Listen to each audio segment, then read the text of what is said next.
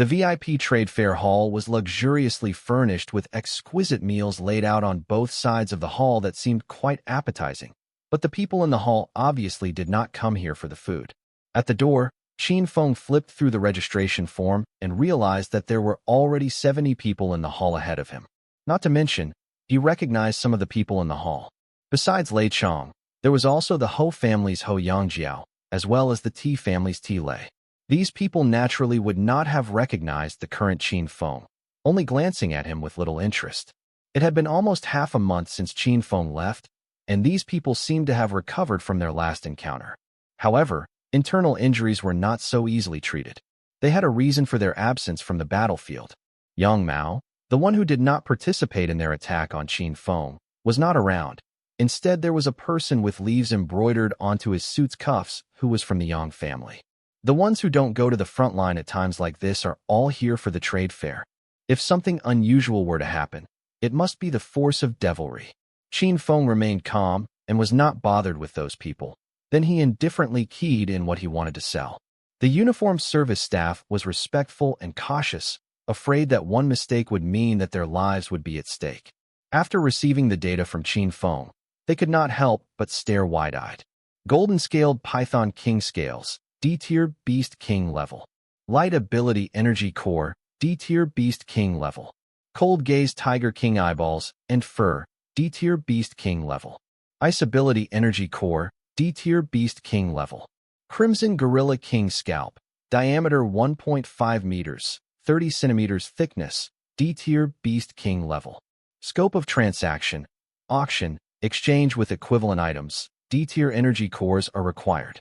Sir, there are other people selling materials here as well. Please have a look, and I hope you find what you are looking for. Thanks. Qin Feng opened the registration form again and realized that out of the 70 people, only 20 people really wanted to exchange things. When he reached number 14, he took a deep breath. Energy Crystal Core, D-tier Beast Emperor level. No wonder these people came here. Beast Emperors were not beings people could easily kill, neither were there many of them around. Even in Shandong Town's frontline, there would probably be a Beast King once every week, but a Beast Emperor? One could wait for half a year, and they would not even find one. He got really lucky today. Qin Feng made up his mind and decided that he wanted to buy this crystal core. Hooking an arm around Bai Li's, Qin Feng entered the trade fair hall and found a corner where he could first get a meal. It was not just D-tiers that were present. There were some E-tier aptitude users who were stand-ins for some D-tiers. Qin Feng and Bai Li were not conspicuous. Soon, it was 6 p.m. in the evening, and the trade fair officially began. The people in front were all auctioning things that came from beast generals. Someone even brought things that nobody wanted and ended up being unsuccessful. Everyone only had 5 minutes to be on stage, and the auctioneer quickly reached number 14. A D-tier aptitude user walked on stage, and Qin Feng soon discovered that there was a commotion happening among the people surrounding him. D3 Tier Mutant Steel Kylan Emperor level Crystal Core. The person opened a box to reveal a huge, probably basketball-sized, black translucent energy crystal core that was isolated from the surrounding air by a crystalline package. The starting price is at 80 billion. Only money is asked for this one. There's no need for exchange with anything else. Everyone's eyes widened, but that crystal barrier around the core shrouded its aura, making those around unable to figure out what makes the thing so fancy. Qin Feng saw the seller's name on the registration form. He knew he was known as Zhao Tianche. At this time, Zhao Tianche furrowed his brow and looked at the people in the audience. He found a lack of better options. This was not his first time here, but instead his second time. The last time he came, the people that were present did not have enough money prepared. He did not say anything when he was not successful, and there were even some who had wanted to lower the price. This time, while it looked like there were plenty of people, the people who wanted to buy this thing were not that many. At this moment, someone sneered. Zhao Tianche, your starting price is way too high. A Beast Emperor crystal core costs 80 billion at most. Don't talk all high and mighty. Set the lowest price at 60 billion like it should be, then we'll consider it. Yeah, why can't it be exchanged with other materials? Who would have that kind of liquidity anyway? Zhao Tianche's eyes reflected a hint of fury. I'm helping my C-tier boss sell this. Boss only wants money. Ho Yangjiao's mocking voice came over. C-tier boss? I don't know if there would be any C-tier strength left after their injuries have been treated. Ho family, don't you dare start. Zhao Tianche was obviously angry. Qin Feng also began to push forward. He found a D-tier person making a chuckling sound, as if lamenting. He bowed his head and asked politely, Sir, what's the problem with Mr. Zhao's auction? I remember that the value of a Beast Emperor crystal core doesn't cost as much as 80 billion. The man who was being asked was a D-tier gunner with a rifle on his back. He gave Qin Feng a fleeting glance, noticing the E-tier aptitude user badge, and obviously looked like he did not care. Are you standing in for your boss? The man asked. Qin Feng smiled and did not refute. It's nothing to talk about. This Zhao Tianche is from a group called the Deshang Organization. Small group, not very impressive. They have a C-tier aptitude user who met a D3 Beast Emperor in the past and got 2 of his buddies to help him take it down. Qin Feng naturally knew what the Deshang Organization was. Back when he was in the Chongbei colony, he and Zhou Hao were invited into the group when they were being certified for G-tier. At that time, Zhou Hao thought that the group was powerful, but from the mouth of a D-tier, they were just a small group. Even if the person in charge of the group was much stronger than the D-tier speaking. The man next to Qin Feng continued. The 3 teamed up and defeated the Beast Emperor after a very tough battle, but they ended up meeting Lei Ying, the Leitang Organization's chairman, on their way home. Such a meeting in the wilderness, Qin Feng could already see what happened after that. Lei Ying took advantage of the situation and the Deshang Organization's people barely escaped by the skin of their teeth. However, Cheng Deshang of the Deshang Group managed to steal the D3 Beast Emperor's crystal core at the cost of serious injuries and now wants to sell it and heal his injuries with the money. Makes sense. So the Ho family's just kicking someone who's down and trying to lower the price. The man nodded, a little sorrowful in his action, but he did not have the money to buy the Beast Emperor crystal core even if he wanted to. Just looking at the thing told him that it probably would wind up in a treasury belonging to some big family. Besides that, Lei Chong was also staring at the crystal core. In fact, he was thinking about a lot of things. As time dragged on, Cheng Danheng's injuries would no longer be sustainable and his power would drop. Then the Leitang Organization can take the lead and crush the Deshang Organization once and for all. And that would not even cost a penny. The clock was ticking. Zhao Tianche's expression was turning stiffer by the moment.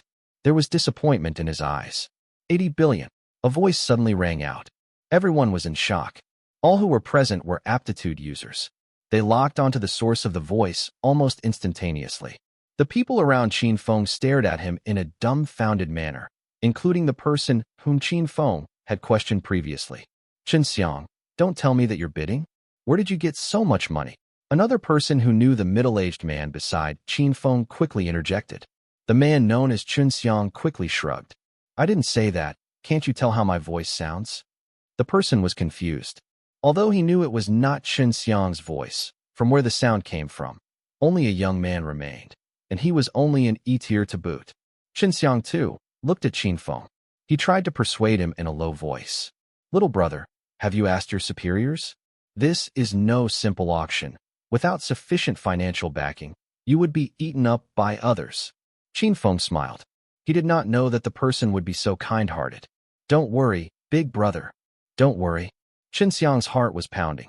Although he sounded relaxed, how would an E-tier like Qin Feng be able to withstand forceful takeovers like this? The Ho family and the Leitang Organization both had C-tier aptitude users. At this moment, Lei Chang too looked over. Qin Feng. There was a storm in Lei Chang's eyes. If it were others, they probably would not be able to fork out so much money. But who the hell was Qin Feng? Not only did he have so much D-tier material in his hands, now he was even manipulating the underground black market of Fengli Colony. He had so much funds on his hand that he could pay the price. Lei Chang had no clue that Qin Feng did not need to pull out resources from elsewhere. His other side as Bloodhunter alone had raked him a huge fortune. Something bothering you, Mr. Lei? Qin Feng looked at Lei Chang in a composed manner. He did not panic like everyone else thought he would. Qin Feng, don't you act clueless with me. Mr. Lei. I'm not acting clueless. I am clueless. It's my first time here, and I'm unaware of many things. The only thing I know is whoever wants the goods, he's got to have something to show. Lei Chong stared at him ragingly, as if he was about to give him a good scolding. But then, Qin Feng looked toward Zhao Tianche, who was on the auction platform. Mr. Zhao, it's almost time. I've given my offer, and if there's no one else bidding, don't you think the good's mine now? Said Qin Feng. Zhao Tianche could not contain his delight. Who knew someone would actually bid for the item? He quickly agreed to the deal. But at that moment, another voice sounded. 81 billion. The crowd looked over. It was Ti Lei. A beast emperor was capable of pulling up a common person from the realms of mediocrity into a dominion of strength and talents. Ti Lei, as the disciple of a well-known family, was defeated by an unknown blood hunter who was not even 20 years of age in the battle god tomb. He craved for an upgrade for himself within the shortest time possible. 83 billion. Qin Feng bid. 84 billion. Ho Yangjiao was relentless. On the other hand, Lei Chong was clenching his teeth. Yet, he did not dare to bid. Lei Chong had no money. The Lei Dang organization did not have that much funds for him to splurge. Qin Feng's gaze landed on Lei Chong. He noticed that he had not put in a bid. He asked, "Aren't you going to bid, Mr. Lei? You were so confident back then." Lei Chang's face turned pale. Qin Feng smiled gently when Lei Chong became speechless. He then called out, 90 billion. The price quickly escalated. Ho Yangjiao did not want to lose out. 91 billion. Qin Feng remained calm. 100 billion. He could hear the people surrounding him gasping for air. 100 billion was not really that high of a price for a Beast Emperor crystal core, but it was not something within reach of those present. All of them felt that Qin Feng was too conceited. Ho Yangjiao said scornfully, "Where did you come from? Do you really have that much money? Stop calling out ridiculous prices. Get out of here." As she spoke, the air around Ho Yangjiao changed. In an instant, a burst of D-tier ancient warrior aura exploded from her in a hostile manner. If Qin Feng were really an E-tier aptitude user, Ho Yangjiao's aura alone would overwhelm Qin Feng. Humph. The air around Qin Feng too experienced a sudden change. In the next moment, a heavy internal strength was unleashed from him. Within moments, Ho Yangjiao's aura was completely ravaged. Qin Feng's aura was crushing Ho Yangjiao's. Ho Yangjiao groaned. She took 3 steps back to get away from Qin Feng's circle of aura. Qin Feng was quite forgiving. After a short sneer, he retracted his aura. "Lady, you're wounded. Better not force yourself or your base would be damaged." It seemed like Qin Feng was giving advice, but in reality, he was giving out a warning. Ho Yangjiao quivered. She could not afford to care about her dignity. Blood was dripping out from the corner of her lips. Qin Feng's aura had already wounded Ho Yangjiao's meridian, causing backflows in her blood channels. The crowd was stunned by the scene. Though Ho Yangjiao might be wounded, someone who could pull this off could not be a normal person. At the very least, all of them knew that Qin Feng was a D-tier aptitude user. Even Chen Xiang, who was worried about Qin Feng, was stunned. Any other bidders? Qin Feng surveyed around. His gaze landed upon Ti Lei and Lei Chong. Their lips were tightly shut. They did not speak a word. Obviously, they did not dare to say anything. Only then Qin Feng looked toward Zhao Tianche, who was on the platform. 100 billion sold. Zhao Tianche was no professional auctioneer, and he had no intention of having further delays. The amount was already more than what he had expected. Zhao Tianche picked up the Beast Emperor's ability core. "Make way." Zhao Tianche proceeded to Qin Feng's side. His eyes were filled with gratitude. "Mr. Qin, was it? Though I do not know you, I'm grateful to you this time." Zhao Tianche said, "It's but a fair deal, Mr. Zhao. Don't overthink it. Whatever it is, I'm still thankful to you. Here's the Beast Emperor crystal core. Please verify it." Qin Feng nodded. He opened up the crystal case. The aura of the Beast Emperor's crystal core poured out. Having seen his share of ability cores, the energy within the crystal was rather strong. To top it off, it had even evolved. It was as good as the Blue Flame Peacock Emperor's crystal core. Under normal circumstances, 200 billion would not even cut it. "It's good. What's your contact number? Please transfer it to the CEO of Deshang Organization. Name, Chung Deshang. The contact number is..." Qin Feng entered the details. A notice lit up. After confirming the messages, the deal was done. Money in one hand, goods in another. The Beast Emperor crystal core had now fallen into Qin Feng's hand. At that moment, a terrible event happened abruptly. Boom. They heard the sound of a bomb being launched from a faraway barrel. All of the D&E tiers turned their heads and looked out the window. A gold-colored bomb came into sight. Clang! The window shattered instantly. The bomb landed inside the room. Boom! A loud explosion occurred, followed by a cloud of dense, dark smoke. The thick smoke was created from dark runes. It was a reinforced smoke bomb. In the darkness, a few aptitude users rose and rushed toward Qin Feng.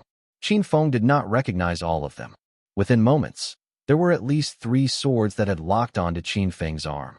His hand would be severed if he did not pull back. "Be careful," warned Qin Sheng the moment he felt the killing intent within the thick smoke. However, he too was being manipulated by the dark runes and could not see his surroundings clearly. "Trying to kill me? I'd sure like to see if you're capable." Boom.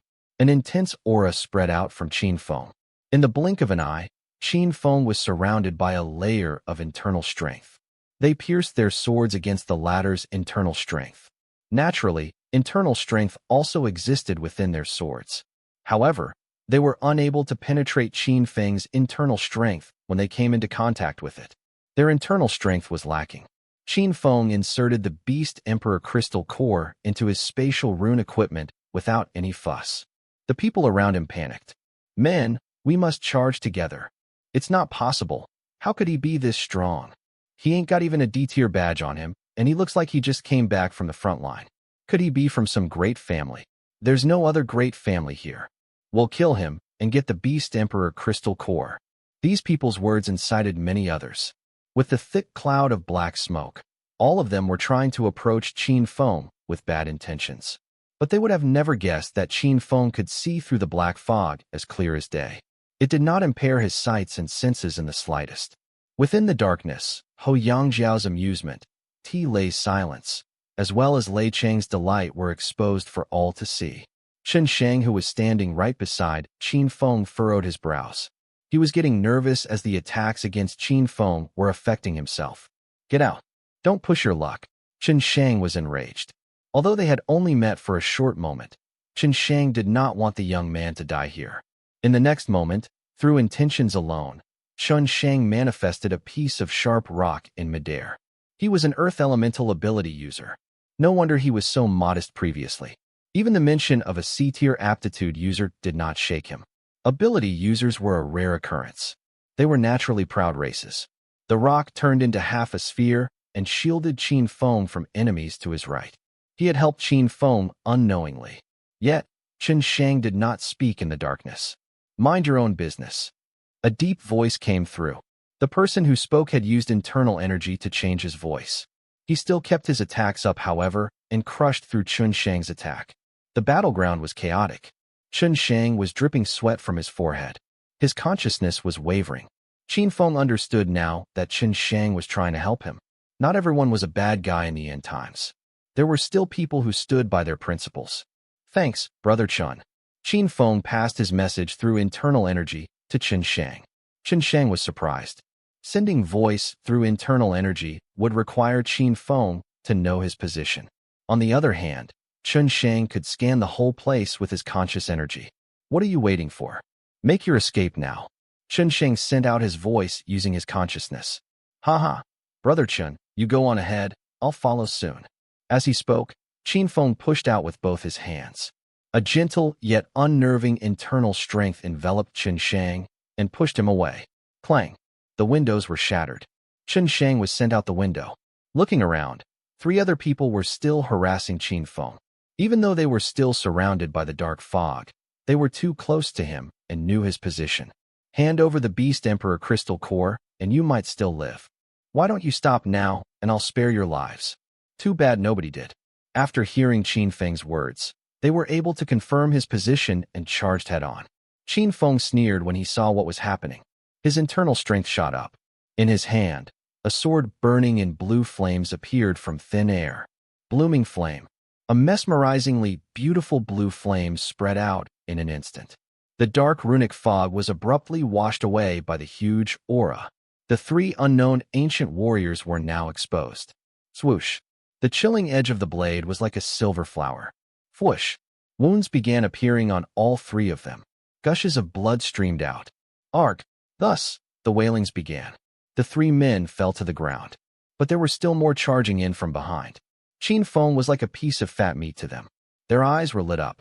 Qin Feng sneered again, setting his intent in motion. Fire Dragon. The scarlet fire dragon's eyes set its sights upon the hall, sweeping all of them to the ground. Now that Qin Feng had obtained the Beast Emperor crystal core of the blue flame peacock, his consciousness was at the same level as an emperor. His fire dragon became even more scorching, sending fear into others. These D-tier aptitude users were trying to resist using their internal strength or conscious energy.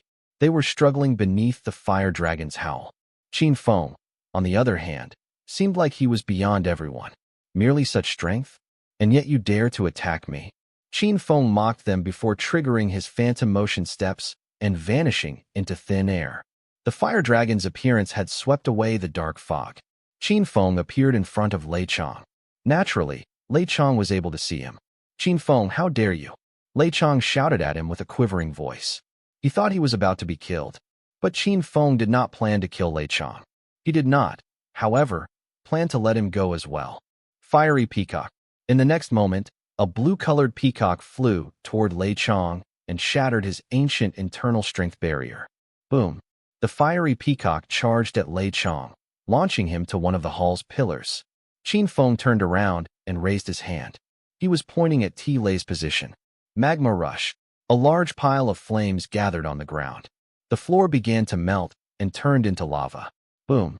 The magma ejected from the ground and blew Lei to the ceiling. Clang. It tore a hole in the roof. The dark, starry sky outside was now visible. Qin Feng scanned his surroundings. Within the auction aisles, all 20 over people who tried to ambush Qin Feng had been defeated. He pointed at the fire dragon. The dragon shot up into the clouds, making another hole in the roof. I'll spare you guys since it's my first time to Shadong Town. I won't go easy on you guys next time. After his speech, the peacock's feathers fanned out behind Qin Feng. They turned into two blue wings that carried him into the skies. As he was being carried through the crowd, he snatched a person up and flew through the hole in the roof, disappearing from within their sights. In a building outside the Wanzhong auction house, a group of people had gathered around. They were the people who were smart enough to save themselves when the chaos broke out. The one at the lead was Qin Sheng.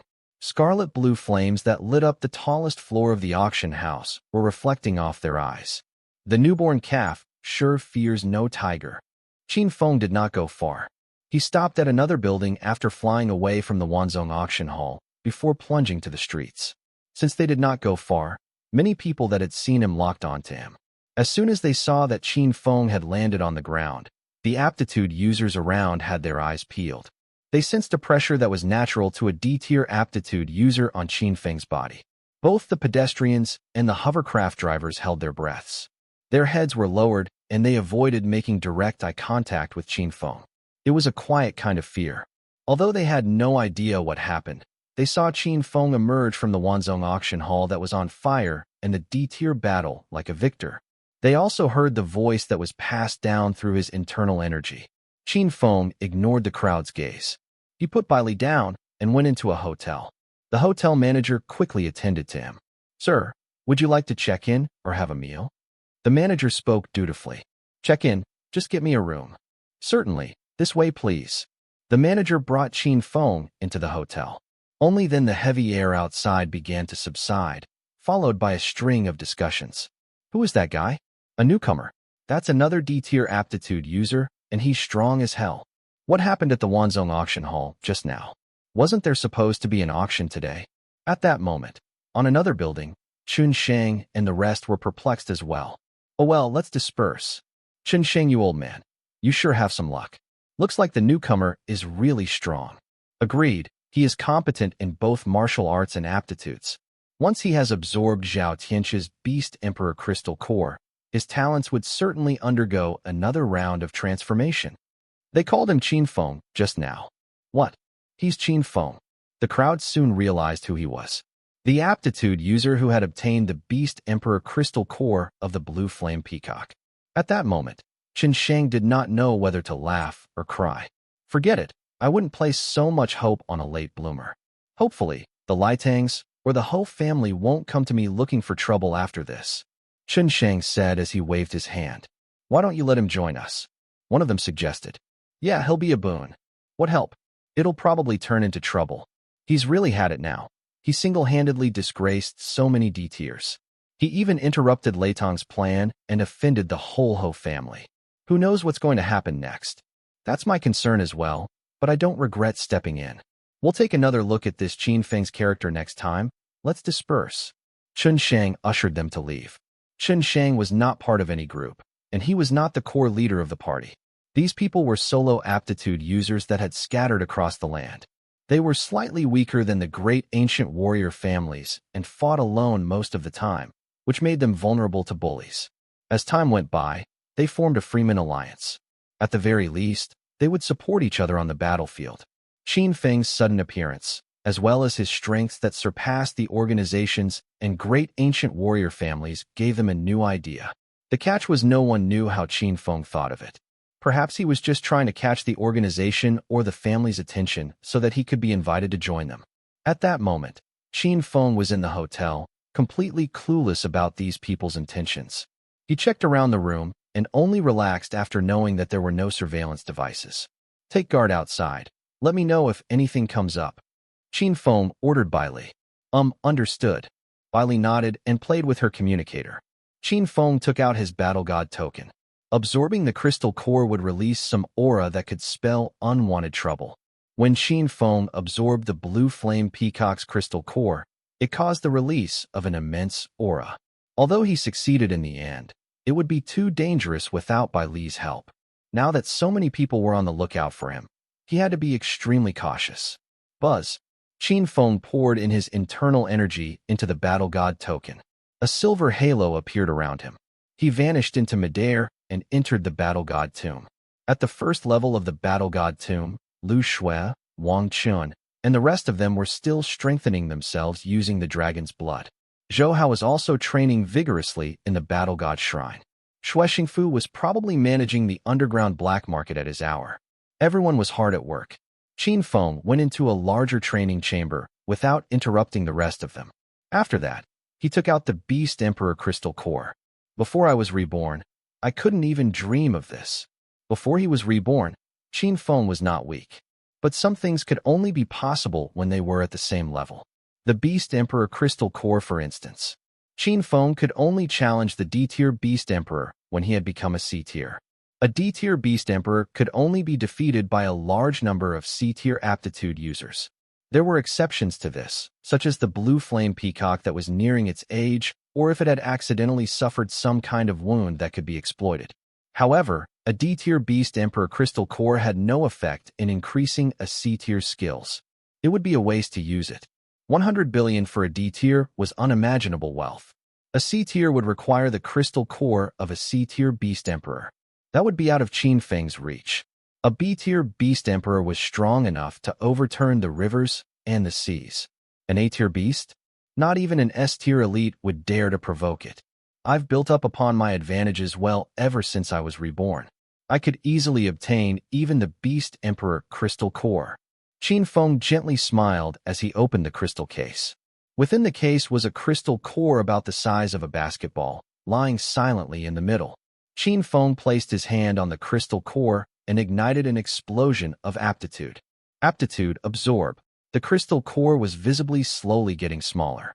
The vast energy transcended into the bones and limbs of Qin Feng through both of his hands.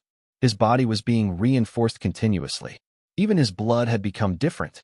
From his skin, muscle, bones, up until his internal organs, they were being strengthened continuously. Qin Feng's body could now release even more immense energy. Finally, the crystal core turned into the size of a fist. The dark part at the center was revealed to be a small Kirin in liquefied form. The Kirin soon turned into a thick fog before being instantly absorbed by Qin Feng. The dense, black fog was wavering among Qin Feng's consciousness. It was spat out before converging into his meridians. The energy was different from his internal energy, yet there was no rejection. Finally, the tiny Kirin had reached inside Qin Feng's dantian. It stood on top of a puddle and started galloping. Each movement was like an entrancing pattern. Qin Feng quickly discovered that the Kirin was utilizing similar techniques, as the overcast dragon. Much like the overcast dragon's technique that was used to conduct physical training, the steel Kirin was almost the same. After a round of practice, the black-colored Kirin vanished, unleashing energy that seeped into Qin Feng's bones. Qin Feng's bones were enhanced by numerous items, including an S-tier skeletal arm of a wisdom tribe creature. Now, Qin Feng's bones were once again being concentrated and fortified.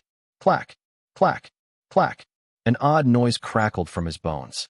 Qin Feng's bones were fortified once. It was by the dark-robed Ripper during his time at the Zima Mountains. But now, the fortification was more complete. The metallic hue on top of his bones was more condensed than before.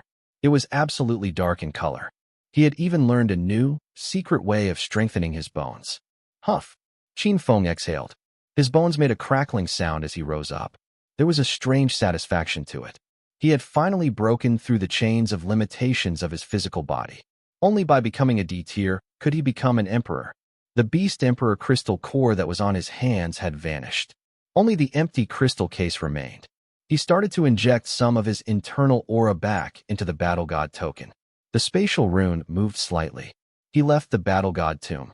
It was almost dawn in the outside world. Bailey was in deep sleep with her tiny lips pouting. Qin Feng breathed a sigh of relief. He proceeded to take a shower in the bathroom before lying down on the bed. It was only his first night in Shandong Town, and it had been an eventful one. Things could only get more interesting from now onward. He was looking forward to it. He slept until noontime. He then scrounged around for something to eat after waking up. Qin Feng turned on his communicator. There was a message from the Wanzhong auction hall. After pondering for a while, he decided to call them back. The line was soon established. A slightly chubby man appeared. He was a D-tier. "Good day, Mr. Qin. I am the general manager of the Wanzhong organization in Shandong, Lu Wanbao," he said while chuckling. Qin Feng was stunned. Lu Wanbao would become one of the top businessmen in the world. In terms of business acumen, he was very different from Xue Xingfu. Lu Wanbao would spend all his money on blades and build on his skills. In 10 years' time, he would be an A-tier. "It's a pleasure, Mr. Lu. I saw your finds. I'll be sure to compensate you," said Qin Feng. A chaotic battle erupted last night. Although Lu Wanbao was a D-tier, he did not dare to join in the fight. But none could escape the fines. Messing around with Wanzhong had its costs. In the end, Qin Feng had to pay more than 500,000. The 20 over people last night had to fork out over 10 million. "You sure are an understanding man, Mr. Qin. But I don't really need the money. I've purposely left my communication number for you to make a trade." "For the materials on me," replied Qin Feng. "A smart man like you sure makes it easy to talk to." Lu Wanbao nodded smilingly. Qin Feng smiled gently as well. He said, "You're going to ask me to auction them, aren't you?" Lu Wanbao quickly replied, "Don't you think it's better? Those are some great materials." Yes, they were great materials, but the commission for the auction was high. There would not be much profit left. Qin Feng smiled gently. "Why don't we make a deal?" Lu Wanbao hesitated for a moment. "What deal?" Qin Feng continued. "You can get these off my hand for something of equal value. You can even auction them off. I won't even ask about the price." Lu Wanbao's eyes lit up. "How so?" Qin Feng's 2 D-tier Beast King crystal cores were worth about 30 billion. The other stuff was about 30 billion as well. Fengli Colony could only procure 30 energy cores for Bailey. She was leveling up slowly as well. But if things continue as they were, it would take too much time. 30 E-tier Beast King crystal core and 10 D-tier Beast King crystal core. Qin Feng replied. That would cost around 65 billion yuan. Still, the Wanzhong organization had their own channels to procure items at cost price. Qin Feng was confident that the Wanzhong organization could have it covered. He would even make a profit. Furthermore, it was not a bother. Lu Wanbao only thought about it for a while before nodding in agreement. All right, give me an hour. Qin Feng knew that there was a secret place in the Wanzhong organization known as the Treasure Chamber. The Wanzhong organization kept its most prized possession inside. Only a D-tier manager was able to enter and move its goods. That was how they earned their business through arbitrage in different lands. For Qin Feng, an hour was worth waiting for. Let's go. We'll be reporting to the Aptitude Certification Hall today to get an assignment from them. Qin Feng left the hotel and drove toward Shandong Town's Aptitude Certification Hall. The hall was very busy. The town was closest to the front lines where war could break out at any moment. There were many missions, and they were always changing. Once Qin Feng stepped into the hall, he could see the map of the North Sea Desert. It was densely plotted with red dots. Ultra beasts, wisdom tribes, they were all there. Qin Feng went to the first floor where it was much quieter. There were only 4 or 5 people. They were all D-tiers. They were sitting on a sofa in the first floor lounge, drinking water and discussing something. "Do you require any assistance?" The attendant went up to ask. "We're here to ask for a D-tier badge trial." The attendant was relieved.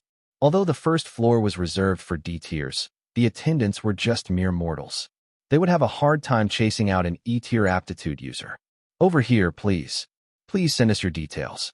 Qin Feng sent out his information. The attendant was stunned for a moment. He raised his head and looked toward Qin Feng a few times. "Sir, your mission has been sent. Other than this mission, there's a daily mission that lasts for 3 months. Remember to hand them in on time every day." Beep. Qin Feng's communicator rang. Not only that, but a bunch of other things were also loaded up as well, such as the Shandong territory's area-wide network, an updated map as well. However, when he saw the mission, Qin Feng furrowed his brows. Bai Li's communicator made a beeping sound as well. "I'm supposed to kill 100 sand lizard folk. What's yours?" Bai Li asked. "Mine as well," replied Qin Feng. He looked at the attendant. It was just a simple glance, but it made the attendant break out in cold sweat. "Let's go." Qin Feng said nothing more and left with Bai Li. The attendant's leg gave out. He fell down to the ground on his knees. But soon enough, he sent out a message with his trembling hands. "Master Lei, I have done exactly as you have told me to." On the other side, in a luxurious condominium, Lei Chong, who was wrapped up in a bandage, was looking grim. "Qin Feng, you may be able to defeat humans, but can you defeat ultra beasts? I'd sure like to see how you are going to die." As Qin Feng walked out of the aptitude certification hall, Bai Li asked, "What happened to that attendant just now?" He looked like he was scared sh. He has a guilty conscience. Qin Feng snickered. "Why? We don't even know him. He might know us. Yesterday was a big mess and I offended a lot of people, so he tried to find a different way to cause me more trouble." Qin Feng pointed at the mission displayed on his communicator. "The sand lizard folk are one of the most powerful, intelligent races in the North Sea Desert. There aren't a lot of them, maybe only 300 to 400 of them, and they live underground. Their location isn't easy to detect. I know some of their common spots, but they are all deep in the North Sea Desert. Even if we go by hovercopter, it'll take us 20 minutes, which means we'll be out of the protection range of Shandong Town. What's more, these creatures are a species of intelligent race. Forget about killing 100 of them. Killing one would enrage the entire race, and we'll be under a deadly pursuit. Killing 200 is equal to challenging the entire race." Qin Feng had already figured out that this must be a trap set by someone. Who exactly it was still unknown, but Qin Feng did not care at all. "Well, it's just one race you're facing. You're already an Emperor tier user. What's there to be afraid of?" Bai Li said indifferently. "An Emperor should show his dominance. I can guarantee you that with a single claw strike, I can level the entire Shandong town." Uft. Qin Feng was entertained by Bai Li's words. He grabbed Bai Li's snowy white hands. "Then I'll have to catch your hands before you really destroy the town." Bai Li lifted her chin and snorted. "Just don't mess with me, or I'll really do it. If I were you, I wouldn't provoke me too, because God knows what I would do once I'm angered." Such smugness. Just right at this moment, the ear-piercing sirens suddenly sounded. Beep, beep, beep. Emergency alert. The faces on the surrounding pedestrians turned pale. However, they did not look too panicked and remained calm. They only picked up their pace. In Shandong Town, such a situation would happen at any time. Soon, the map of Shandong Town displayed on Qin Feng's communicator began to flash in red. On the west side of Shandong Town, a giant herd of ultra beasts was suddenly swarming in their direction. There were at least a few thousand of them, and it looked like they were about to invade Shandong Town. Barbaric sand bulls detected approaching Shandong Town. 821 E-tiers, 161 D-tiers, and 1 D-tier beast general detected. Aptitude users are wanted at the front line as soon as possible. Qin Feng quickly took out his silver bolt and drove out. Buzz. Over their heads, combat hovercopters were up and flying. and the copters had fired off missiles which were blasted at a faraway area. Looks like we really do need to invest on a combat hovercopter, or else we might be the last ones to arrive, and we'll only get to savor the remnants. Qin Feng had no choice but to step harder on the pedal. It took Qin Feng 10 minutes to arrive at the battlefield. By the time they arrived, a herd of barbaric sandbulls were seen on the desert dunes. They were stopped by the oncoming gunfire and were no longer dashing wildly toward Shadong town. Gunners, quickly, split up the herd and let the ancient warriors charge forward. The gunners fired bullets and cannons to disperse the herd in any way they could. A few barbaric sandbulls were toppled over by the explosions and fell onto the sand, and immediately the ancient warriors charged to slay them. Ah! An ancient warrior shrieked as he was trampled into the sand by the herd of sandbulls. The sand was instantly dyed red with blood. It's a D tier. Get out of the way. A man in a special yellow uniform stormed in and shouted. What's going on? Why do we have so few D tiers today? General Hu, there's no need for all that screaming. Didn't you know what happened last night at the Wanzhong auction house? Our D tier warriors were all injured. Who did it? Why do we have internal conflicts every day? What do we do now? Huh? Tell me, what can we do now? The others did not dare to talk back to General Hu. The general of the front line of Shadong town was definitely a D tier. He was commissioned by the Human Alliance and was also the commander-in-chief of the entire Shadong town. Wasn't there a newly promoted D-tier aptitude user from the 3 cities along the sun yesterday? Didn't he disrupt the entire event and injure the attendees? So why didn't he show up? Isn't he very powerful? Another D-tier ability user sneered. General Hu was furious. Then let him come to settle things. Squeak. A shiny silver bolt parked right next to the general's hovercopter. What? Someone's looking for me. The car door opened, and a young man stepped out. It was none other than Qin Feng. General Hu was in the middle of his speech with much rudeness, same as the other D-tier aptitude user who did not even try to hide his smugness. After Qin Feng arrived and was about to get out of the car, he overheard their conversation and sat back down on the driver's seat. At this time, Qin Feng had decided to not give face at all. He parked his car beside the two and was obviously trying to embarrass them. If one dared to talk behind his back, they must be prepared to face the consequences. Qin Feng had his eyes locked on to the person beside General Hu. This person doesn't look like he's injured much, probably because I was being a little too kind yesterday, he snickered. You. The man's face was instantly reddened. Stop it. Would you please read the room? General Hu was furious. Qin Feng snickered again and turned his attention to the battlefield. Then, his body moved abruptly. Dragon steps. He channeled internal strength into his legs and advanced forward rapidly, like a walking dragon. It was the Qin Gong he had learned from the battle god tomb. He continued to dash forward in a straight line with incredible speed. A D-tier barbaric sandbull lifted its leg and was about to stomp down. Its huge body was 3 meters tall, and it resembled a large truck. Fiery peacock. Blue-colored flames surged out of nowhere, and in the blink of an eye, the flames formed into a peacock that was dancing in the air. Chew! The peacock chirped and dived forward, slamming into the D-tier barbaric sandbull at once. The sandbull was suddenly enveloped in blue flames. The flames were so strong that it almost instantly penetrated the beast's chest. Barbaric sandbulls were known to have immense defense, so strong that even an ordinary disintegrating gun could only break open the sandbull's skin.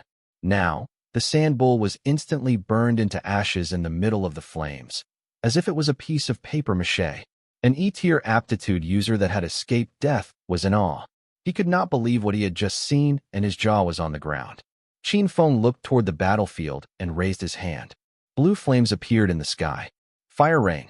The flames of the evolved blue flame peacock were extremely hot. They fell from the sky like meteorites, and the hundreds of barbaric sandbulls within 100 meters were instantly showered and covered in flames. They began letting out painful shrieks. Moo! The sandbulls panicked. At this moment, an even more muscular, 4-meter-tall barbaric sandbull rushed out from among the herd and dashed toward Qin Feng's direction. It's the beast, General. Get out of the way. People began to shout. As the sandbull stomped both of its legs onto the ground, a huge earth dragon made of sand was formed, and it swept across the battlefield. Within 50 meters in front of it, a terrifying pressure storm was formed. Even the D-tier aptitude users instantly turned pale. Just at this time, Qin Feng looked at the earth dragon, which had claws and teeth. He felt his consciousness exploding from within his body. Fire Dragon Technique. A gigantic fire dragon was summoned. The fire dragon roared, and the earth dragon let out a low growl. The two clashed together, which resulted in an enormous blast. The searing sands exploded and pelted at the E-tier aptitude users nearby, sending them flying. Moo. The barbaric sandbull beast general was unaffected by the sand pellets. Its hard flesh provided almost indestructible defense, and these burning sand pellets could not inflict any harm on him. Its sight was locked onto Qin Feng, and its eyes had turned crimson red. Qin Feng felt the sand dunes change beneath his feet. Fiery Rampage. Qin Feng raced forward to attack the bull head-on. A vortex was suddenly formed at the place where Qin Feng was standing before. It was the sand trap ability. Qin Feng unleashed his conscious energy and ignited below the barbaric sandbull's feet. Magma. The ground quickly turned into molten magma, and all four legs of the barbaric sandbull beast general were immersed in it, drowning it in scalding hot lava. Moo. Magma Rush. A pillar of magma shot up from the magma floor and struck the beast general's abdomen. The magma spurted upward, and Qin Feng controlled it with his consciousness. The magma pillar instantly grew from 1 meter to 3 meters tall. The pillar could almost envelop the beast general's body, except for its head. The barbaric sandbull beast general also summoned a huge wave of sand to cover its position. The magma pillar was washed away by the sand wave. The beast general was also washed to the side so it could dodge the deadly attack. The two of them fought to a standstill. From afar, the other D-tier aptitude users were flabbergasted as they spectated the fight. The barbaric sandbull beast general reappeared. This time, its abdomen was charred black, and the air was filled with the scent of cooked meat. It was heavily wounded. The barbaric sandbull beast general instantly turned around and fled. Moo. After a long whistling moo, the once hectic and disordered herd was suddenly organized, and they gathered around the beast general, following its escape. Not good, it's escaping. The crowd was unwilling to let it go. Seeing that Qin Feng had seriously injured the barbaric sandbull beast general, they would not let such a good opportunity slip out of their fingers. The spectating D-tier aptitude users decided to make their move. Qin Feng sneered at them. These freeloaders were the fastest humans on Earth, and they were charging one behind the other. But Qin Feng was the closest to the battlefield, and there was no way the beast general could escape from his grasp. With a raise of his arm, the verdant emperor saber that was kept in his spatial rune equipment was now in his hand. Now, the appearance of the verdant emperor saber had changed greatly, and it was even more unique and eye-catching. At this point, not only did the saber have a unique appearance, it also wielded tremendous power. Burning Sword Glare. Qin Feng did a horizontal slash with the saber at the escaping E-tier barbaric sandbulls. Their bodies were sliced in half. It was as easy as slicing cake. Qin Feng charged toward the barbaric sandbull beast general with his saber. He managed to catch up with it in just 100 meters. Die! Qin Feng slashed downward. The huge flames from the burning sword glare extended to 10 meters long and struck the huge body of the barbaric sandbull beast general. The blue light from the flames flashed before their eyes. Boom! The beast general could not stop its body and continued to charge forward. In the blink of an eye, its gigantic body was sliced into half, and it then fell onto the ground. Qin Feng was able to cut the barbaric sandbull beast general into half with only a single slice. At this moment, Qin Feng realized that he was surrounded by the herd of barbaric sandbulls. Qin Feng had chased too far off. Now, he was in the center of the herd. But Qin Feng was not afraid in the slightest. He urged his conscious energy, and a raging fire suddenly appeared. Hellfire Carpet. Great flames rose around Qin Feng, within 50 meters from his body. The flames were 2 meters high, instantly swallowing the barbaric sandbulls. A few sandbulls closest to Qin Feng tried to resist the flames and continued to charge toward Qin Feng with their huge pointy horns. You still dare to charge at me? Qin Feng repeatedly slashed with his verdant emperor saber. All of the ultra beasts that were closest to Qin Feng died. The beasts that did not get close were lost in the sea of flames and ran around in panic. They fell to the ground before they could get out of the Hellfire Carpet's range. Once again, Qin Feng had exterminated hundreds of Ultra Beasts. In just half an hour, the herd of Ultra Beasts was reduced by 200 in number. As soon as the Beast General died, the herd was in disarray and scattered. Some of the Ultra Beasts retreated to the direction of the North Sea Desert, while some of them rushed toward Shandong Town. Stop them, obstruct them, General Hu roared. The freeloaders who wanted to take advantage of the beasts were already following behind the herd. Due to the sudden chaos, they were the first ones who got to attack. Although those D-tiers who had reached the herd could barely deal with a single D-tier Ultra Beasts, they were not willing to die on the spot, or else that would just be miserable. In contrast with Qin Feng, who was standing among the flames, the differences between their powers were pretty obvious. Qin Feng did not stop his pace. He chased after the herd of barbaric sandbulls with the verdant Emperor Saber in his hand as he went on a killing frenzy. The sandbulls were no match for Qin Feng, and one slash was enough to cut off their heads. Qin Feng chased after them for 1 kilometer, completely driving them away. He did not bother to pursue too far. While he was returning, he saw that there were still more than 20 D-tier barbaric sandbulls alive, and more than 30 aptitude users ganged up with each other to fight against the bulls in an impressive manner. Qin Feng stopped walking and scanned through the crowd. Then, he casually walked across the battlefield. It was as if he was having a casual stroll along the streets, and not a battlefield. Soon, Qin Feng walked up to General Hu, the commander-in-chief. As soon as General Hu saw Qin Feng, the expression on this face changed. He looked like he had yet recovered from the shock earlier. You must be Qin Feng. I'm Hu Liang, a D5, tier ancient warrior, and I'm currently the commander-in-chief of the North Sea Desert War Zone. You can just call me General Hu. General Hu. Hi. Qin Feng stretched out his hand and gave Hu Liang a handshake. Hello. I didn't expect that a general like you would visit Shandong Town, and I'm really surprised. You wouldn't be a son of some secretly hidden family, would you? Being this powerful? I've never heard of you, and if I didn't know, I would have thought that you're from the Dragon Capital. The Dragon Capital, which was now known as the ancient region of China, was a location with dense and rich heaven and earth energy.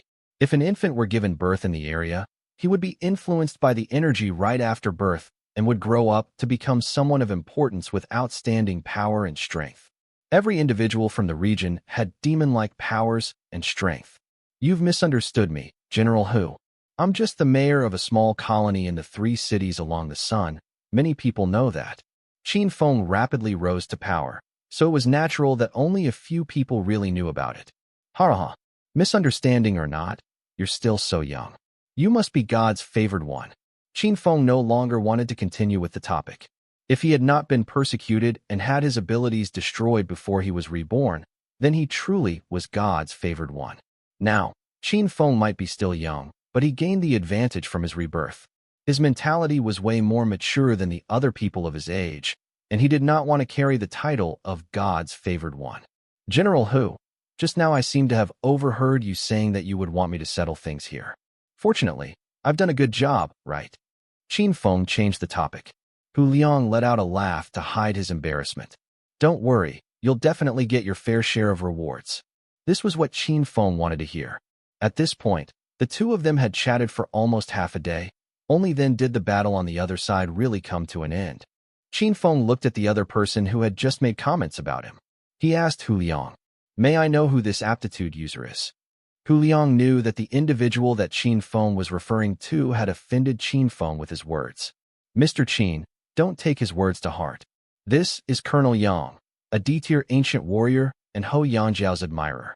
I'm afraid that you've caused some serious harm to the big mistress of the Ho family by causing a big commotion at the Wanzhong auction house yesterday, Hu Liang said as he tried to appease Qin Feng.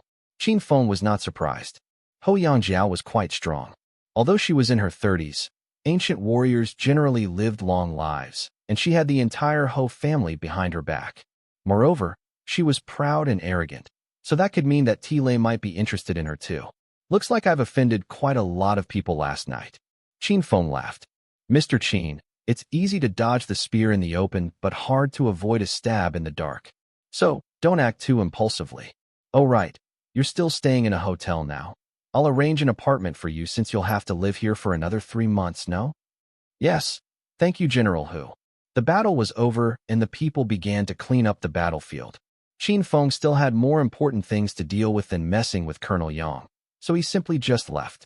He informed an F-tier logistician to convert the rewards into money and transfer it to his account. By the time he left, the expressions on those exhausted D-tier aptitude users had turned pale. This Qin Feng dude is too powerful. He single-handedly slayed the D-tier beast general. No wonder he was able to defeat so many people yesterday. I won't be surprised if it was because he absorbed the Beast Emperor crystal core and evolved into a general. What surprised me the most was how did he get so rich? Isn't he just a mayor of a small colony? He just popped out of nowhere. Qin Feng returned to Shandong Town. The current time had long passed the time he had agreed on with Lu Wanbao of the Wanzhong organization. However, Lu Wanbao had received news from Shandong Town again, and he even got to observe the front lines and listen to live reports sent from the battlefield. It's better to not provoke Qin Feng. As legends turned into reality, they figured that they really did have to pay more attention to him now. Soon, Lu Wanbao invited Qin Feng out for dinner at a high-class restaurant. The interiors of the restaurant were splendidly covered in gold, and the dishes were all made from D-tier ultra beast's meat, which tasted scrumptious. Bailey only focused on dining, while Lu Wanbao and Qin Feng were exchanging goods. It's all here, please tally up.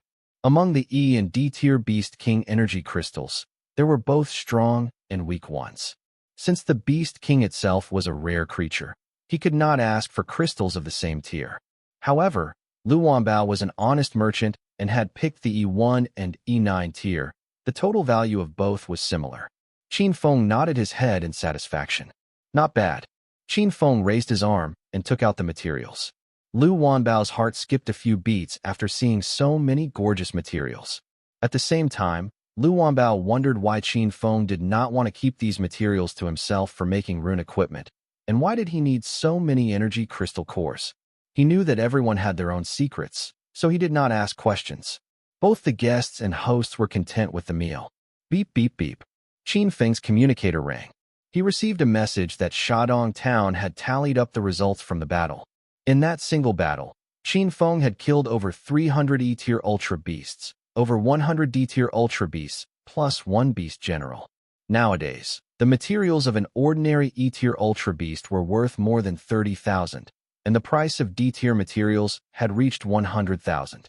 As for the beast general material, that included the beast general crystal core, which Qin Feng did not want, the price had reached 13 million even after discount. In one easy shot, he had earned himself 30 million. The result of the battle shocked many people. After all, today's battle was a complete small-scale battle, and there was no telling how many times a day a battle like this would happen. They finally figured out where all of Qin Feng's wealth came from. In addition to these, Qin Feng had also obtained a luxurious apartment which had a sunroom located in a small town. Qin Feng took a turn with his car and drove along the direction as stated on the address. The hotel was quite good, but would it not be better to have the apartment? As soon as he entered the small town, Qin Feng felt the aura of several D-tier aptitude users. Not only that, Qin Feng recognized a few of their auras. Looking from the town's garden, Chen Xiang was surprised to see the new visitor. Mr. Qin, I didn't expect you to be arranged to stay here as well. Why were you calling me sir today? Didn't you call me little brother yesterday? Anyways, I still have to thank you, big brother. Qin Feng said as he extended his hand for a handshake. Let me formally introduce myself. I'm Qin Feng, the mayor of a small colony near Chengyang Town. This is my girlfriend, Bai Li, who's also a D-tier aptitude user. Chen Xiang gave Bai Li a quick glance and laughed. Haha. Okay, then I'll call you little bro from now on. I didn't expect both of you to be so strong and powerful. Of course I'm strong, Bai Li replied proudly. Qin Feng could not stand Bai Li's cockiness and nudged her forehead. Be humble. Bai Li knew nothing about modesty. With Chen Xiang's strength, Bai Li might kill him with a single claw strike even though she had not advanced to D-tier.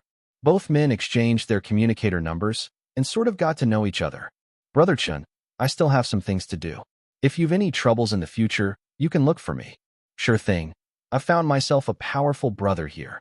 Well, I'll go first then. All right, go on. Qin Feng left with Bai Li, and Chen Xiang could no longer sit still at this point. In fact, There was something in his mind, but he did not know if he should tell Qin Feng. After all, it was not something he could decide on his own. Inside the new apartment, Qin Feng inspected every nook and cranny and found that everything in the unit was new and did not need to be replaced. He was relieved that there was no surveillance system, and he then brought Bai Li into the Battle God tomb. Inside the Battle God tomb, there was a sealed arena next to the cultivation area. The arena was huge, and now that Qin Feng and Bai Li were here, in front of them was a Beast King crystal core. It's been a long time since we had a big meal. Silver lights began to form around Bai Li's body. After the lights disappeared, she was lying on the ground with big wide eyes. A 3-meter-tall, huge snow-white fox had appeared. It radiated a silvery glow around its body, and its eyes shone with a silver light that looked like stars in the night sky. Qin Feng opened the crystal box and showed the ball-sized Beast King crystal core inside. Qin Feng tossed it at Bai Li, and the crystal core instantly fell into the fox's mouth. Crunch, crunch. The crystal core was extremely tough and could not be destroyed with force, but Bai Li was able to chew it up like a casual snack. Gulp. After swallowing the core, Bai Li licked the side of her mouth. Not bad, it tasted sweet and sour. Stop teasing me with how crystal cores taste like. Qin Feng exclaimed in frustration. Of course they have flavor. You're just a human who can only absorb the core with your abilities, so you certainly wouldn't know. But I've been eating these since I was a kid. Bai Li lifted her chin. Give me that one. Qin Feng opened the crystal box and gave Bai Li another crystal core. One by one, the crystal cores went into Bai Li's stomach. In the blink of an eye, Bai Li's strength had soared from E5 to E9 tier. For a spatial beast like Bai Li, as long as she possessed the energy, she could grow quickly. Her spatial power could infinitely expand her body's ability, so she could withstand the amount of energy, enabling her to advance quickly. To own such an ultra beast that possessed endless potential, one must be ready to make a terrifying investment. For Bai Li to advance from E tier to D tier, it would require at least 50 E tier Beast King crystal cores. Fortunately, Bai Li did not need Beast King crystal cores, otherwise Qin Feng might have to wait a while before he could afford Bai Li's expenses. In the blink of an eye, Bai Li had eaten 30 E tier energy crystal cores. Her tail emitted a silverish glow, almost forming into one beam. The glow was so dazzling that even Qin Feng could not open his eyes. When the light faded, Qin Feng tried to open his eyes again and found that Bai Li had grown quite a bit. Her body height had reached 4 meters tall, with proportionate body build, and her body was covered in thick fur that looked like a silver cloak. On her back, her agile tails wagged in excitement. The aura exuding from her body had finally reached Beast Emperor tier. Qin Feng took out 10 Beast King crystal cores. Here, I'll give these to you as well. Have a taste first, and tell me roughly how many Beast King crystals you would need to get you to C tier. Bai Li lowered her head to indulge on the humongous Beast King crystal cores. In just a matter of seconds, she had finished consuming everything. The 10 Beast King crystal cores helped Bai Li to advance twice, now reaching D2 tier. Let's have another 40 cores, Bai Li said. Qin Feng did a quick calculation and found that he needed 200 billion for the required crystal cores, and that amount of money gave him a headache. As expected, of all people, women and servants were the hardest to feed. The cost of raising his woman was way too expensive. However, Bai Li's role was not something that many people could live up to. Isn't it just 40 Beast King tier Ultra Beasts? They're not easy to find back when I was E tier, but since I'm a D tier now, it'll be way easier to hunt them. For E tiers, it was very difficult for Ultra Beasts to become a Beast King, and there were many limitations to it. However, the resources available for a D tier were different, and the difference was major. The strong will continue to advance and become stronger, while the weak would become weaker. Bai Li, on the other hand, had another special trait that others did not have, and that was her spatial abilities. The world might be a big place, but there was no place that she could not reach. Let's take a break for today. Tomorrow we'll continue and finish off the D-tier ability user task. Okie dokie. Bai Li did a twirl and transformed back into her human form. She then proceeded to walk out of the space with Qin Feng. Beep, beep, beep. Ear-piercing siren alarms were sounded and heard. There was another wave of battle happening just outside of Shadong Town. It's okay, the Ultra Beasts that came this time are weak. They're only F tiers, so we can rest for now. Qin Feng took a brief look at his communicator and figured there was no need for them to go out. The next day, at Shandong Town's hover gear sales office. Sir, this hovercopter is from the Sky Dweller series. It's a special defense edition, blazingly fast, and it can easily shake off even a C-tier aerial beast general. As you know, sir, the highest Ultra Beast tier in Shandong Town is D9 tier. Not only is the defense strong, the offense system of this hovercopter is equally strong as well, but all of them are energy decomposition type attacks. By reducing the cannon blasters, the overall size of the hovercopter becomes much smaller, which in a way also increases the space to accommodate an even slightly larger space rune equipment. Moreover, it is fully equipped with a comprehensive radar monitoring system and autopilot system. As for the interior, it comes with a complete bathroom with a laundry machine, a bed, and a simple living room. It's very comfortable inside. Of course, its price is relatively high, and it costs 6 billion. The staff stared at Qin Feng expectantly after he had finished the introduction. After all, most people in Shandong Town would only purchase a hover car, and only a few of them would actually buy a combat hovercopter here. More importantly, the D-tier aptitude users in Shandong Town would be specially provided with a combat hovercopter. Not only that, the hovercopter was a tier higher than those provided, and its defensive power was almost comparable to a C-tier protection rune equipment. It was not something that the average person could own, but Bailey was very fond of its Sky Dweller name. When compared to other heavy, bulky hovercopters, this was simply the beauty amongst them all. We'll have this one. Qin Feng did not hesitate when making his final decision. For a person who still had Beast Emperor materials and 40 billion in capital, this combat hovercopter was nothing much. All right, this way to make the payment. In just minutes, the entire transaction had been settled. Qin Feng boarded the combat hovercopter, and the salesperson opened the exhibition hall skylight. Qin Feng sat in the cockpit, ready for takeoff. Everything was in operation, and things were going very smoothly. After all, Qin Feng had piloted a hovercopter before. The hovercopter flew up into the sky and passed by Shandong Town in a flash, living up to its expectation of being blazingly fast. Other people on land stared at the hovercopter in awe. Am I seeing this right? Did I just see a Sky Dweller pass by? Which big shot bought this hovercopter? The people who saw the hovercopter were all stunned. After all, there was only one Sky Dweller in the entire Shandong Town. 6 billion was not an amount which anyone could afford. It was the price of a D-tier Beast King energy crystal core. Not only that, this hovercopter was powered by a Beast King crystal core as its power core. At this moment, Qin Feng flew the hovercopter at extreme speed and circled over the northern desert with Bai Li. The map of their surroundings was quickly scanned. They had entered the Yellow Sands area where the Ultra Beasts flocked together, and there were also some spatial rifts. In the middle of the North Sea Desert, such rifts appeared very frequently. The spatial elements in this area are very unstable. Bai Li suddenly spoke up. Yes, and I don't know why. It's not like they haven't thought about building a spatial stabilization device here before, but it was useless, and they gradually gave up on the idea. After all, there's nothing here but yellow sand, and spatial stabilization devices are too rare. There's a reason for these rifts. In human terms, you call it man-made. Qin Feng was shocked. He frowned. So what you mean is there's someone who can open rifts? Bai Li shrugged. Maybe it's not a human who did it. It could be an ultra beast from some other command race. I can already smell the aura of the spatial runes. Qin Feng did not expect such a harvest.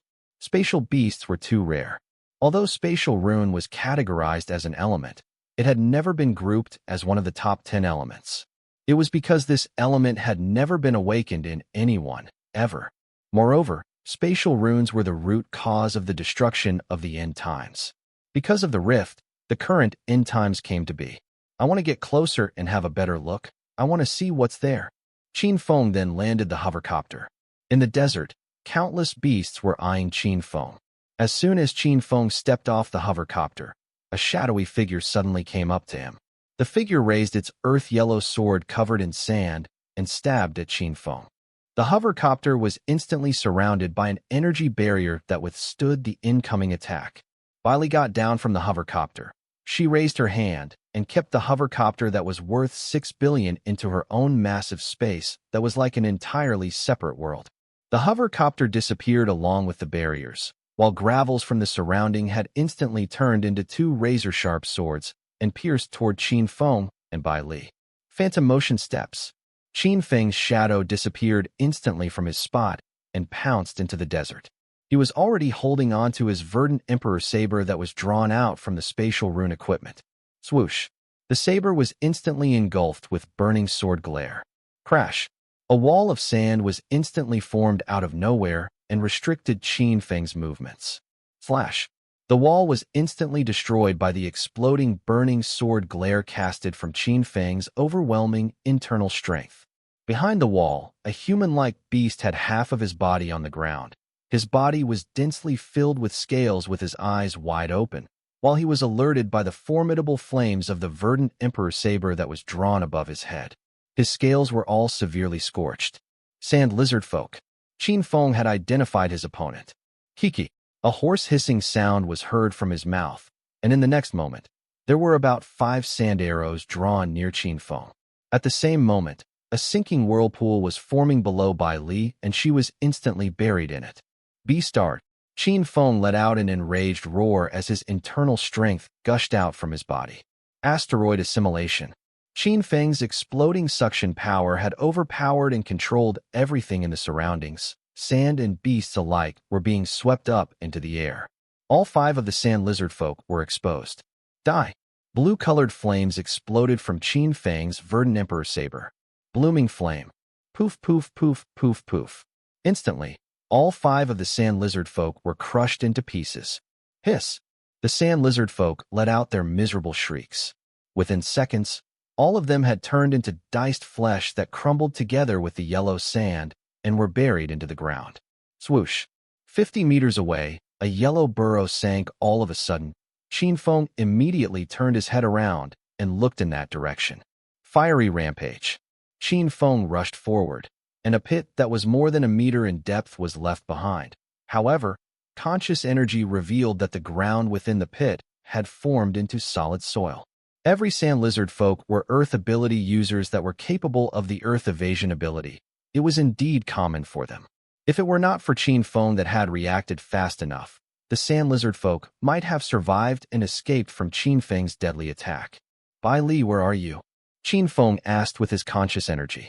Swoosh. Bai Li appeared out of nowhere, and she was right before Qin Feng. I was buried under the desert, and I found a tunnel. Bai Li was delighted when she spoke. There were a lot of nice-looking stones. Bai Li raised her hand as a diamond that was refracting red light appeared within her palm. Fiery diamond core. Qin Feng was able to identify the item instantly. Without any refining required, the magnificent features of the precious material were instantly revealed with its embedded fire runes that could be added into weapons, and it would have strengthening effects that would sharpen rune equipment and incorporate it with scorching attributes. A unique and valuable produce from the North Sea desert.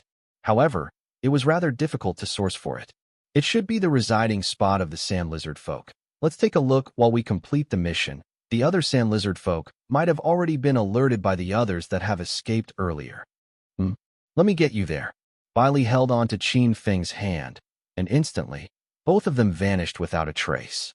Before Qin Feng could figure out the darkness that shrouded his vision, he had already arrived at a different location. Surprisingly, there was a man-made tunnel that was hidden under the desert. The tunnel was about 2 meters in height and 3 meters in width. Within the restricted space, Qin Feng could easily bump his head if he were to jump about. However, it was the optimum height for the sand lizard folk to fit in. After all, they crawled to move around. At that moment, both sides of the wall were embedded with fiery diamond cores that were dazzling with red glow. Turn on the recordings. There are too few sand lizard folk, and without the recordings, the number would not be enough with just a few random killings. True, the sand lizard folk that I have encountered earlier were about to bury me alive. Hence, I stabbed him to death. Qin Feng. Quick. Bai Li nodded and turned on the recording device. The image was clearly visible as it was being enhanced with red lights. Also, the infrared lights could also light up spots that were too dark. Sha sha sha. As if there were some creatures that were crawling in the dark. Soon, Qin Feng was able to identify all of the sand lizard folk with his vision. Qin Feng stood within the tunnel while being surrounded by crawling sand lizard folk from the front and back. There were at least 20 of them there. Hiss! A hissing sound was heard from the surroundings, and within the next moment, the sand lizard folk was already rushing toward Qin Feng. They were all covered with extremely stiff gray scales that were similar to the color of stones. A few of them had even crawled up to the top of the tunnel and wanted to surround Qin Feng from all directions. 10 for each. Qin Feng commanded. Great. Bai Li raised her slim and fine fingers and waved slightly. All of a sudden, a ray of white light appeared and expanded toward the surroundings. Swoosh. A giant opening was instantly formed at the top of the tunnel with 2 meters in height, while another deep ditch was also formed at the bottom. The white light ray that went through the center of the tunnel swept across the body of a sand lizard folk and sliced him into half. Qin Feng was not being left out too. He held onto his verdant emperor saber and waved around at high speed. Swoosh. One slash would suffice to take down one sand lizard folk and slice him into half. Swoosh. Swoosh. Swoosh. 3 sand lizard folk were beheaded. Hiss! An enraged roar was heard while a gigantic rock arm appeared from below and grabbed onto Qin Feng's leg to trap him at his spot. Qin Feng was instantly surrounded by rock fists. The sand lizard folk were attacking him from multiple directions. Concurrent cooperation. Qin Feng's body was instantly surrounded by his overwhelming internal strength. Boom, boom, boom, boom. Qin Feng's internal strength experienced turbulence from the incoming attacks. However, it did not shatter into pieces. Die! Qin Feng pierced his verdant emperor saber into the ground. The right hand was instantly crushed into pieces. From Qin Feng's conscious energy, he could sense that the sand lizard folk under him had died. Fiery rampage. Qin Feng moved around swiftly and began his slaughter of the sand lizard folk. He was like a werewolf that had invaded a flock of sheep. The extremely stiff outer shell of the sand lizard folk stood 0 chance against the continuous attacks from the verdant emperor saber. Every outer shell was being destroyed like they were bean curds that were extremely fragile. All of the sand lizard folk were annihilated by the dazzling glint and flash of cold steel. In less than 5 minutes, Qin Feng and Bai Li had already taken down more than 20 sand lizard folk. Boom. Qin Feng threaded heavily onto the skull of a sand lizard folk and crushed it into pieces. Then, an earth ability core that was about the size of a cobblestone was taken out from it. It was merely a beast soldier tier core. However, it could be worth about 3 million. For others, it would definitely be an unrewarding act to go up against the sand lizard folk. Qin Feng uttered and let out a sarcastic smile. Indeed, it was not an easy task to go up against the sand lizard folk, as they were all intelligent beast soldier tier creatures that knew how to escape whenever they faced any unfavorable situations. The one who was responsible for setting up such a mission for Qin Feng had definitely found a great way to take him out. However, it might not end the way it was planned out. Let's go. This must be the place where the sand lizard folk live. Take some of them down to complete the mission, as Qin Feng had already taken down 20 of them, and he was uncertain whether the others had already been alerted or not. As such, in order to prevent the others from escaping from his pursuit, Qin Feng began to set up dark runes in the surrounding area, while both Bai Li and himself were shrouded within. With that, they would be temporarily hidden from the detection of the sand lizard folk. Qin Feng extended his conscious energy and swept across the entire underground tunnel. Being beasts of the wisdom tribe, the sand lizard folk had set up their underground living space to be spacious. There were a lot of secondary paths that were branching out from the main tunnel that was about 3 meters in width. Furthermore, the secondary paths were connected with rooms of different sizes. Many miscellaneous items were being stored within those rooms. Unsurprisingly, most of them were fiery diamond cores that had been exploited from the underground. Those valuable items were everywhere.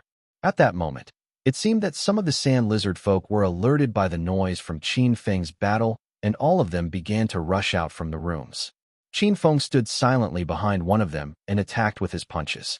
Dragon Slam. Overcast Dragon Kill exploded. Crack. Instantly, the sand lizard folk fell onto the ground.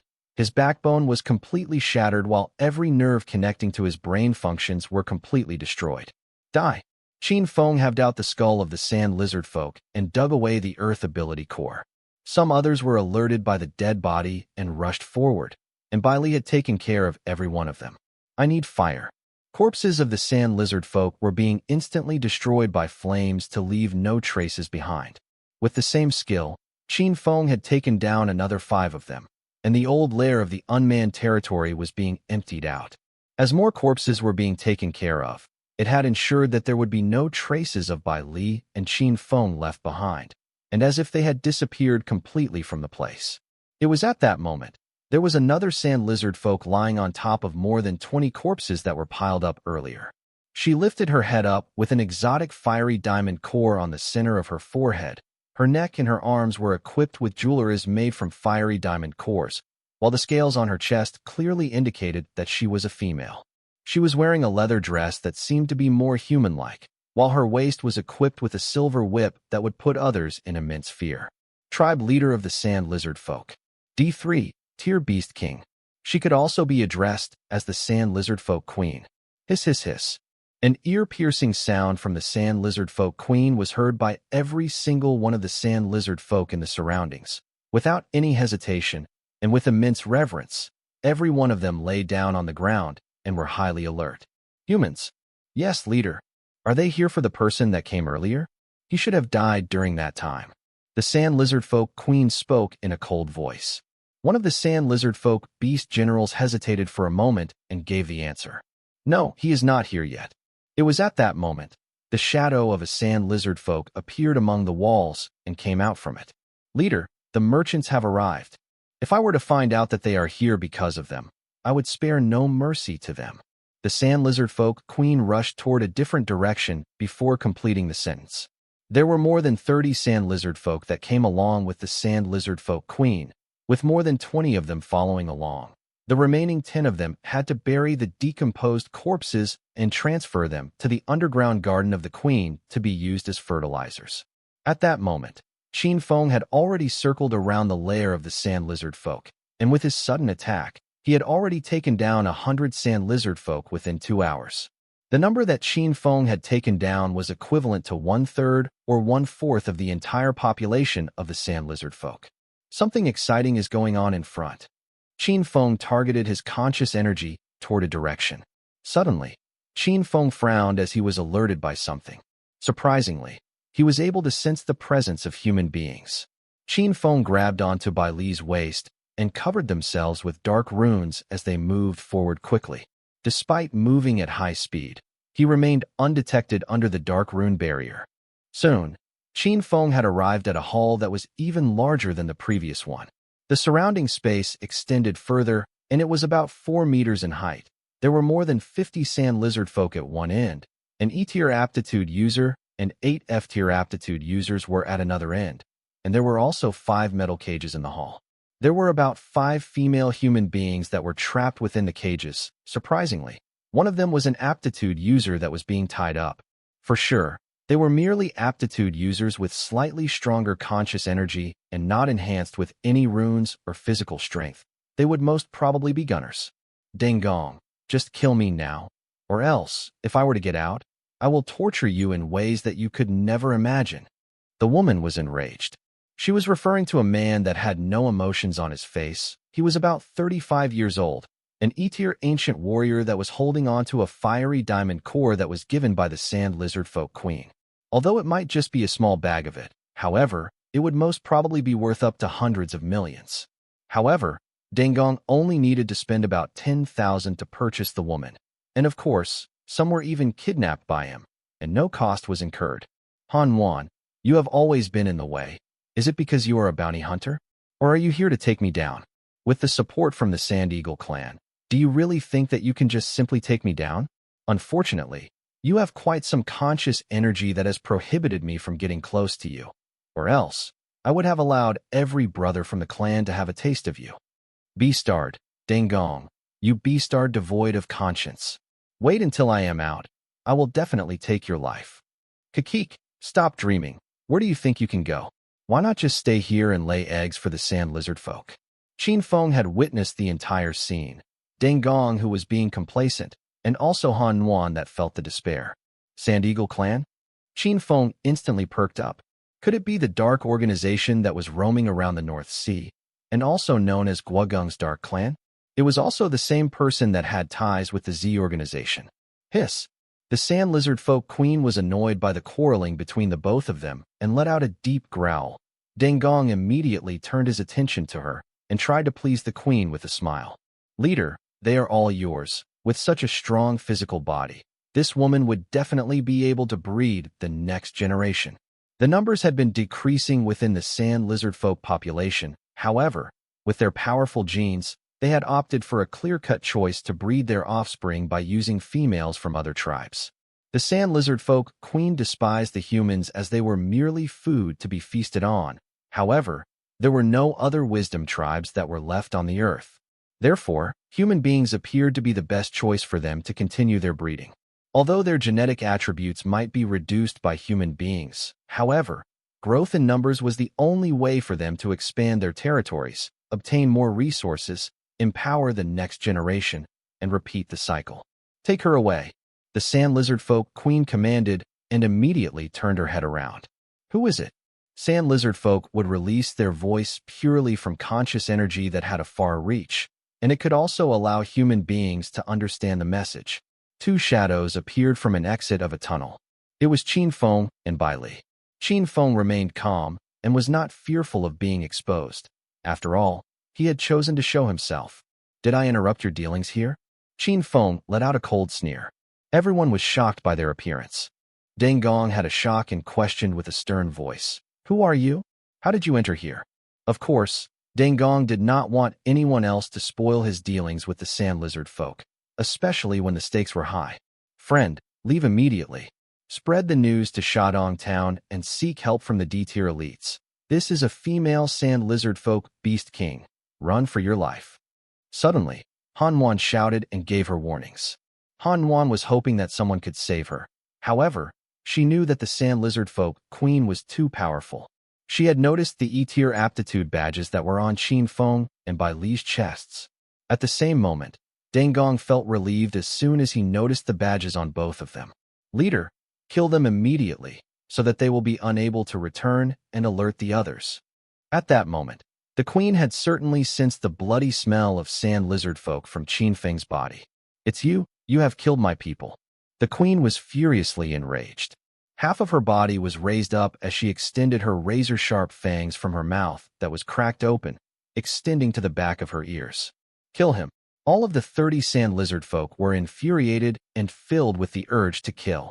Piles of sand appeared in the air and formed into a gigantic wave, and Qin Feng was about to be buried in it. Fire Dragon. Qin Feng had to stop the sand from closing in.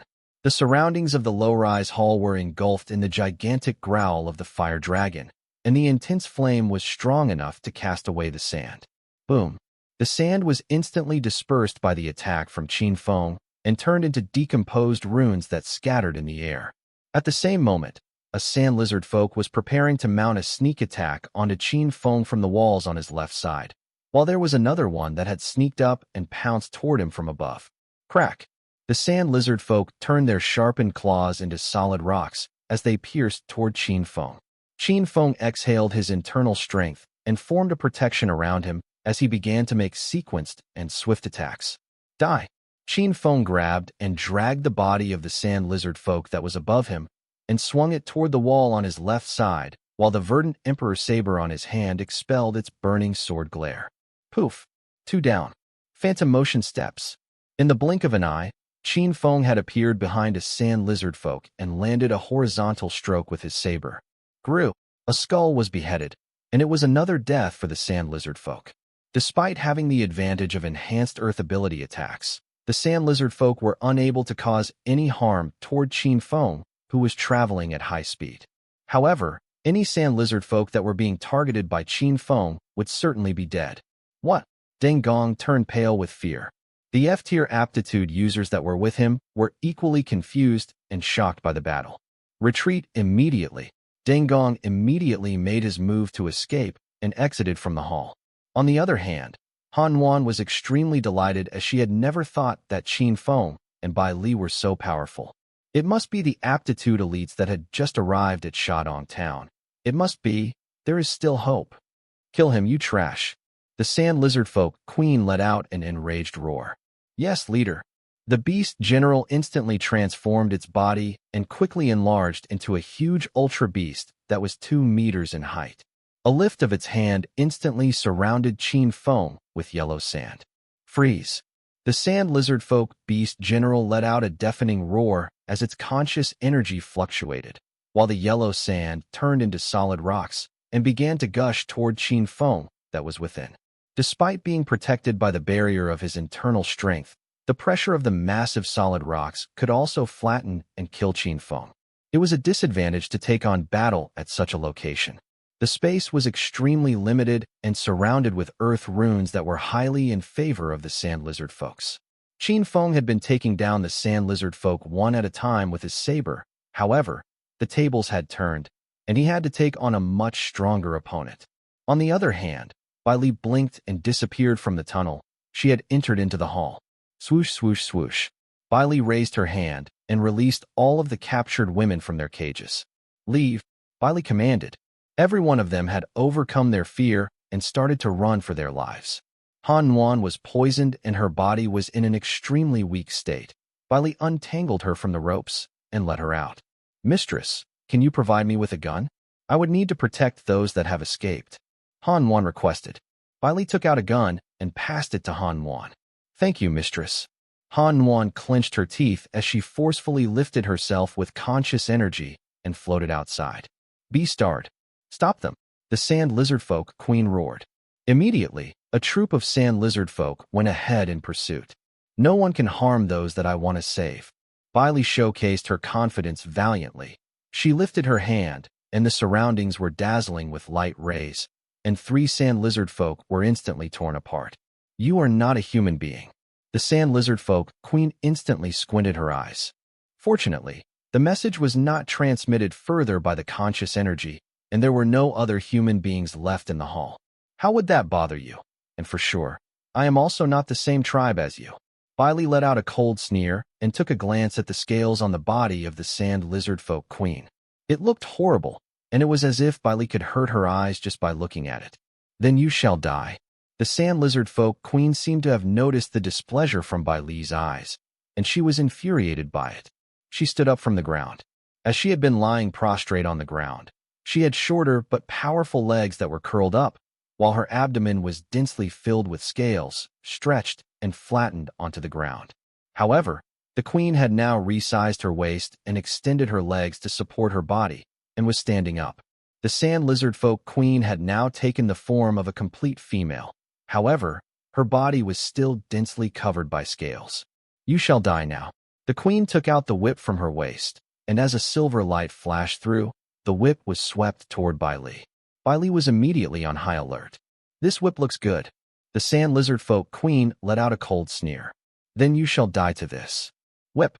The whip was aimed at Bai Li. The ray of silver light flashed through and a pitch-black spatial rift had been cracked open. Such an attack from the rift would definitely destroy every defensive capabilities of its victim. Surprisingly, the whip was a spatial rune equipment. Bai Li sneered as the spatial rift that was formed around her began to heal by itself. As the surrounding runes intensified, Qin Feng was further pressured within his own internal strength. Qin Feng immediately pressed his left arm toward the rock and began to channel his explosive conscious energy. Lava flow style. All of a sudden, fire runes began to encroach into the earth runes and instantly melted into dark red lava. Boom. Lava began to gush out from Qin Feng's left arm and was blasted out in a straight line for more than 10 meters. The sand lizard folk beast general was instantly tossed out and submerged into the melted lava. Qin Feng dashed away from the edged stone wall and began to slaughter with his verdant emperor saber. Swoosh. The beast general was struck with a hit of burning sword glare on its body. Crack. The hit had landed onto the body of the beast general that was covered with extremely solid scales. Flames exploded from the verdant emperor saber and sparked in all directions. Without any doubt, the hit from the saber had overpowered the defenses of its opponent. An arm was completely cut off. Qin Feng pressed on with his attacks and followed up with another hit. Poof! A sand lizard folk was beheaded and the skull rolled on the ground with scales that were still attached to it. The sand lizard folk beast general had been slain. Damn it! The sand lizard folk queen was infuriated and lashed her whip toward Qin Feng. Uft! All of a sudden, Qin Feng's internal strength was destroyed as a dark rift began to continue the strike. It was as if Qin Feng was about to be devoured by it. Space ruins. Qin Feng was equally surprised. A black-colored crack appeared in the air before it was sent flying toward him. Die! Repulsion! Qin Feng's hands frantically sprayed out internal force. The asteroid assimilation's internal force surged out, and the huge wave of energy repelled the space ruins. Whoosh whoosh. The crack that was headed toward Qin Feng closed up, but there were two more cracks that slashed at the wall behind him. They bore the marks that looked like they had just been gouged by those void slashes. You're fighting me, Bailey roared, thinking that the sand lizard folk queen had just challenged her prestige as a beast emperor. Since they were being recorded, Bailey did not dare use her spatial manipulation, but by relying on only her physical strength and claws, she felt that she could kill the sand lizard folk queen. Now die! Bailey swung her hands forward, and suddenly 5 pairs of white slashes interlocked into a large net shape, flying toward the sand lizard folk queen. The ultra beast no longer bothered with pursuing Qin Feng, turning to deal with Bailey. Qin Feng used this opportunity and landed on the sand lizard folk general's head before ripping out its beast general crystal core. Ah! The sand lizard folk queen cried out in pain. Bailey's barrage of attacks landed some hits on her and caused a few deep gashes on her body. Qin Feng quickly dashed in for an attack. Die! The burning sword glare cut into the sand lizard folk queen's body, causing her to abruptly scream as the scales on her body were charred black. You will die to me, she cried out in a fit of rage, violently stomping on the ground to cause the ground to shake and the entire hall to collapse. Boom! Outside among the yellow sand, an area began to suddenly sink without warning and formed a huge sinkhole. Blazing sky. A blade tip rose up into the sky, bursting out from the huge, sinking hole in the desert. Then, another hole appeared in the sands after an explosion. Qin Feng and Bailey had just managed to dig their way out. Crash. More than 100 meters away, a figure appeared on a hill. It was Deng Gong. Come out. Hurry. At a distance of around 50 meters from him, Han Wan had also appeared, along with the women who had been abducted or trafficked. All of them carefully moved out. Look, it's the person who's come to save us. They really came. Everyone needs to stay together. That sand lizard folk queen definitely has more tricks up its sleeve. Han Wan thought anxiously. It was at this moment that something else burst out of the yellow sands. It was the sand lizard folk queen. You will all die, ha ha ha. Sandstorm.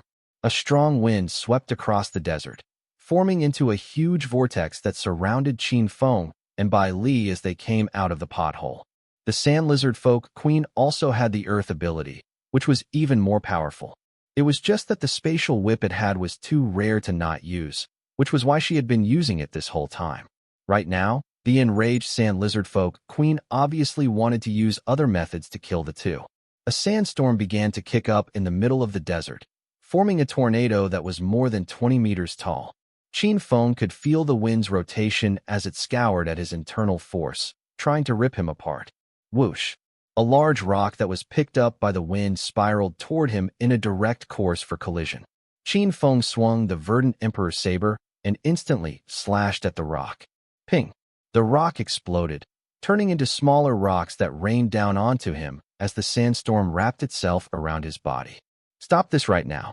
Bailey was still in Qin Feng's arms and let out a frustrated yell before raising her hands. In an instant, a pair of white claw slashes tore through the air. It was like a giant pair of hands that had burst out of the void, grabbing and tearing the sandstorm apart.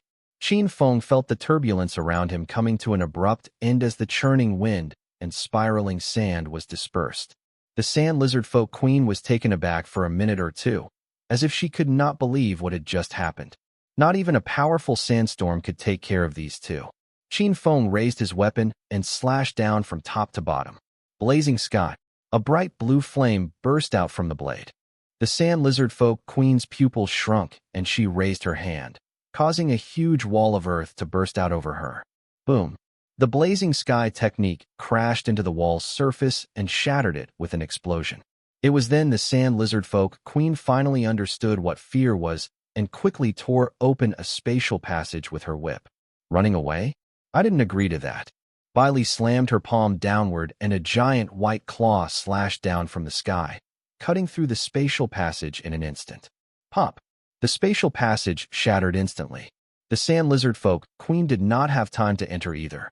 Qin Feng was right behind her now, and when the spatial passage shattered, her body began to turn into sand, disintegrating into the desert. How could he let her escape? Hell magma. Within 100 meters, everything instantly turned into a huge magma pool. The sand lizard folk queen had nowhere to escape. It really was an earth-shattering battle. The large waves of sand, the twisting sandstorms, the ground turning into magma, and the flames licking at the air were a shocking sight. Qin Feng and Bai Li had long left their original point as they chased after the sand lizard folk queen. This battle startled many ultra beasts who were minding their own business in the desert. It also naturally alarmed Shadong Town. They had no idea what was going on. She, the sand lizard folk queen had been severely injured with wounds all over her body. Naturally, she would start calling for help. Poof, poof, poof, poof. A stream of sand lizard folk burst out from seemingly nowhere, using their bodies to deter Qin Feng and Bai Li. That was a useless attempt. Even their combined power was no match for these two's combined strength. If you're going to die, then get out of the way. I've got no time to deal with you. Qin Feng laughed frostily, slashing through a lizardman's throat. Along the chase, over 100 meters, over 100 lizard folk had died. The sand lizard folk queen was getting weak, her body unable to sustain her transformation, and she had resorted to crawling on all fours. Her body was either scorched or injured by claw marks. Swish! Another white claw came out from thin air. Bai Li's feet were not even touching the ground, and she still quickly moved forward. These claws were naturally her masterpiece. The sand lizard folk queen felt as if she sensed something and immediately tried to dodge the attack. She only managed to dodge one claw attack and could not react in time for the next one. Uft! Arg! The sand lizard folk queen screamed as her arm was cut off.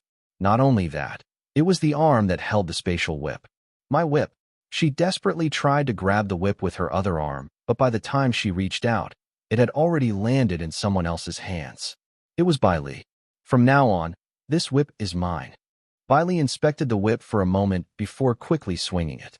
A silver glow of light followed the whip's afterimage and turned into a spatial crack in less than a millisecond that swept toward the sand lizard folk queen. She had wanted to escape, but realized that there was no possible way to avoid it. She could not even properly detect those spatial runes with her consciousness.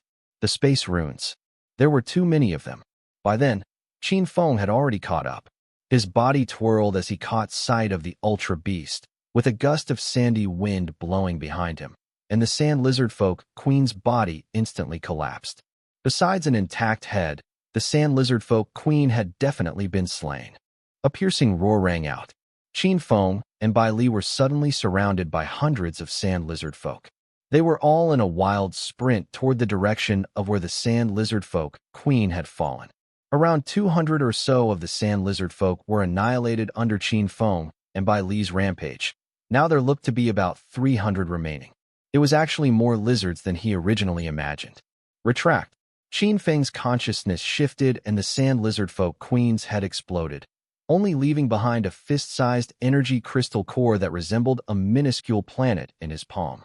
The sand lizard folk collectively became enraged at the sight. Not only did he kill their clan leader, he had also taken away the sand lizard folk's most important crystal core. Qin Feng's actions drove them over the edge. Sacrifice. Summit. Among the sand lizard folk, an elderly-looking beast general abruptly spread out its consciousness. Qin Feng was not sure what was going on, but there was a creeping sense of dread that began to slowly grasp at his heart. Bang! One sand lizard folk abruptly and violently exploded into a shower of sandstone. Bang!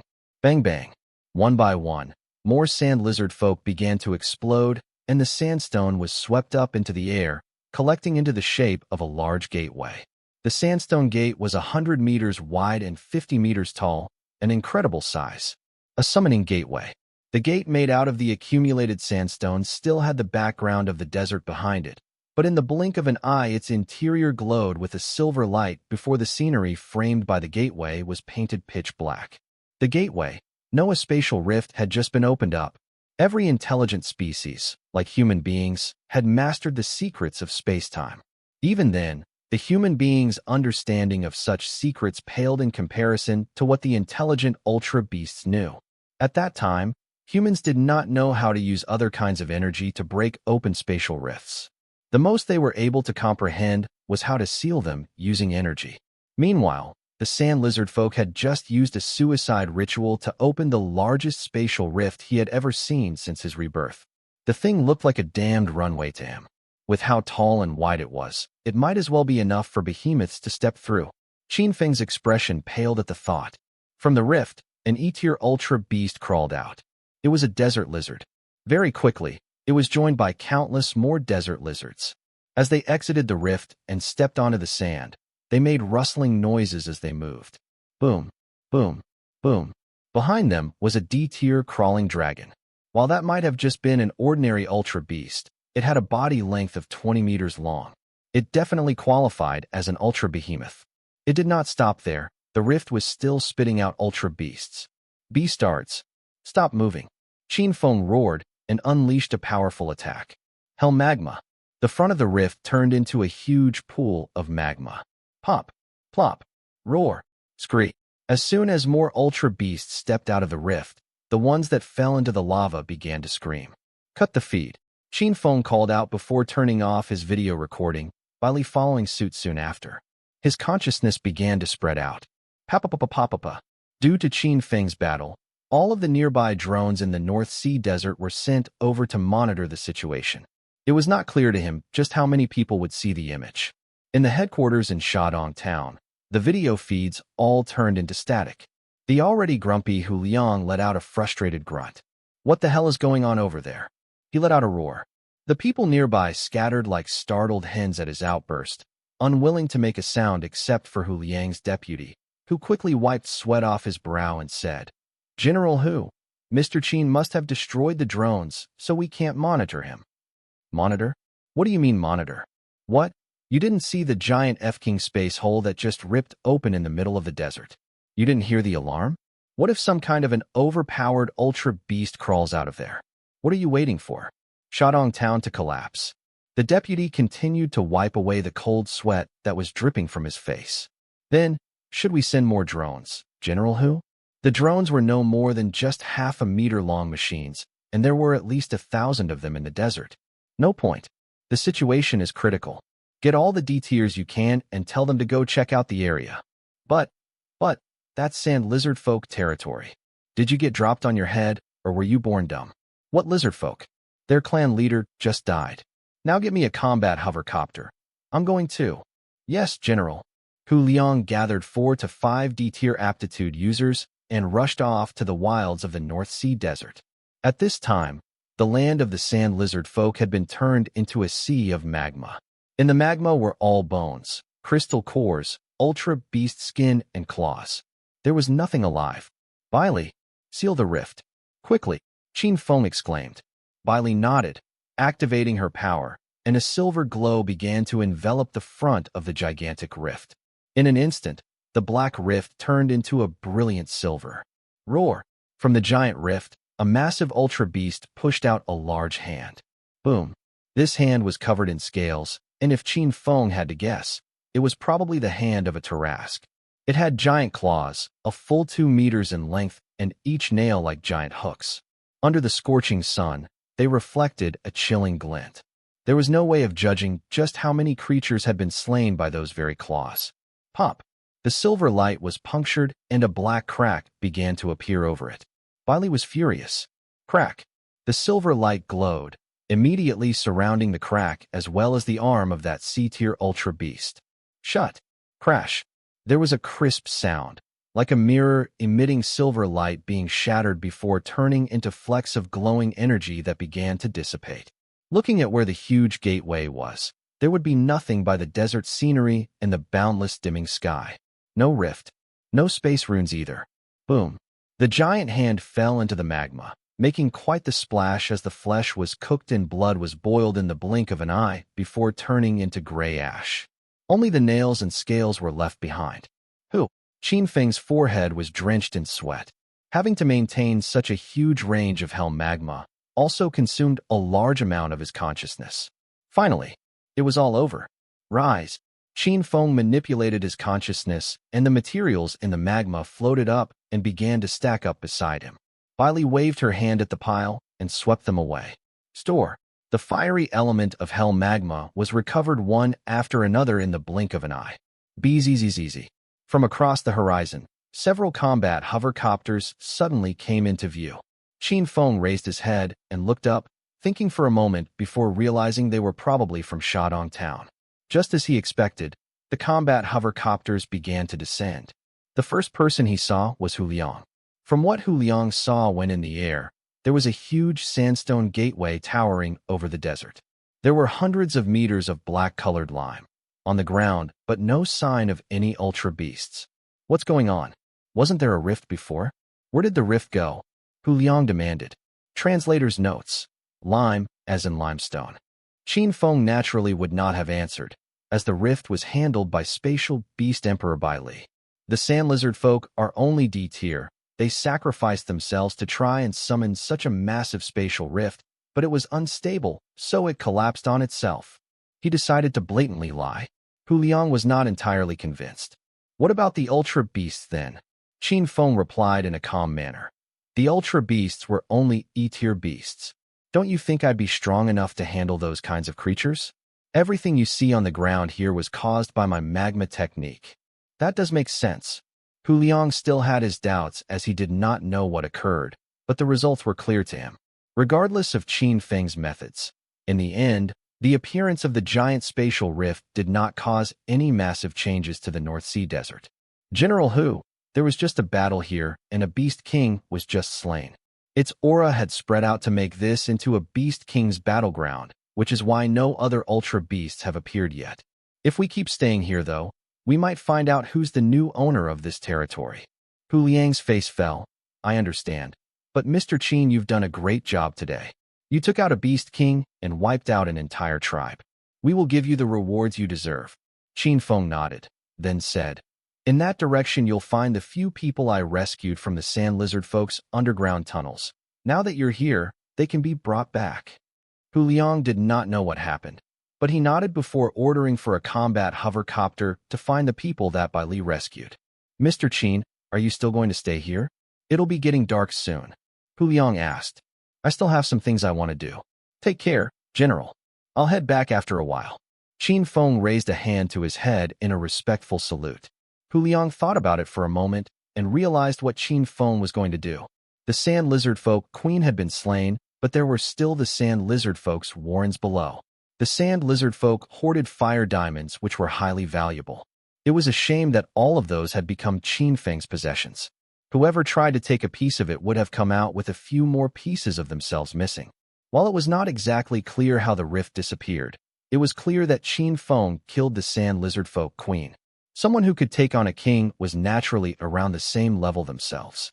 The D-tiers near the hovercopters stared at him with a mixture of awe and envy. Looks like the Beast Emperor crystal core wasn't bought in vain. Turns out someone so young has a king's level of power. Of course it wasn't in vain. He bought it for 100 billion. Earning 10 billion per year would still have to take 10 years worth of time. 10 years later, the kid's probably going to be C-tier. Right now, this Qin Feng's probably going to rob the sand lizard folks' warrens. Yeah, even then we still can't go. The guy fought hard to get it, so don't provoke him. These rewards are befitting of someone who can rival a king in terms of power.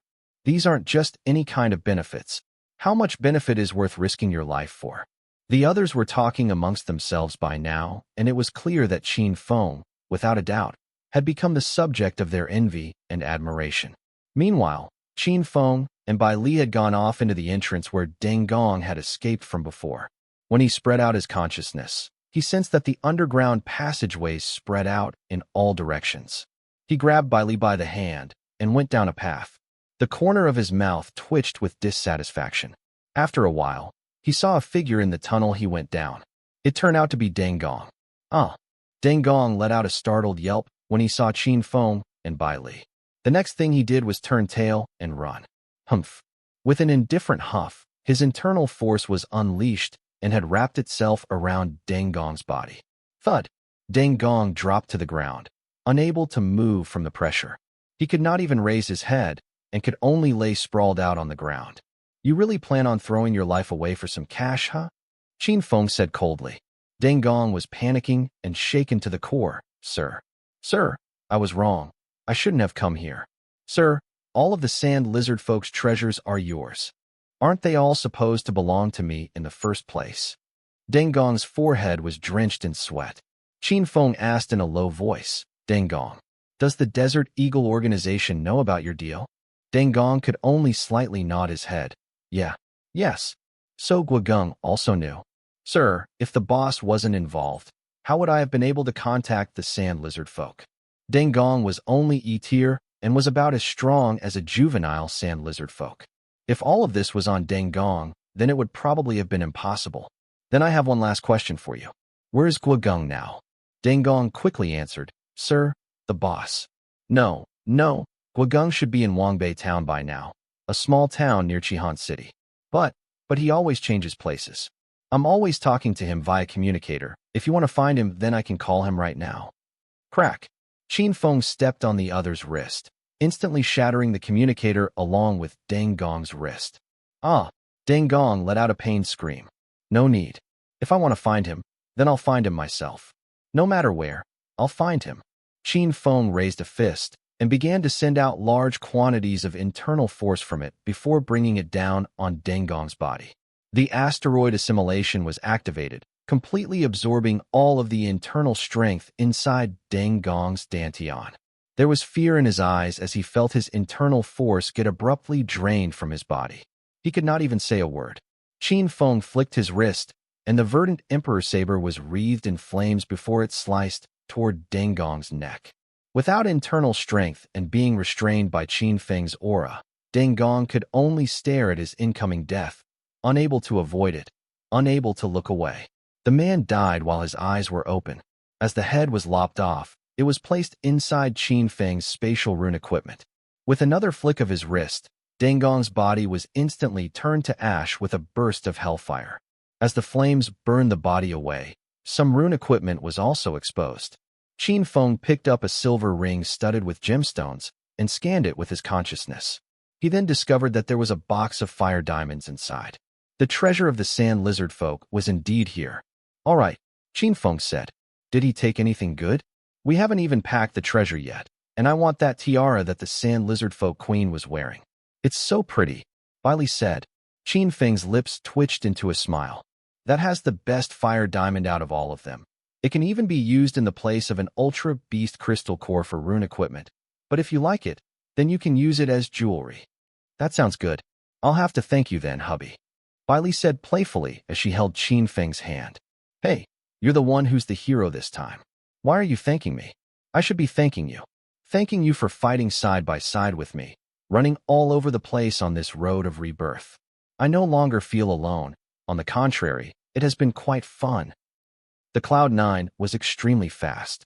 Although Qin Feng went down the underground passage of the sand lizard folk before leaving, he arrived well before Hu Liang and the others did when he headed back to Shadong Town.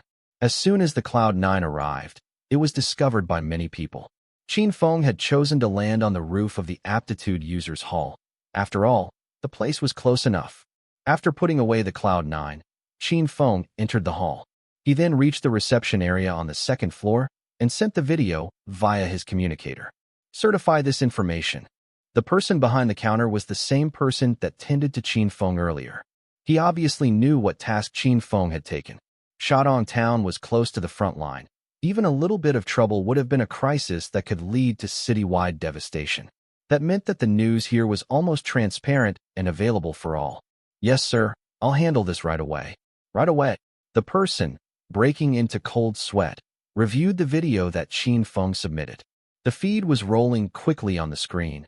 The system automatically tallying up the number of creatures as a red box appeared to indicate how many Ultra Beasts Qin Feng had killed. 281. That was the final number displayed. Qin Feng not only completed the D-tier mission, but he had killed more than 100 sand lizard folk. Since when was it so easy to deal with sand lizard folk? They were D-tier intelligent ultra beasts, and there were not that many D-tiers in Shadong Town. Being the person in charge of the review, in addition to a mechanical review, he could also flip through the video himself for a manual review of authenticity. He pulled out 3 clips from the video to look over before selecting a random one among the 3 to watch it. What he saw was Qin Feng sweeping his sword in a horizontal strike, and the sand lizard folk not reacting as their heads were shrouded in fire and cut off. It was too fast. The image had to be slowed down several times over before it could be properly seen by the attendant. At this moment, the attendant was so scared that color had drained from his face. Knock knock. Qin Feng rapped his knuckle against the counter. Are you done? The person quivered at the sound of the knocks before quickly pressing the complete button. The system began to automatically sound out. Beep beep. Certification passed. Congratulations, you have obtained the D-tier aptitude assessment and have grown stronger. A badge was reverently and respectfully handed to Qin Feng. Sir, this is your badge. By a pair of shaking hands. Qin Feng took the badge and replaced his E-tier badge. Bai Li was next, passing on her video, and had a number of kills that was also above 200 and successfully passing her certification. Both of them were officially certified as D-tier aptitude users. Oh yeah, I want to ask you something. Qin Feng said casually. Who was the one who set this mission? The attendant was sweating buckets by now. Qin Feng just looked at the person, no longer pressing on with the issue. But that attendant was too nervous. He envisioned Qin Feng bringing out the verdant emperor saber and cutting his head off. It's Lei Chong, the attendant said. Qin Feng nodded. You can go back to work. I won't bother you anymore. No bother at all. I'm not bothered. Let's go back. Qin Feng smiled at Bai Li as he grabbed her hand, not giving the attendant any more attention as they left. Once Qin Feng and Bai Li were out of sight, the attendant slumped to the ground. He did not want to stay in Shadong Town for long, deciding to up and leave in case Qin Feng came back to find him or that he got into trouble with Lei Chong. This was a thankless job and neither side could be considered human.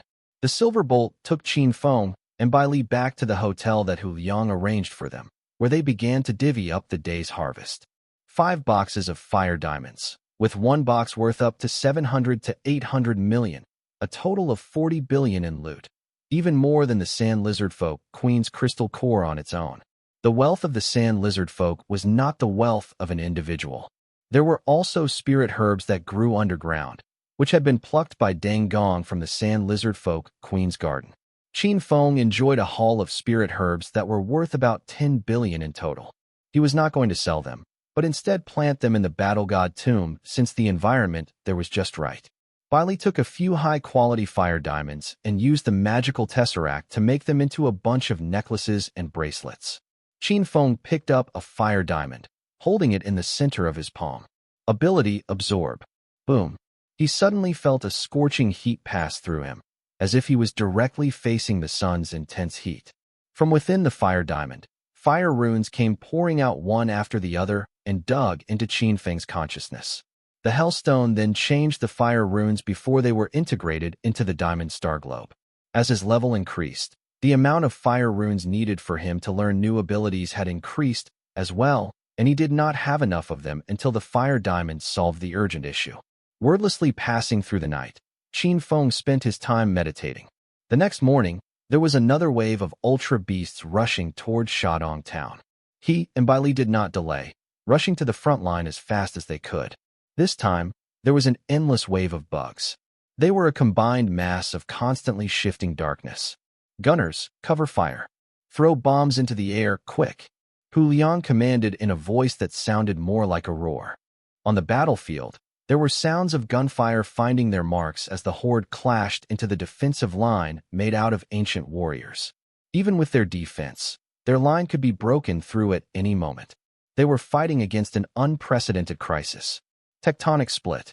An earth ability user slammed his palms into the ground, causing the earth to rumble violently before a giant crack around 10 meters was formed. It was to give the people on the front line a place to entrench themselves, but before anything could be done the trench was overwhelmed by countless insectoids in mere moments. Fuse. Unexpectedly, The ability user once again activated his power, closing the trench and crushing the insectoids within. Phew. Phew. Qin Feng was breathing hard. He was the only ability user at the moment. The other D-tier aptitude users were trying their best, frantically fighting against the tide to prevent the ultra beasts from reaching Shadong Town. No. An E-tier aptitude user cried out as a huge beetle more than 2 meters long broke through the line, tearing right through the person. Beast General. Golden Scarab Beast General. Everyone was suddenly afraid, and in that slight lapse, the line was broken. At that moment, a blue light burst out of nowhere, like a huge peacock spreading its feathers. Boom. The Beast General was sent flying. Then, a figure stood where the now-dead E-tier aptitude user was, and continued the fight. The people around looked at the figure, and suddenly a wave of confidence flowed through their hearts. Not for anything else, but they could all see the D-tier aptitude user badge on the new person's chest. It was Qin Feng. Qin Feng waved his verdant emperor saber left and right, slashing through scores of insectoids like they were made out of wet paper. The amount that he killed was just terrifying. No wonder Shadong Town was wiped out in a month's time. I don't know if what Bailey said was right or not. Maybe the rifts in the North Sea desert were opened by the Sand Lizard Folk Queen. If so, now that the Sand Lizard Folk Queen's already dead, disasters would happen again. Qin Feng moved with the knowledge of someone from the future. Although he was not clear on the exact situation in Shadong Town before his rebirth, he does remember that when he went to Shadong Town, the situation was not here, but in fact closer to the 4 cities. So that could only mean that Shadong Town had to move again. On the battle net it was stated that Shadong Town's entire army was wiped out. The date was March of this year, which would be 1 month from now. If he remembered it correctly, the battle net did not exactly have a definitive account of the destruction of Shadong Town. Maybe it was because of curiosity or wanting recognition for his own strength. Qin Feng decided to investigate it this time around. What was more, with Bai Li, if he wanted to escape, he could escape whenever he wanted to. As he thought about it, his hands did not stop moving. Qin Feng's verdant emperor saber swung and swung again, killing everything in all directions. Burning sword glare. The sword glare spread out, reaching out to a full 10 meters, and instantly cleared Qin Feng's surroundings. He broke through the swarm, sweeping through the field, and left corpses in his wake, easily overpowering everything that came at him like they were nothing but dried sticks and dead leaves. He made sure that every single insectoid that came within range did not make it out alive. Quickly, secure the battle line. It'll be fine if there's a D-tier aptitude user here. We need to move to the other side. Help that side. The situation of the battle was gradually changing. The originally collapsing front line was being restored by Qin Feng's arrival. Wherever he went, he did not need any assistance from other aptitude users. With him basically killing everything around him, that brought some relief to some people so that they could help out others. Gradually, the encirclement got bigger and bigger, and the insectoids also had a drastic decrease in their numbers. Even so, the battle lasted for a full 8 hours, and the battlefield was left with bloody wounds, shattered limbs, and brooding moods. Qin Feng retracted the verdant emperor saber and turned back. At this time, many D-tiers had retreated, being exhausted. Sir Qin Feng, thank you for your hard work. This way, please. We've already prepared a special car to send you back. Okay, thank you.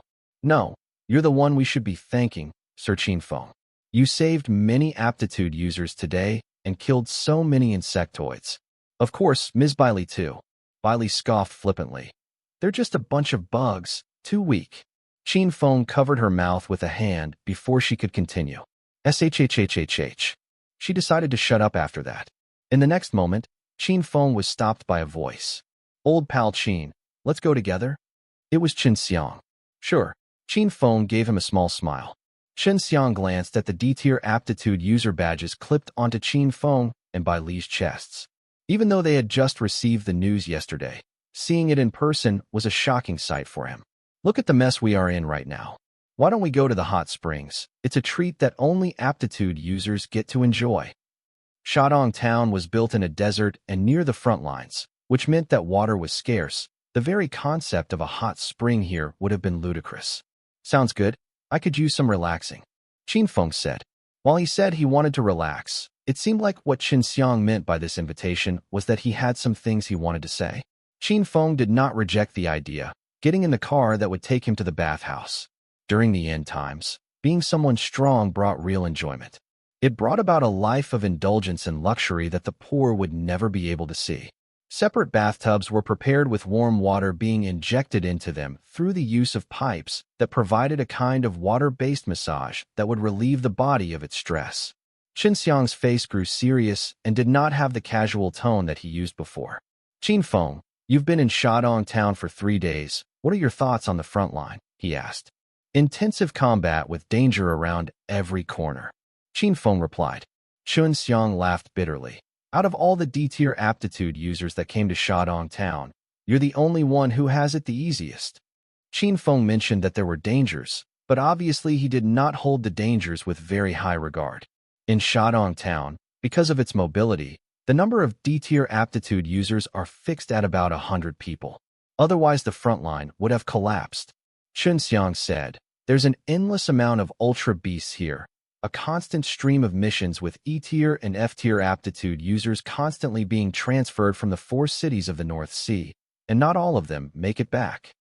After all, too many people died in the front lines. If this goes on, Shadong town is going to drag down the 4 cities sooner or later, and even if we don't collapse today, we're going to fall sooner or later. Well, sounds like it can't be helped, Qin Feng said offhandedly. No, there's actually a way, Qin Xiang said abruptly. Qin Feng raised his brow, knowing that Qin Xiang looked for him for a reason, which was why he followed him. In the North Sea desert, golden sandworms have the largest number. They multiply fast and are constantly absorbing energy from the land. They can turn the dirt into sand. It can be said that these golden sandworms are the culprits behind the desertification of the North Sea desert, Qin Xiang explained. So what you're saying is, we need to exterminate them. The golden sandworms were not like the sand lizard folk, who had 400 to 500 in numbers. These were insectoids, which meant that their numbers were in the hundreds of thousands. Qin Feng pulled out his communicator and looked at the situation regarding the ultra beasts around Shadong town, and the number of golden sandworms was instantly displayed. There's 200,000 golden sandworms. That number was terrifying. With such a large number, if the sandworms were to attack in a large wave, it was not just Shadong town.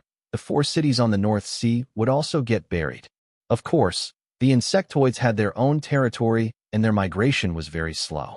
It seemed that Shadong town's crisis was still quite severe. Yes, this is exactly what's frustrating us. Qin Xiang huffed. This is a situation similar to the feeling of resting your head under a guillotine with a very weak rope. You just came to Shadong town, so I don't expect you to know the situation. Hu Liang is the commander of Shadong town designated by the Human Alliance, and he actively fights the ultra beasts and insectoids all the time. But in truth, he does very little. Qin Feng did not speak. He still had a good impression of Hu Liang. People from the aristocratic families and the large groups hardly ever listen to him. He doesn't have a lot of use really. Understandable reasoning.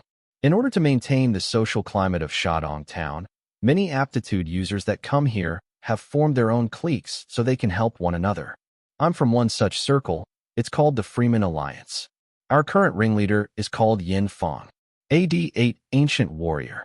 That made Qin Feng frown. Yin Feng? He knows that person from the world before his rebirth. He was an A-tier aptitude user. That meant that their position was not in the Human Alliance, but the Dark Coalition. Qin Feng quickly regained composure, not wanting Qin Xiang to think that something was wrong. Qin Xiang continued. A while ago, Yang Feng said that he wanted to gather enough manpower to exterminate the golden sandworms, but everyone was hesitant at that time. After all, everyone was too weak. However, yesterday I saw the video that came from the front line and realized that this isn't an impossible task. He looked directly at Qin Feng, speaking with an excited tone. Qin Feng, after you have absorbed that Beast Emperor crystal core, aren't you at the king level? I mean, how else would you have faced the Sand Lizard Folk Queen in a one-on-one battle, and kill her even? Qin Feng naturally would not have told Qin Xiang the truth. His consciousness, his current power level, had reached the point of the Emperor level. I wasn't fighting alone yesterday. I had Bai Li at my side. Huh, you're a real, formidable pair. Bai Li's attacks were quite scary and vicious, and Bai Li always had a cold look on her face. Those people who did not have dirty thoughts about her would not dare to interact with Bai Li that easily. What was more, between the pair, Bai Li was an otherworldly creature and much more difficult to communicate with. Naturally, Qin Xiang felt that talking to Qin Feng would be much easier, as the message would also be better conveyed to Bai Li as well. Bro, I understand what you're saying. So you want me to exterminate the Worm Queen? Qin Feng asked. Even Qin Feng did not dare to promise that he would be able to defeat the Worm Queen. The more capable the Beast King was, the more powerful it was, and the Worm Queen was the most threatening beast among them. And there were too many instances where fighting in groups would be better than going solo. This is too dangerous. Although you killed the Sand Lizard Folk Queen, I wouldn't dare to let you face the tribe by yourself. We can all work together to kill the Worm Queen. Qin Xiang motioned with his hands hurriedly. That's a great idea. Qin Feng nodded. The stiff expression on Qin Xiang's face finally relaxed. Are you planning to join our Freeman Alliance as well? Qin Feng, however, shook his head. Since we're free men, why do we still need an alliance? Wouldn't it be unnecessary to form such an alliance? Let's just treat this as a collaboration work. We're just temporary teammates. Qin Feng did not want to get involved with Yin Feng for the time being. He was not weak, though he was not much stronger than Qin Feng either. But he would eventually become a member of the Dark Organization, and that was for certain. It was better for Qin Feng to stay on guard. But, just as Qin Xiang was about to say something, Qin Feng let out a faint laugh. I'm a man who prefers absolute freedom. Consider this cooperation my help to you, and as a show of gratitude for the time you helped me at the auction house. If it were not for giving Qin Xiang face, Qin Feng would not have agreed to this muddy trip. After all, this was a Worm Queen siege. Whether it was the Steel Limb Broodmother Queen or the Golden Ant Queen, an F-tier Worm Queen was very difficult to deal with, let alone a D-tier Worm Queen. All right, we'll go by what you said. It would be good if we can get to know each other, and promise me we'll fight by each other's side in the future. Qin Xiang said. Of course. Qin Feng nodded. Let's get going. Qin Xiang got up and put on the bathrobe that was placed next to him. Then, he led Qin Feng to the club's lounge. Inside the lounge, there was already a group of people. Not only were there aptitude users in bathrobes, there was also a group of beautiful young women in bikinis surrounding them. As soon as Qin Feng entered the lounge, the crowd immediately turned their attention to them. Qin Feng, let me introduce you to the leader of the Freeman Alliance, Yin Feng. Hello there. Hi. Both men shook hands, and a glimmer of light flashed in both of their eyes. Mr. Qin, we understand why you wouldn't want to join our alliance. For a strong man like you, it's obvious that you wouldn't want to be led by others. Of course, the Freeman Alliance itself isn't a bound alliance, so let's treat this cooperation as a temporary project and nothing more. Of course, Qin Feng nodded. Mr. Qin, have a seat. Mr. Qin, do you require these beauties for your service? Mr. Qin doesn't need any beauties. He already has a girlfriend, and she's a real beauty. The crowd spoke to Qin Feng one after another. Qin Feng's eyebrows furrowed slightly. He despised the fact that these people were comparing Bai Li to these women who sold their bodies just so they could stay by these aptitude users' side. Don't worry about me. You guys enjoy yourselves. Qin Feng rejected their offer and sat alone on a sofa. His demeanor became somewhat cold. Everyone was somewhat sullen, and deep inside, they did not like Qin Feng very much. In their opinion, Qin Feng was too arrogant. Yin Feng looked shaken, and he waved his hand to signal for the women to leave the lounge. Let's discuss the plan. Lately, the golden sandworms are on the move quite frequently. The faster we make our move, the better. Once they got to the main topic, Qin Feng's face warmed up a bit. In fact, Yin Feng and the others knew what important matters they should focus on. The golden sandworms indeed posed a great danger to them, so dangerous that they must not dally around anymore. More importantly, Yin Feng had found the golden sandworm queen's nest. With that, they knew the location and the time to strike, and all that was missing was unity between the members. With Qin Feng now in the team, they truly had the manpower to challenge the golden sandworm queen. With that being said, the operation had been confirmed. There are 200,000 golden sandworms, and we have to clear at least 10,000 per day for a period of half a month. Toward the end, we'll start the siege on the golden sandworm queen.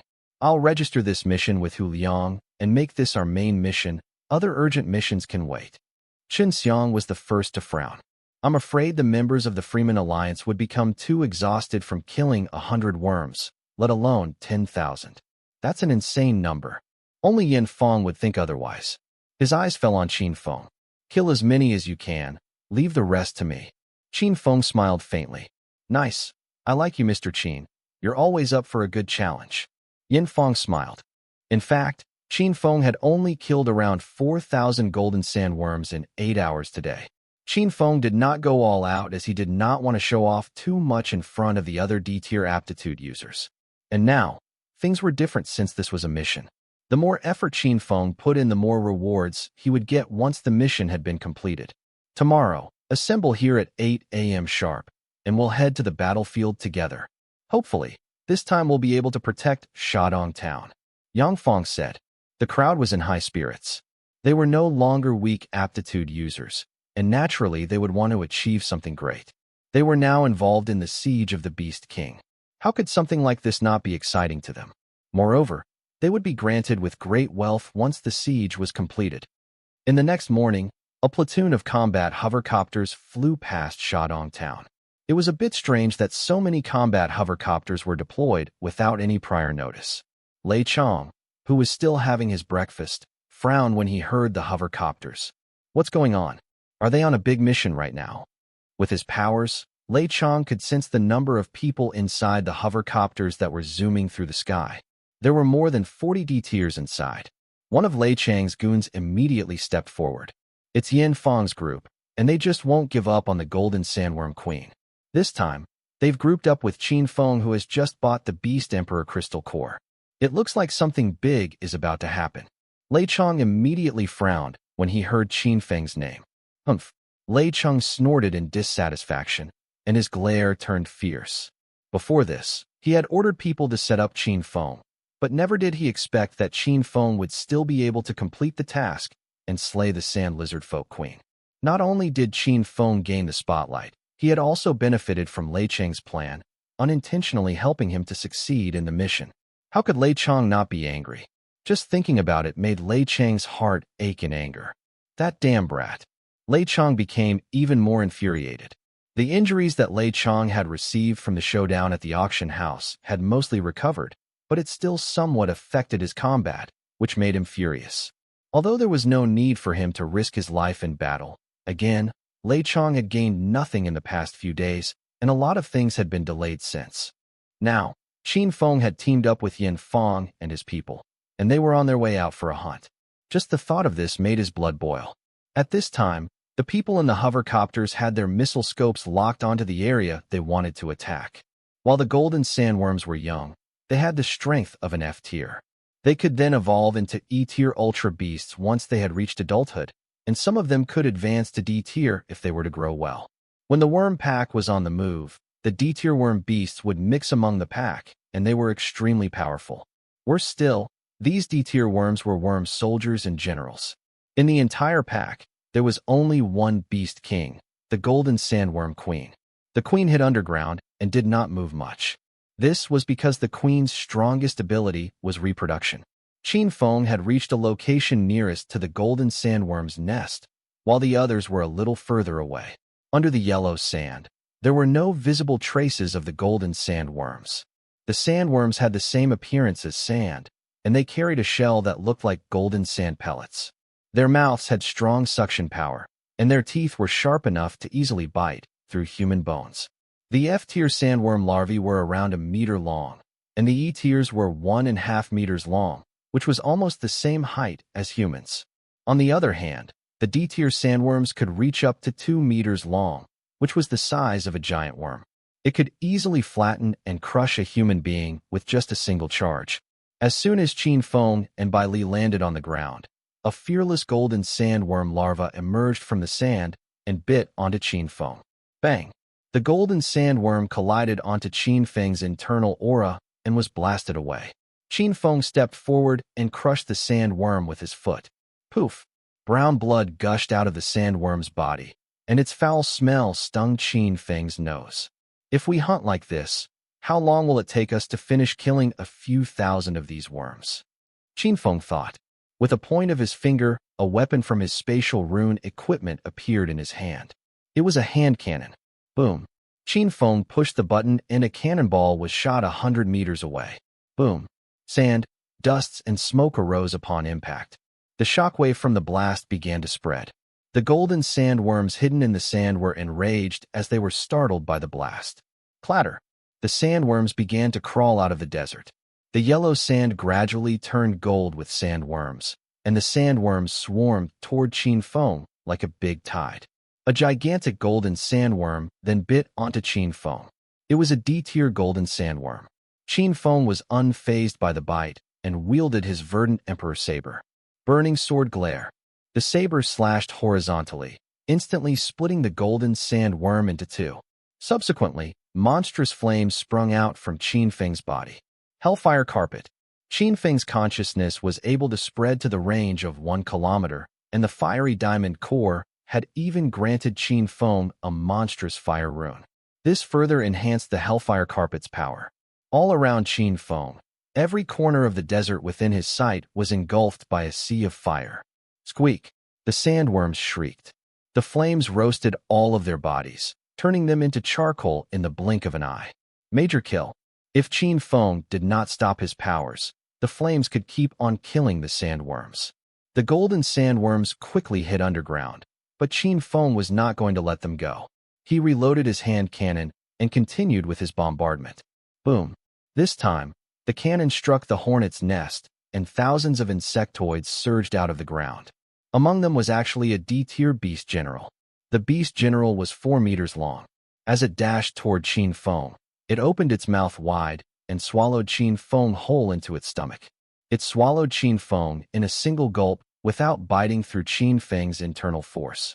Qin Feng sneered and pointed the verdant emperor saber toward the sky. Blazing sky. Boom. Light burst out of his blade and pierced through the golden sandworm's shell from the inside, creating a huge opening. Qin Feng instantly leaped out of it. On the other hand, the beast general had received heavy damage and was on the verge of death. The battle lasted for an hour, and Qin Feng finished off a beast general with ease. Others did not dare to do it like Qin Feng. The place they were at was actually 10 kilometers away from the golden sandworms. The 200,000 golden sandworms were too loosely dispersed, so the alliance advanced step by step. It was just that Qin Feng was clearly not following them and going on his own killing spree. In a way, it did help make things easier for the others, relieving the pressure for them. This Qin Feng dude really did what he said he would do. He lured most of the sandworms away, making things easier for us. Qin Feng is so powerful. Bai Li was at the battle area right next to Qin Feng, and on her other side was Yin Feng. Bai Li was sitting on a sand dune, watching Qin Feng's battle with boredom. In just an hour's time, Bai Li had killed 100 golden sandworms, after which she stopped hunting.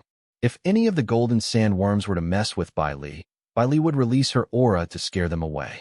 Ever since fighting with Qin Feng, the range of Qin Feng's absorption ability was too vast. Because of this, Bai Li did not like killing ultra beasts as Qin Feng would not be able to devour the beast's powers. As a result, Bai Li had little to no enthusiasm for this battle. At this moment, the battlefield where Yin Feng was at began to die down a little. He proceeded to walk toward Bai Li's direction. When he arrived, he was surprised to find Bai Li sitting on a sand dune instead of fighting. She placed her chin on both of her palms, looking into the distance. Such a beautiful lady would truly make anyone's heart throb. Yin Feng's eyes twinkled with excitement. He made his footsteps louder as if he wanted to get Bai Li's attention, except that when he reached Bai Li's side, she did not even turn to look at him. "Why are you sitting here, Miss Bai?" Yin Feng broke the silence. Bai Li took a look at Yin Feng and turned away. "I've only been asked to kill 100 golden sandworms. I've done it." Yin Feng's pupils narrowed. Bai Li was indeed strong, and from among the rumors and news he had heard, Qin Feng had a strong female counterpart that would always be by his side. Many were jealous of him because of this. "Princess Bai, since you're done killing, would you like to eat something?" Yin Feng asked. "What?" Bai Li's eyes lit up. Yin Feng took out a crystal box, and inside the box, there was a small, crystal-clear fruit. "Here, have this fruit," Yin Feng offered. It was an icy flesh fruit. Although its rank was not high, It had a fatal attraction to women, and it could help to smoothen and beautify one's skin. One icy flesh fruit was worth 5 million. Although 5 million was nothing to a D-tier aptitude user, spending 5 million to acquire a G-tier fruit was considered a lavish spending. Qin Feng had put in a lot of effort to get Bai Li. This was, of course, just a test. If Bai Li were interested, Qin Feng would give her something even better. Bai Li looked at the icy flesh fruit with disappointment. Just this one? Qin Feng was stunned. There's no use eating too much of this spirit fruit, since it wouldn't amplify its benefits anyways. Qin Feng said, "Forget about it. I've my own." Bai Li trailed off. Saying that, Bai Li raised her hand, and a huge pile of pristine lotus seeds appeared on the crystal bowl. To her, it was just a bowl of spirit fruits, but to others, it was a pile of money. "Would you like to have some?" Bai Li took the small crystal bowl and placed it right in front of Qin Feng's face. Qin Feng swallowed a mouthful of saliva, his throat dry and his heart beating wildly. After all, these were pristine lotus seeds. He tried to win over Bai Li by offering her a luxurious fruit, but now he felt that Bai Li had just thrown money right at his face. Qin Feng was truly embarrassed. He could not lose face anymore. I'll pass," Qin Feng said. Bai Li withdrew her hand firmly and dropped the humble act. My hubby doesn't like to eat these either. He says that a little bit of this is enough. Anything more would be wasteful." Bai Li ate another lotus seed. It would be wasteful for Qin Feng to eat more of the seeds, as there was a limit to how much a human body could carry the seed's power, and Qin Feng had reached his limits. However, there was no such limit for an ultra beast like Bai Li. Qin Feng's face turned blue as he watched Bai Li devour the seeds. At this moment, he stared at Qin Feng's shadowy figure from afar. He could only imagine how difficult it was for Qin Feng to have a lady like her. The price it took to please a beauty like Bai Li was too much. Qin Feng would have to reconsider his plans. At this time, Qin Feng was in the middle of the battle, and he sensed the situation between Bai Li and Qin Feng from a distance. "Why did he look for you?" Qin Feng used his consciousness to communicate with Bai Li. Bai Li, likewise, replied with her consciousness. "He wanted to treat me to some icy flesh fruit, but it did not provide enough energy, and it was just the size of a fingernail." "Stingy guy." "Qin Feng is not stingy," laughed Qin Feng. "That was why raising a girl was a difficult job, and they could not be abducted easily by others." Bai Li was a young bride raised by Qin Feng, but at the very beginning, Qin Feng raised her as his own daughter. There was no way she could be so easily fooled and lured away by others. I called him stingy as an excuse for himself. Do you think that I didn't know what he was up to? I knew it was just a Greek gift, and he was up to no good. Girls these days can't accept anything from strangers, especially milk tea. What else did you see? Qin Feng's face darkened. Nothing much. Moreover, my consciousness is telling me that Qin Feng has some bad motives. Qin Feng thought that Bai Li was just a sweet, innocent girl. In fact, Bai Li was more sensitive than anyone else, and she could even clearly sense the aura of the people around her. Indeed, he's planning on something bad. I guess he's either trying to stir up trouble or buy people's hearts. You wait there. I'll be right there in just a moment. Qin Feng quickened his movements and cleared the surrounding worm beasts with lightning speed as he headed toward Bai Li. Qin Feng's eyebrows furrowed when his keen senses picked up that Qin Feng was approaching them. He quickly relaxed his face. "Mr. Qin, it's better seeing you work in person than listening to the rumors. There is so much fuss over your side that I couldn't help but to come over and observe a bit." Qin Feng said, "All right then, finish up quickly. If you don't mind, help out my girlfriend too. She doesn't like to get her hands dirty." "Haha, girls don't like to fight, so we should protect them." "Yeah, but she's not weak. If she gets into the fighting mood, I'm not sure if I would even be a worthy opponent to her." Qin Feng did not know if Qin Feng was joking or not, but he knew Bai Li was powerful. Otherwise, he would not have been tempted to come here to steal Qin Feng's girlfriend. "It's getting late. I'll clear out this area and return later. Mr. Yin, try your best too." After saying so, Qin Feng raised the hand cannon and fired it at the ground. The worm beasts were enraged and crawled out of the ground. The expression on Qin Feng's face changed. You continue with your work. I'll leave first." Seeing that Qin Feng was so brazen, Qin Feng chickened out and quickly retreated. Even so, he was still ambushed by a D-tier golden sandworm, and it took him 10 minutes to defeat it. leaving him frightened with cold sweat. On the other side, Qin Feng began his massacre once again. In a day's time, Qin Feng had killed nearly 10,000 golden sandworms, which was considered to be an overachievement. Buzz. The combat hovercopters arrived to greet the crowd, and one of them stopped above Qin Feng. "Mr. Qin, it's me. I'll bring you back." Qin Feng heard the person through his consciousness. Then the figure appeared at the door of the hovercopter. It was Han Wan, the E-tier gunner who he had rescued yesterday. "Go check it out." Qin Feng held on to Bai Li as peacock flames appeared behind him, allowing him to take off into the sky. The two of them got inside the hovercopter, and Han Wan closed the cabin door. He maneuvered the hovercopter back to Shadong Town. "Mr. Qin, Ms. Bai, thank you so much for yesterday. I had too many things to deal with yesterday, and today I finally found this opportunity to properly thank the both of you." "Oh, and this, thank you, Ms. Bai." Han Wan took out a compressed, decomposing blaster. It was the same blaster Bai Li had given Han Wan to save his own life. Han Wan was a little embarrassed. "I don't have much money with me right now, so I've only filled the energy inside the blaster halfway. Besides, I've only found this job today, so I'm afraid I'm going to be poor at the moment." Han Wan was caught by Deng Gong, and the spatial rune equipment he had on must have been taken away. It could be said that he was back to square one. However, Han Wan had some other ideas. "Mr. Qin, if you don't mind, I can pay off my debts by working under you. You've been clearing up the golden sandworms recently, so I can help you to organize the sandworm materials, and I can guarantee you that my fee would be way less than handing the materials over to the Wanzhong organization. How about it?" Han Wan looked at Qin Feng expectantly. "You want to be my agent for Shadong Town?" Qin Feng clanked the armrest and spoke Han Wan's mind. "Yes, and I think I can handle the job well. That's why I recommended myself." Qin Feng nodded. He knew Han Wan would not lie to him, as he dared not do so. With Qin Feng's current strength and the prestige he had obtained from several battles, it would not be difficult to believe that many people would want to be Qin Feng's underling. But they did not have the chance. Han Wan was the first to get this chance, and he definitely would not be the last. "Sure, and I hope you won't disappoint me." "Don't worry, sir. I'll do my absolute best." Qin Feng did not accept the blaster. "Since you're now my underling, you can't have no weapons at all, so keep this for self-protection."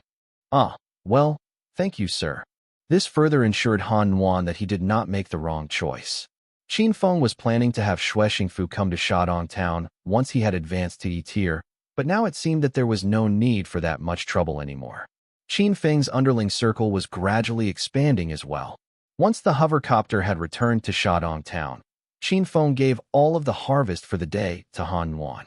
Han Wan was astonished as he tallied up the batch of goods. Before this, the Shang organization had C-tier aptitude users to exterminate beast emperors. It took them a lot of effort and 2 months of preparation to round up the Ultra Beast Pack and finally kill the Beast Emperor. The materials they had obtained from the mission piled up like mountains.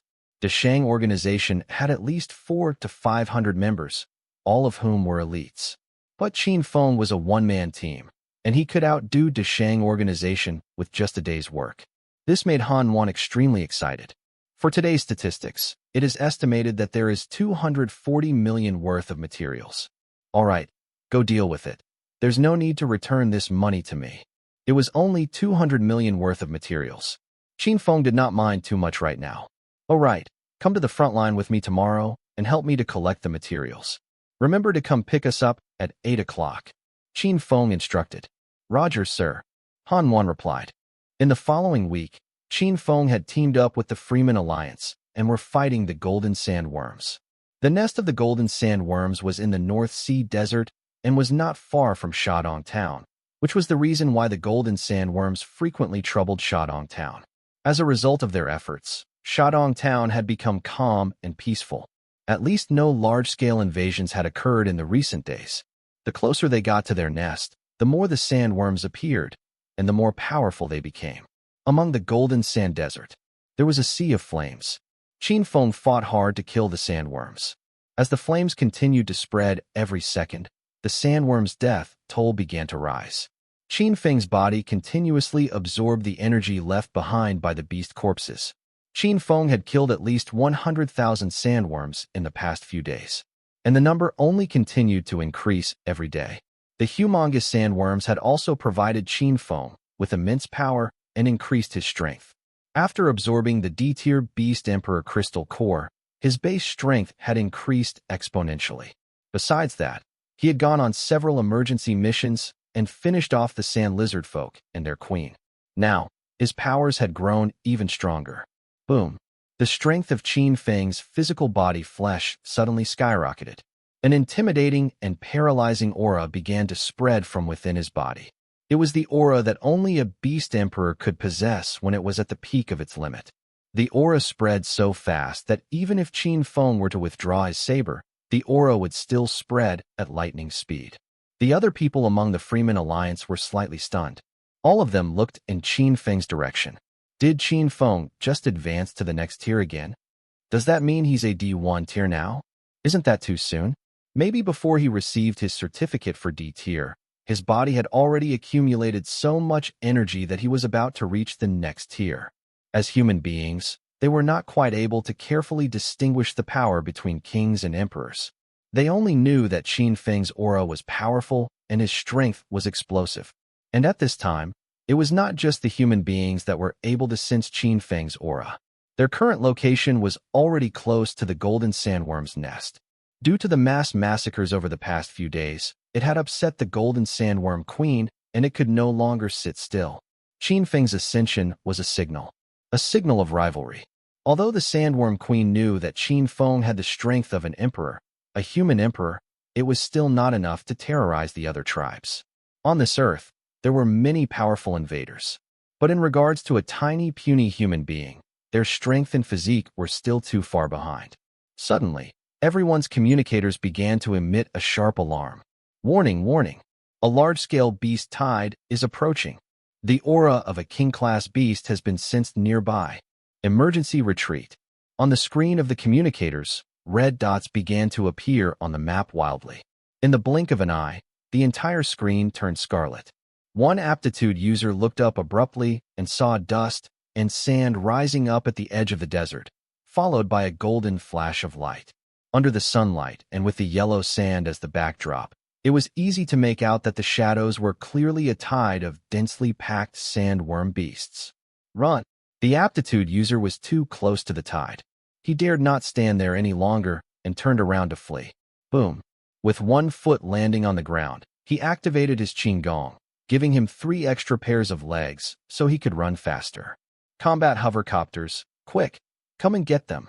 The worm tide has broken out, and it's a medium-sized tide. While they were screaming for their lives, a combat hovercopter appeared in the sky. It was Sky Dweller.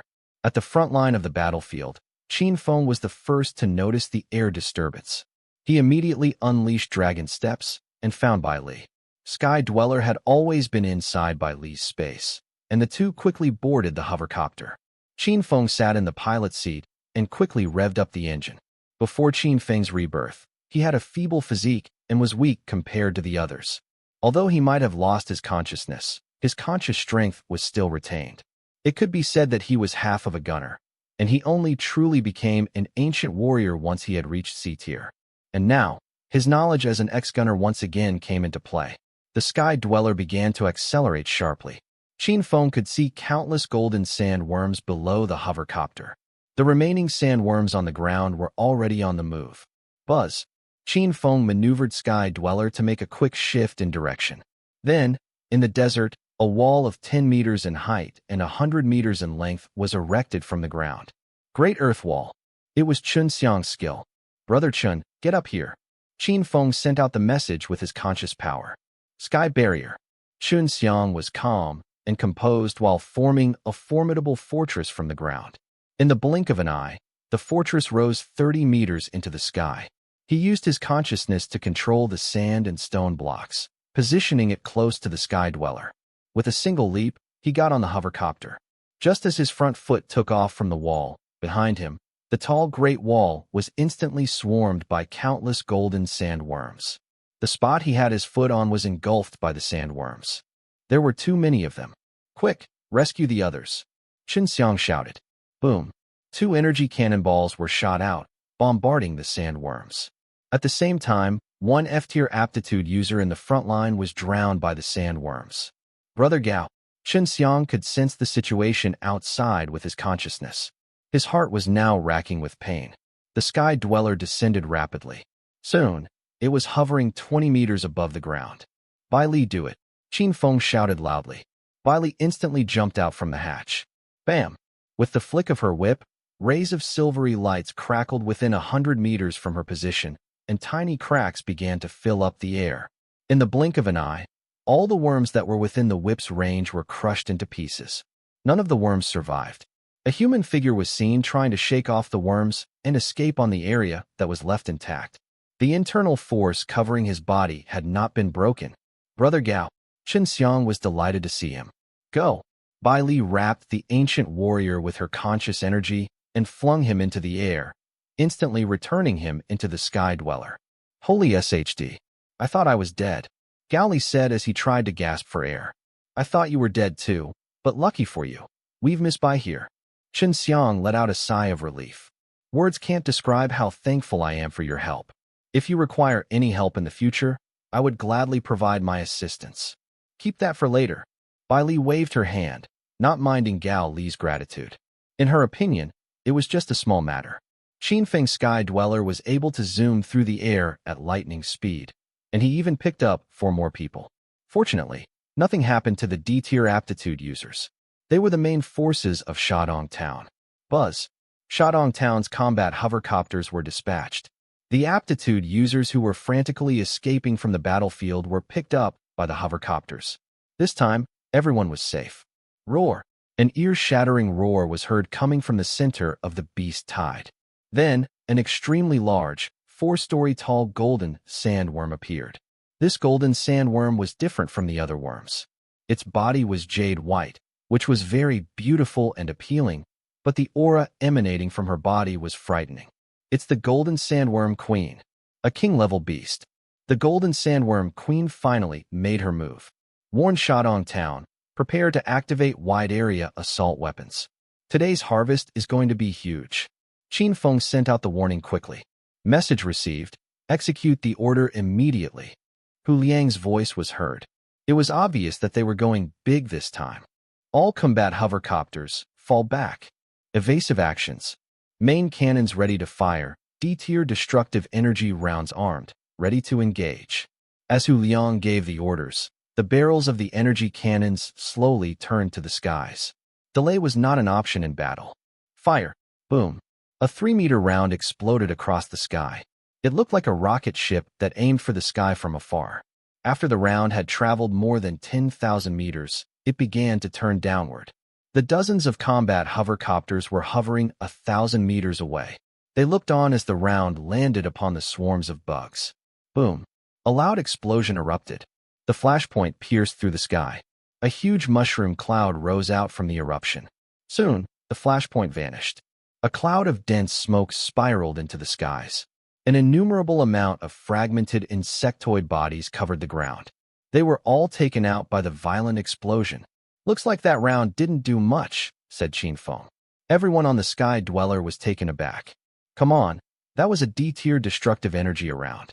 Theoretically, it could wound a beast emperor. You'd have to hit it first. Qin Feng shrugged. The smoke began to disperse. Something was emerging from the center of the swarm. There was a crater in the middle, almost 100 meters in diameter. Underneath that, a golden light came into sight. Creak. The light began to crack. The golden sandworm queen crawled out soon after. For now, it did not receive much damage. Screech. The golden sandworm queen screeched out loudly. It produced a huge suction force that pulled in the combat hovercopters toward it. Oh no, we better run. The aptitude users were horrified. At that moment, a bunch of purple-colored combat hovercopters began to fire erratically. Some of the cannon fires were directed toward the golden sandworm queen, but most of them were fired at the combat hovercopters in front. Boom. A combat hovercopter was directly hit. It lost balance and crashed into the ground. With no means of resisting, the combat hovercopters were directly sucked into the queen's mouth. The crew members leaped out from the choppers in an attempt to save themselves. Qin Feng's face turned grim. Damn it, it's the Litangs. What the hell are they doing? Are they trying to kill us all? Quick, we need to know their status. The people on the Sky Dweller were enraged. Elsewhere, the 5 or 6 combat choppers of the Leitang organization were flying in a dazzling manner above the battlefield. Lei Chong was in one of them. He showed a grim smile as he ordered, "Lin Shi, knock that sky dweller out of the sky. Isn't he rich? I'd like to see what he can do with his wealth. Those who are fated to crash shall eventually." Lin Shi was full of confidence within the chopper. As a D-tier gunner, he had vast experience in piloting the combat hovercopter. He naturally agreed. That Qin Feng may be strong, but within the chopper, he's just a caged tiger. He won't be able to escape. I'll offer him to the purgatory. Lin Shi aimed his rounds precisely at the Sky Dweller. On top of the Sky Dweller, Qin Feng pulled up his stick. The Sky Dweller was flying at full speed. The Sky Dweller managed to evade 8 out of 10 rounds. The other 2 rounds landed on the Sky Dweller. BZZT. The Sky Dweller's shield was flickering crazily. The 7 or 8 crew members in the Sky Dweller turned pale. They saw how the D-tier aptitude users who escaped from the crash chopper were surrounded by the golden sandworms. There was only a feeling of fear. The people who asked what was going on shut their mouths. Was there a need to ask at this moment? Was there a need to ask at all? The Leitangs intended to kill them. Qin Feng calmly and quickly put on his flight helmet. Consciousness connection. In a split second, Qin Feng could feel his consciousness expanding to cover every part of the combat hovercopter. The many sensory buttons made him feel like he was the combat hovercopter himself. As his consciousness expanded, his senses had spread out as well. He could see everything that was going on the battlefield. Qin Feng locked on toward a direction. There was a purple chopper there. Swoosh. A streak of energy ray went in the direction of the chopper. The chopper's energy shield flickered for a moment. Its shield was severely weakened by the blow. Qin Feng's Sky Dweller was equipped with only energy cannons. It could only fire energy photons. Swoosh, swoosh, swoosh, swoosh. A row of light began to be fired in a dazzling array. There was no need to conserve ammo at all. Clang. The enemy's energy shield was shattered. Go to hell. Qin Feng huffed coldly. Using his consciousness, the light hit the side wing of the enemy chopper. Boom. The hovering system was destroyed. The enemy chopper crashed to the ground. The Sky Dweller tore across the sky like a victorious knight. BRRT. Numerous rounds of cannon fires erupted from behind. Qin Feng made a swirl across the sky. In a few explosions of light, the pursuing rounds were destroyed. Not only that, he had now appeared at the back of those crafts. BZZT. BZZT. A huge prism of light exploded. A purple craft attempted to dodge evasively, but its shield was hit by the light. The shield shattered immediately as it was already at its limit. But the light caught another purple craft up ahead. Boom. The hovercopter disintegrated. The E-tier gunner pilot let out a shriek. His body was vaporized. There were 3 other D-tiers that were caught in the wake of the explosion. They would not be able to return to the skies. Bastards, let's kill him. Lei Chong was furious. Lei Chang's hovercopter was the one that had its shield destroyed. Lin Shi, who was piloting the craft, turned pale as well. That was too close for comfort. For a gunner, especially a D-tier who could pilot the hovercopter, a pilot going down with his craft is all too common. Therefore, Lin Shi, who narrowly escaped death, almost lost it just now. FCK, I don't believe it. There must be another gunner on the craft. I'm going to see who it is. Lin Shi quickly put on his flight helmet. In an instant, his consciousness merged with the combat hovercopter.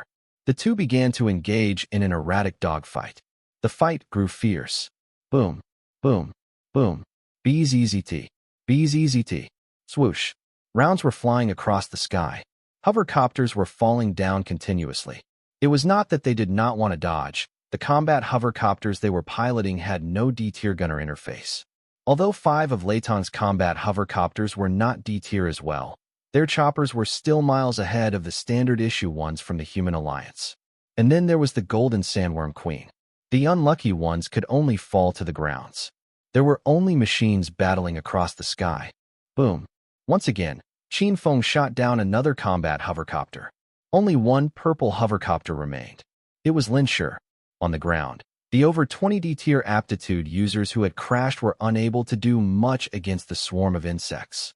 They could only fight and run at the same time. In the skies, the two were still in battle. Inside the Sky Dweller, Qin Feng and the rest had tied themselves down to the ship as they feel the intense heat of the battle. How unexpected. Qin Feng could actually work the gunslinger interface.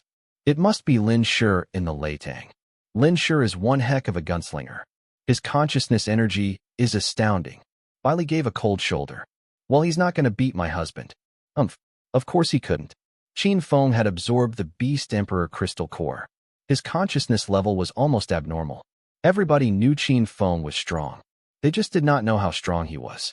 At that moment, inside the Leitang, Lin Shi's consciousness was wearing out fast. The battle had only gone on for a mere 10 minutes, but he was already covered sweat. Bastards, why are you still fighting? An internal squabble at this moment. Stop right now, all of you. A hovercopter appeared.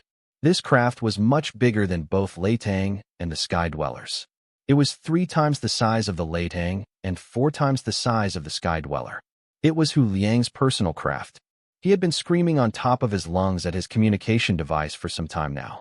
Caught in the heat of the battle, the 2 men had both turned off their devices. Since the Beast Emperor had appeared, Hu Liang would have been there personally as well.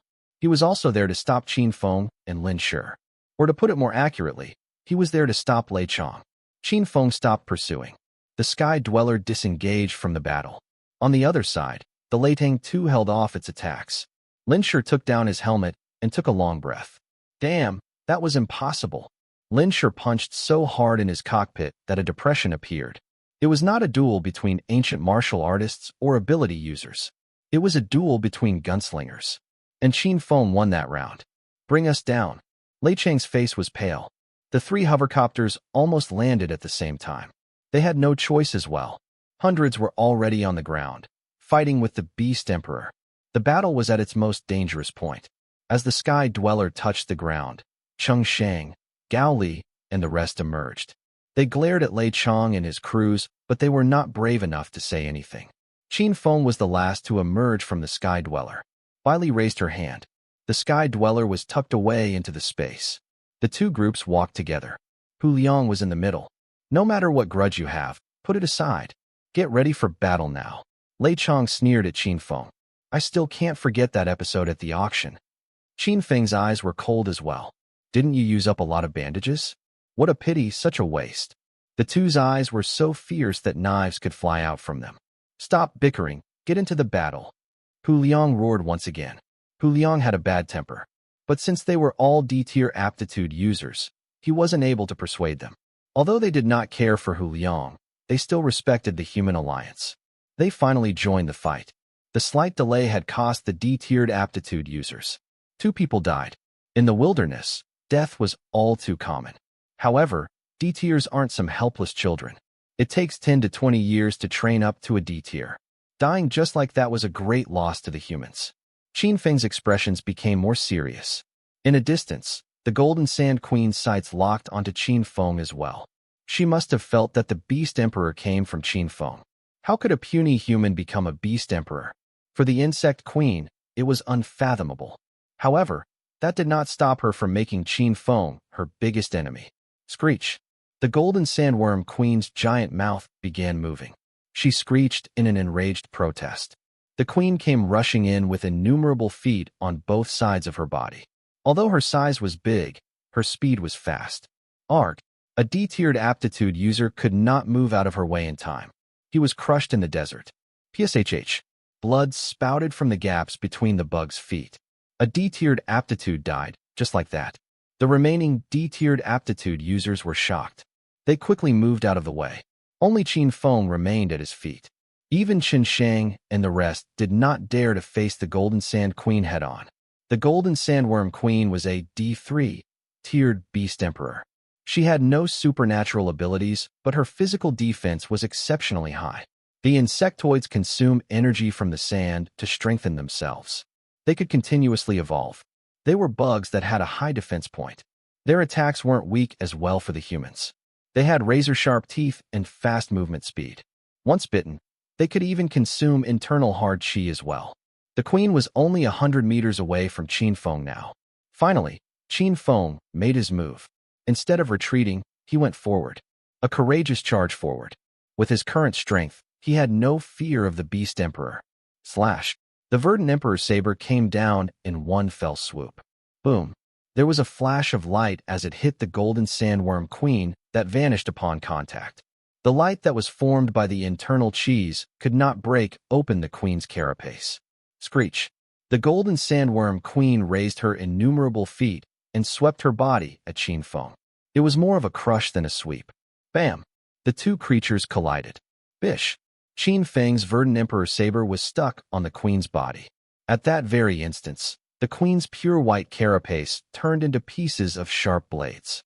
The blades were slicing against Qin Feng as though he were about to be dismembered. Pshhhhh. An ear-screeching voice came out from his internal hard chi. Qin Feng stepped on the queen's body and leaped out almost 30 over meters. The flaming peacock appeared behind him to allow him to land. Fiery peacock. A wave of blue flame came pouring down. The jaded white carapace of the golden sandworm queen quickly moved about and formed a golden shield. It was the same move that had deflected the D-tiered destructive round. The golden sandworm queen was much stronger than the sand lizard folk queen. At that moment, a person appeared on the other side of the golden sandworm queen. Dressed in white, the person was wearing a fire crystal jewelry. There was a silver-colored whip in her hand. It was Bailey. Crackle. The silver whip moved about in a streak of silver light. The spatial runes burst in the air.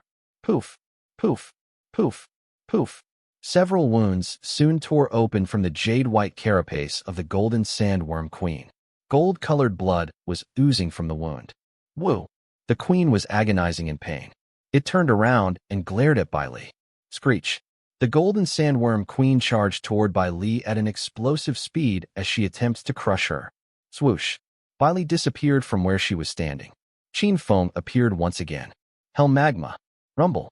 A scorching hot magma pool emerged from the ground, spitting a huge column of lava which blew the golden sandworm queen into the sky. Underneath the golden sandworm queen's body was actually a gigantic mouth. The mouth was still squirming around, trying to absorb the energy from the sand and churning them into her own power. Qin Feng's hell magma turned those sands into mouth-burning medicines instead. It was the sound made by the golden sandworm queen that had been scorched. The golden sandworm queen was screeching in pain. Qin Feng covered his ears with his consciousness energy. The other aptitude users who were weaker than Qin Feng felt as if their brains had been shaken. But the swarms of golden sandworms did not stop their frenzied attacks against these people. Cover it with cannon rounds. Hit the queen's weak points. Hu Liang continued, giving the order to attack. The gunslingers who were standing from a distance began to attack in a frantic manner. Lin Shi once again found his use. On his shoulder was a huge barrel aiming straight at the golden sandworm queen. A translucent cannon round hit the giant mouth of the queen. Boom! It produced a deep rumble that made them feel as if a huge energy was unleashed. The attack had severely wounded the queen. However, the attack knocked the queen away from the hell magma. The huge creature rolled around and fell to the ground. The aptitude users were manic. The golden sandworm queen was previously covered by innumerable insectoids. Only Qin Feng and Bai Li could step into their territory like nobody's business. Now that the queen had been knocked back a few hundred meters, there were visibly fewer insectoids around her. Lei Chong stepped on one of the golden sandworms. He raised his long sword that was covered in lightning. Lightning sword. Kill. A glow appeared on his sword as he slashed against the queen's body. However, at that moment, the golden sandworm queen's feet began to turn around. The queen was now back on her feet. Clang. The queen's jade-white carapace turned into sharp blades that pierced toward Lei Chong. Bam! Bam! Bam! Lei Chang's internal hard chi was rippled by the attack. Before Lei Chong could land the attack, he was knocked back. Screech. The golden sandworm queen sounded a long whistle. The numerous golden sandworm around her crawled into her abdomen. A bone-crushing sound followed soon after. The golden sandworm queen quickly recovered from her ails. The queen healed herself by consuming the rest of the golden sandworms. Steady, lads. Don't rush in without a plan, yelled Hu Liang. Lei Chong turned pale. Was he referring to him? At that moment, the insectoids began their frenzied rush to protect the queen, forcing the humans into retreat. They might all be D-tiered aptitude users, but the number of insectoids was far too enormous. Boom.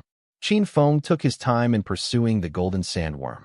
A fiery glow appeared from his sword as he severed the heads of the surrounding golden sandworms. Hellfire carpet. Qin Feng charged into the middle like a lone ship in the middle of a sea of worms. A ship that was struggling but unsinkable. The fire was spreading. After going through 7 to 8 days of battle, the Hellfire Carpet's true potential had been unshackled by Qin Feng. As soon as Qin Feng raised his hand, a huge flame that covered the earth consumed up to 100 meters in range. All the insectoids that were within the range screeched out in pain. They were burnt into ashes by the flame. The wings of the peacock carried Qin Feng forward. At that moment, only Qin Feng dared to enter deep into the insectoid territory. He covered 100 meters in a flash. Hell magma. A pool of magma appeared once again underneath the golden sandworm queen. Beneath the queen's feet, a golden light appeared to shield the magma. Magma pillar. Qin Feng's consciousness energy pierced through the golden shield. By manipulating the fire elemental runes, the magma pillar delivered a violent blow against its target. The queen once again lost her balance. On the other side, Lin Shi was ecstatically pushing the trigger on his energy cannon. He was sending rounds to the golden sandworm queen as well. Screech. The golden sandworm queen made a somersault to dodge the rounds. It would not be easy to hit her again. Qin Feng did not give her time to recover. Magma pools appeared incessantly underneath the golden sandworm queen's feet. Although they were not causing large damage to her, at least the magma pools prevented the queen from absorbing the ground's energy. Soon after, Qin Feng sheathed his Verdant Emperor saber. The queen had exceptional defensive points. She might even be immune to runic attacks. Perhaps physical attacks might do the trick? Qin Feng's speed exploded in a moment. Dragon steps. Dragon slam. Qin Feng raised his hand.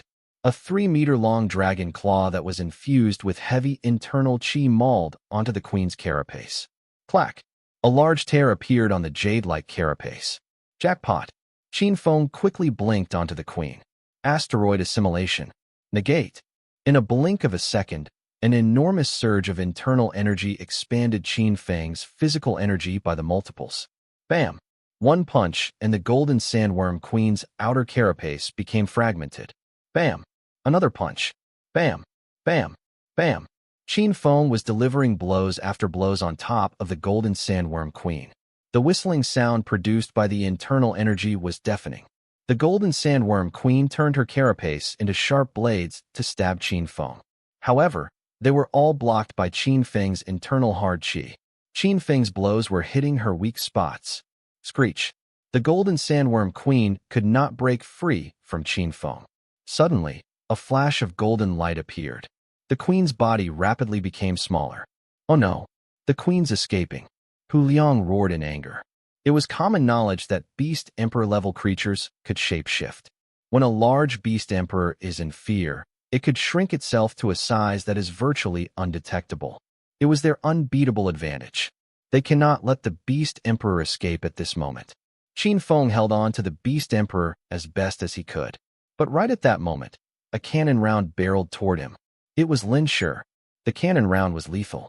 If it could wound the golden sandworm queen, it could naturally wound Qin Feng as well. Qin Feng sternly twitched his eyes. Turn. His high mental strength had directly interrupted Lin Shi's control of the cannon round.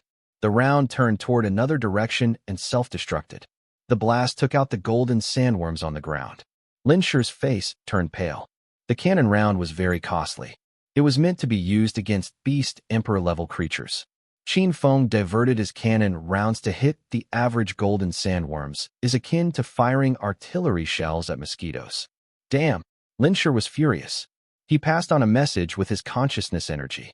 Don't let the queen escape. Quickly, go for the beast emperor crystal core. Lin Shi was obviously trying to interrupt Qin Feng's effort by directing everyone toward him. The other aptitude users were stunned for a while. Moments later, their eyes lit up. The fact that they could be at their level was not because of their impulsive natures, nor it was because they only knew how to take orders. But when the prize is on the line, the aptitude users were tempted to spring into action. Charge! Kill!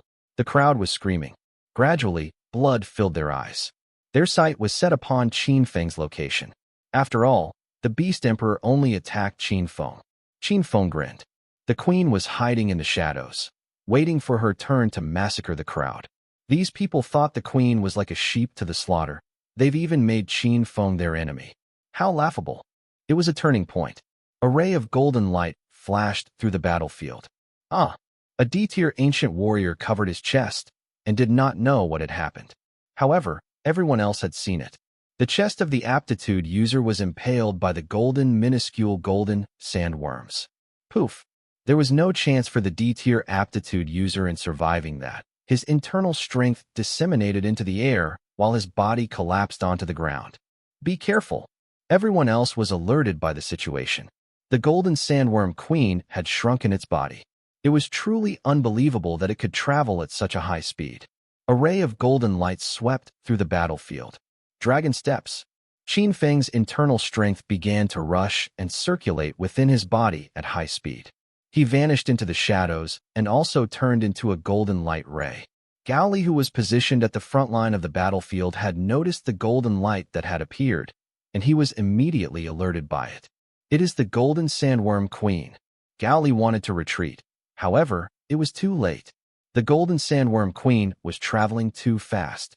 As Gao Li thought that he had no chance of surviving from the hit, another golden light ray appeared and was traveling faster than the golden sandworm queen. The scene before him seemed to have become slow motion. Boom! Both sides collided into each other.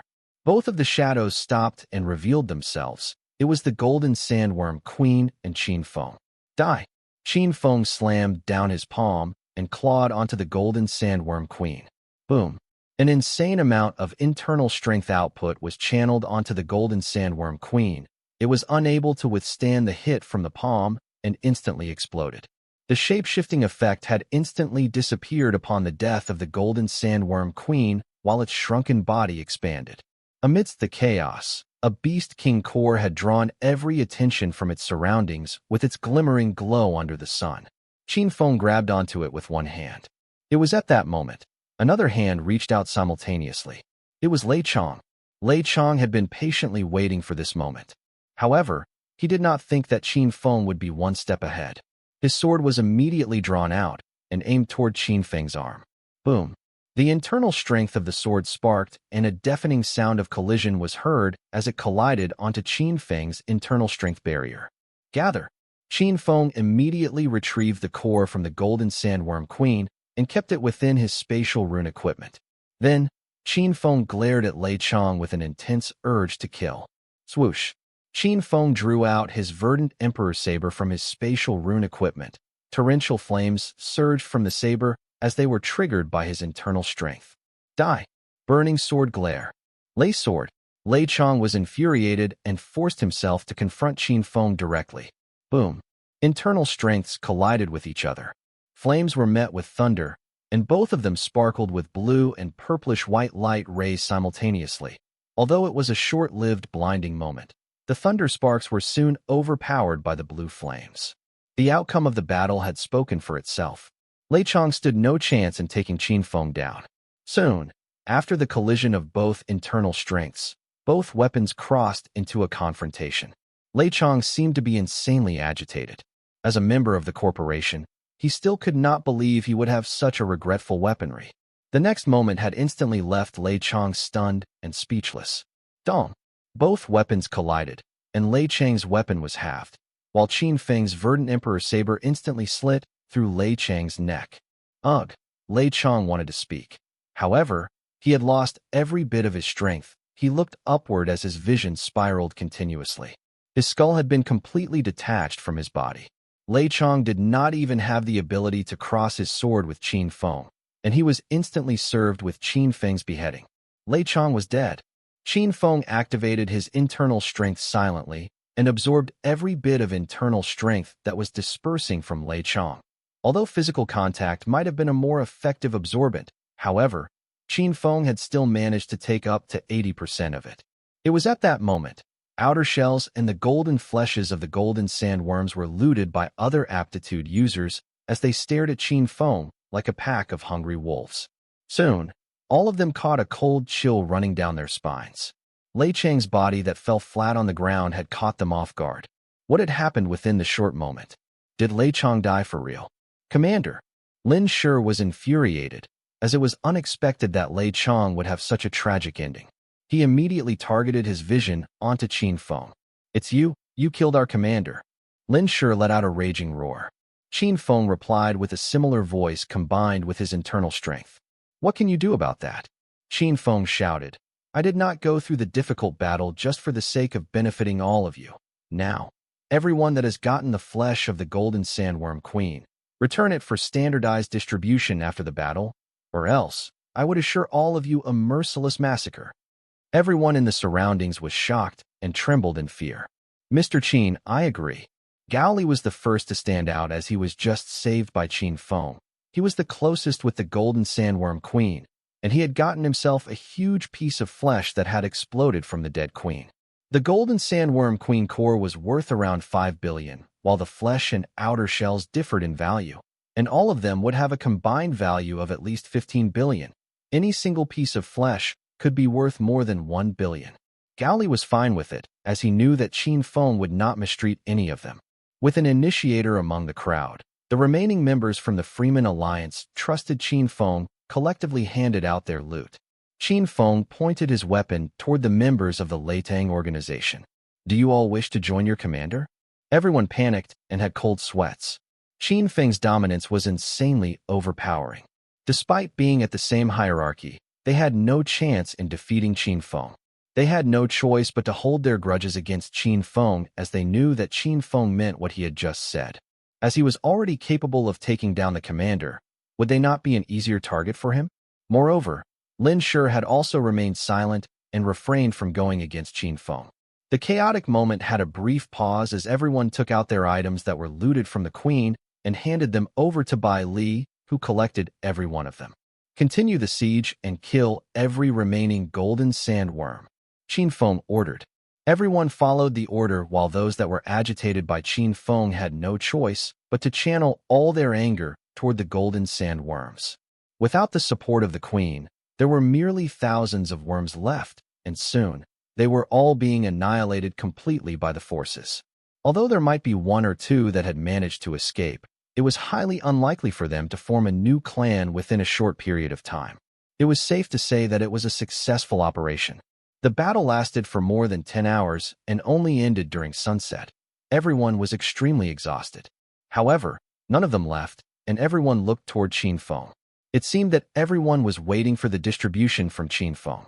There were 10 D-tiers that had died from the battle, while the majority from the 150 people left were from the Freeman Alliance. Hu Liang and Yin Feng approached Qin Feng. Qin Feng knew what they were up to. However, he had no interest in having any discussions with them. He did not even want to favor anyone at the surroundings. Qin Feng evaluated the situation around him and spoke. The sudden outburst situation was originally participated by more than 40 aptitude users from the Freeman Alliance and myself. Our hard-fought battle for the past 8 days had annihilated 10,000 worm beasts, and I believe all of you have heard of this accomplishment. Everyone from the Freeman Alliance was feeling delighted and assured with their share of the loot. Obviously, Qin Feng sounded as if he would favor them when it comes to distributing the loot. In contrast, other aptitude users seemed to be dissatisfied with the outcome. However, they still had huge respect and reverence toward Qin Feng. Qin Feng's capability was indeed overpowered. Without the presence of Qin Feng, they could forget about killing the queen and should be grateful that they were not annihilated by the worm queen instead. Qin Feng had the absolute right with his actions. Those who had understood the rationale behind would honor the decision. Without them, the number of 10,000 worm beasts would not be the maximum of what we encountered. It might have been up to 20,000. Although General Hu Liang from Shadong Town had the absolute right to segregate heavy combat forces that took care of the worms, however, there wasn't much contribution in terms of facing the worm queen. Am I right? Qin Feng looked at Hu Liang. Hu Liang had obviously wanted items from the worm queen. However, he was clear about his lack in power and knew that he had contributed too little to ask for his share. Qin Feng continued, "Well, I will divide the items into 10 portions, and General Hu will get to distribute 2 portions. What do you think?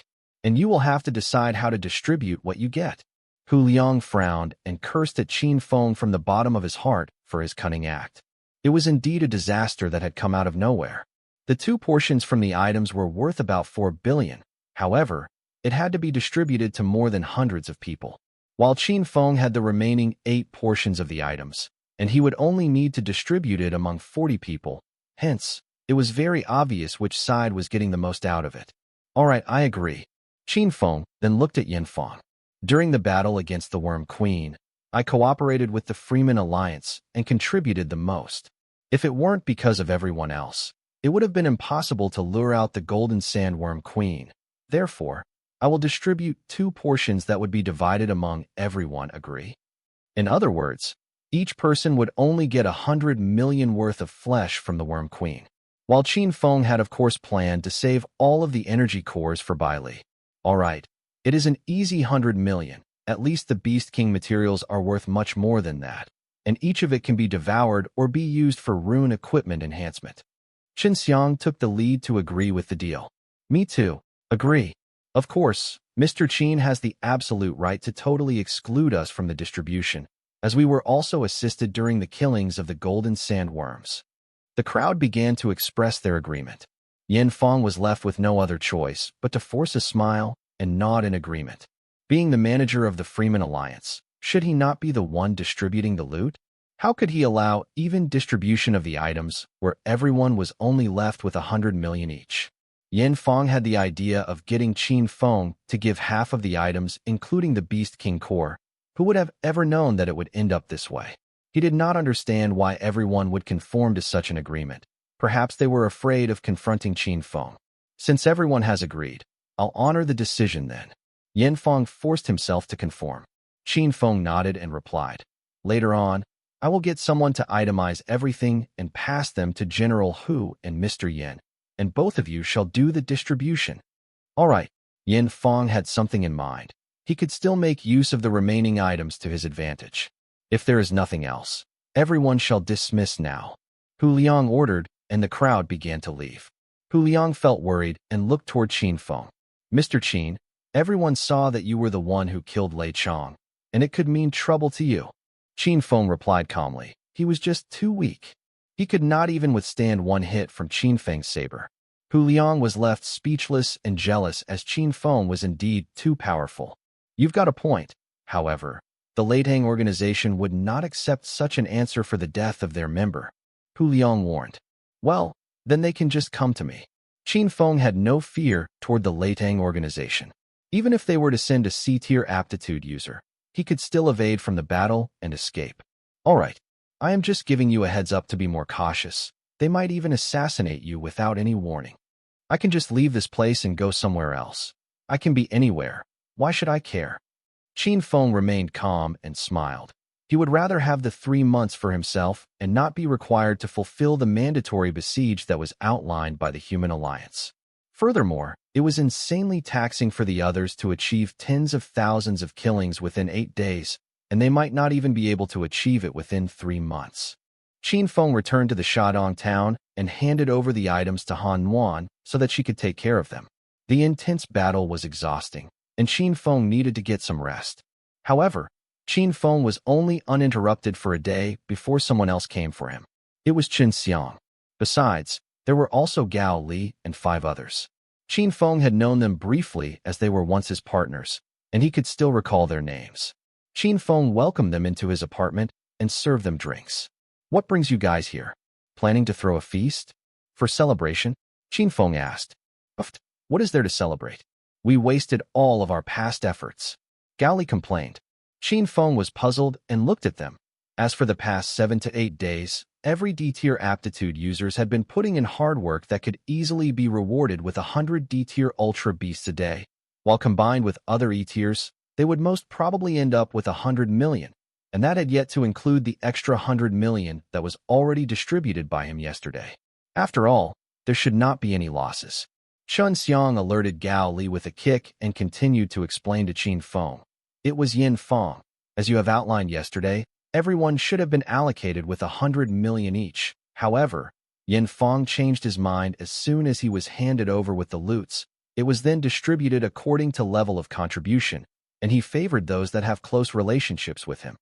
Qin Feng was shocked when he heard about it. He had some water and continued to ask, Brother Chun, Are you trying to persuade me to redeem justice for the others? Gao Li seemed to agree with the statement, while the others had high expectations as they looked at Qin Feng. It was only Qin Xiang that forced a smile and replied, I do think that it is unnecessary to do so. After all, Yin Feng was a D8 tier ancient warrior, and it would not be easy to go against him. Qin Feng let out a laugh and replied as he looked at them. Well, it seems that the Freeman Alliance has also been disbanded. It was merely a verbal agreement after all. Gao Li replied. Qin Feng continued. I do think that you guys are trying to act dumb. With my current young age, I could already point out that there is something sketchy going on, and it would be impossible for all of you to be unaware of it. What are your intentions with me? Are you guys hoping that I would lead everyone to form another new alliance? It was rather awkward that Qin Feng already knew what they were up to. Qin Feng chuckled and tabled out everything that they had in mind. Yin Feng has the capability of a D8 tier, and he could potentially achieve C tier in the future. To be honest, the ultimate purpose for him to form the Freeman Alliance was only to recruit potential henchmen for himself. Some may think that they might have a better future by following his footsteps. Hence, they would rather get close to him, and he would reward them with favor.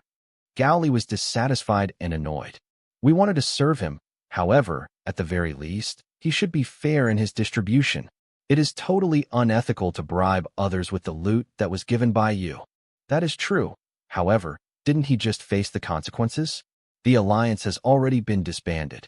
Qin Feng laughed and answered. It's true. Qin Xiang nodded and admitted to the fact. It was totally accurate to say so. However, the plan where they worked together as the Freeman Alliance for the past few months had fallen apart on its own. What is your next move, Qin Feng? Form a team. Gao Li continued his question immediately. Qin Feng barely smiled as he knew that Gao Li had wanted to ask about this. Perhaps this might be part of their plan.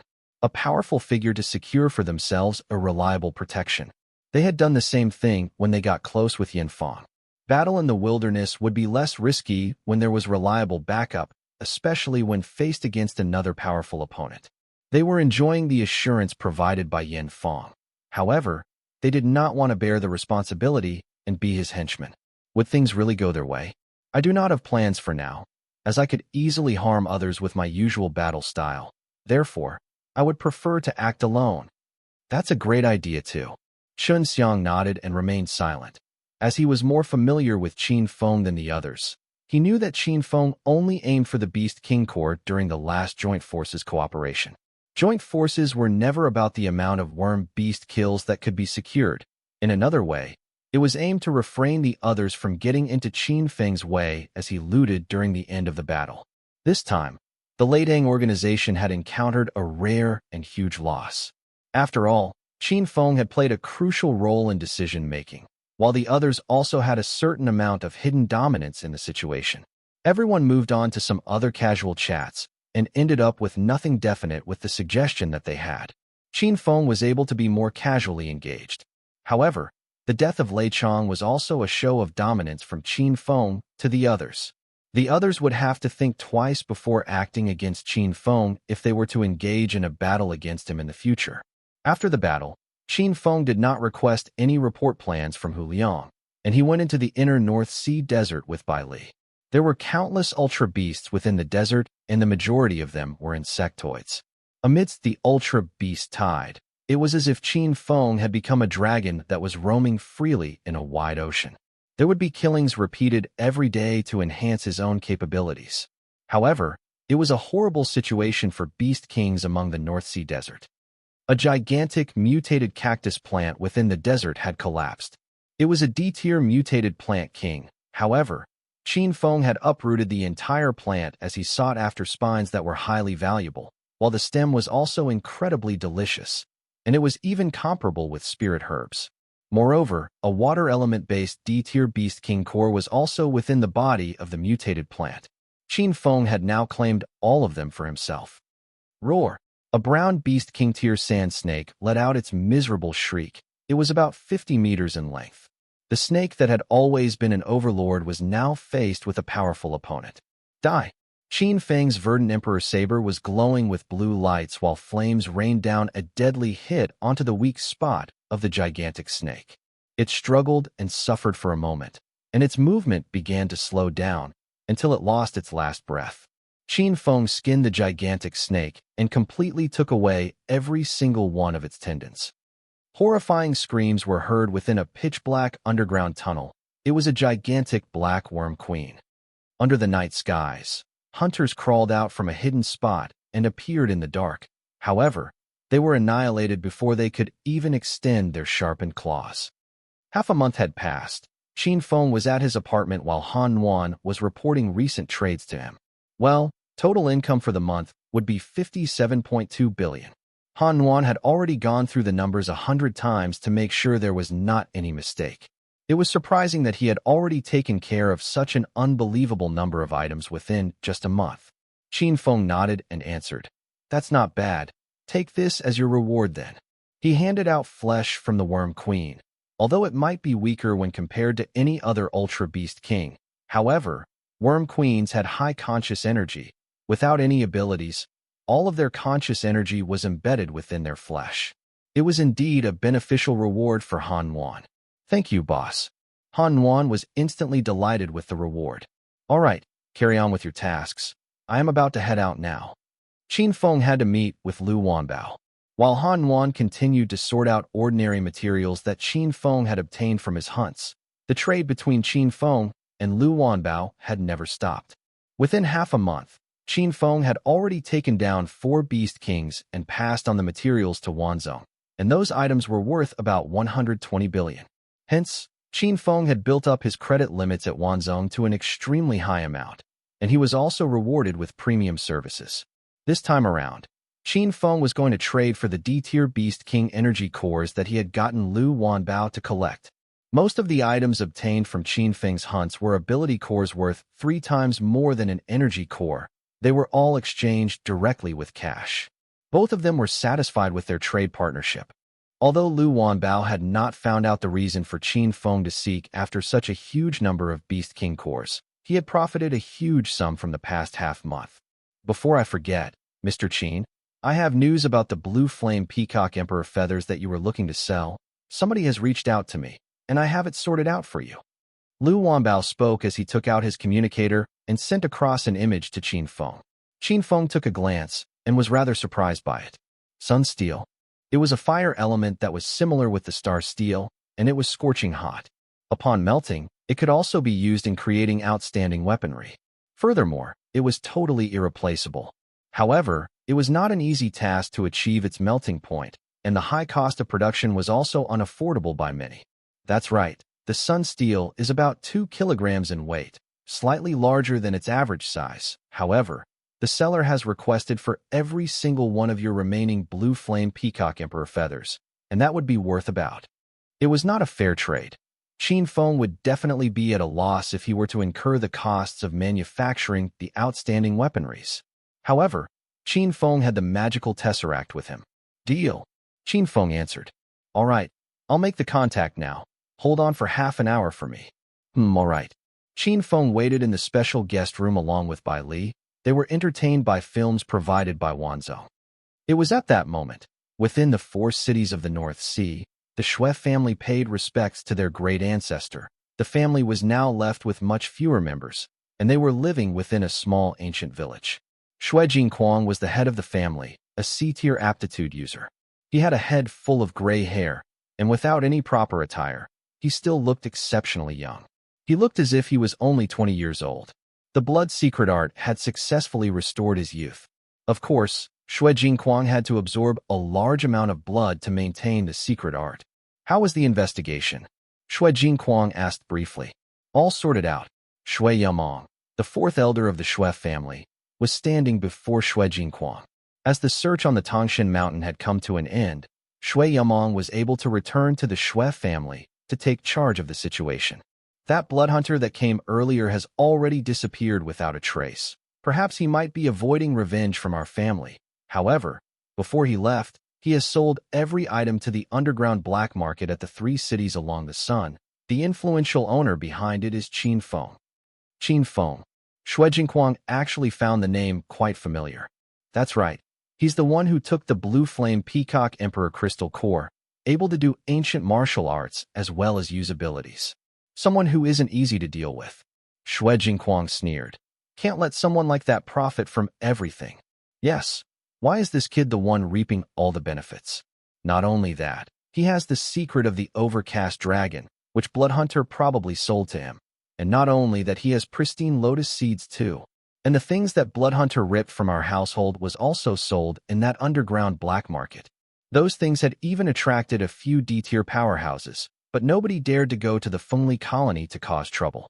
After all, Qin Feng was the one who obtained the Blue Flame Peacock Emperor Crystal Core and mutated his fire ability into blue fire, meaning that he was not someone to be trifled with.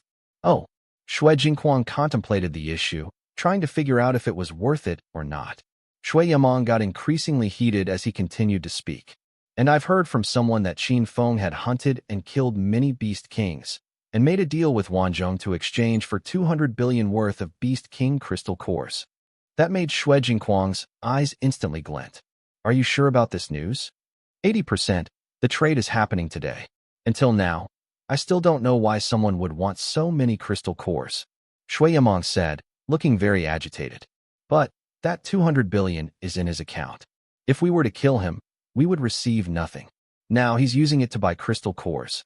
In other words, killing Qin Feng was basically having 200 billion yuan drop from the skies. Now that really got Xue Jingquang's interest.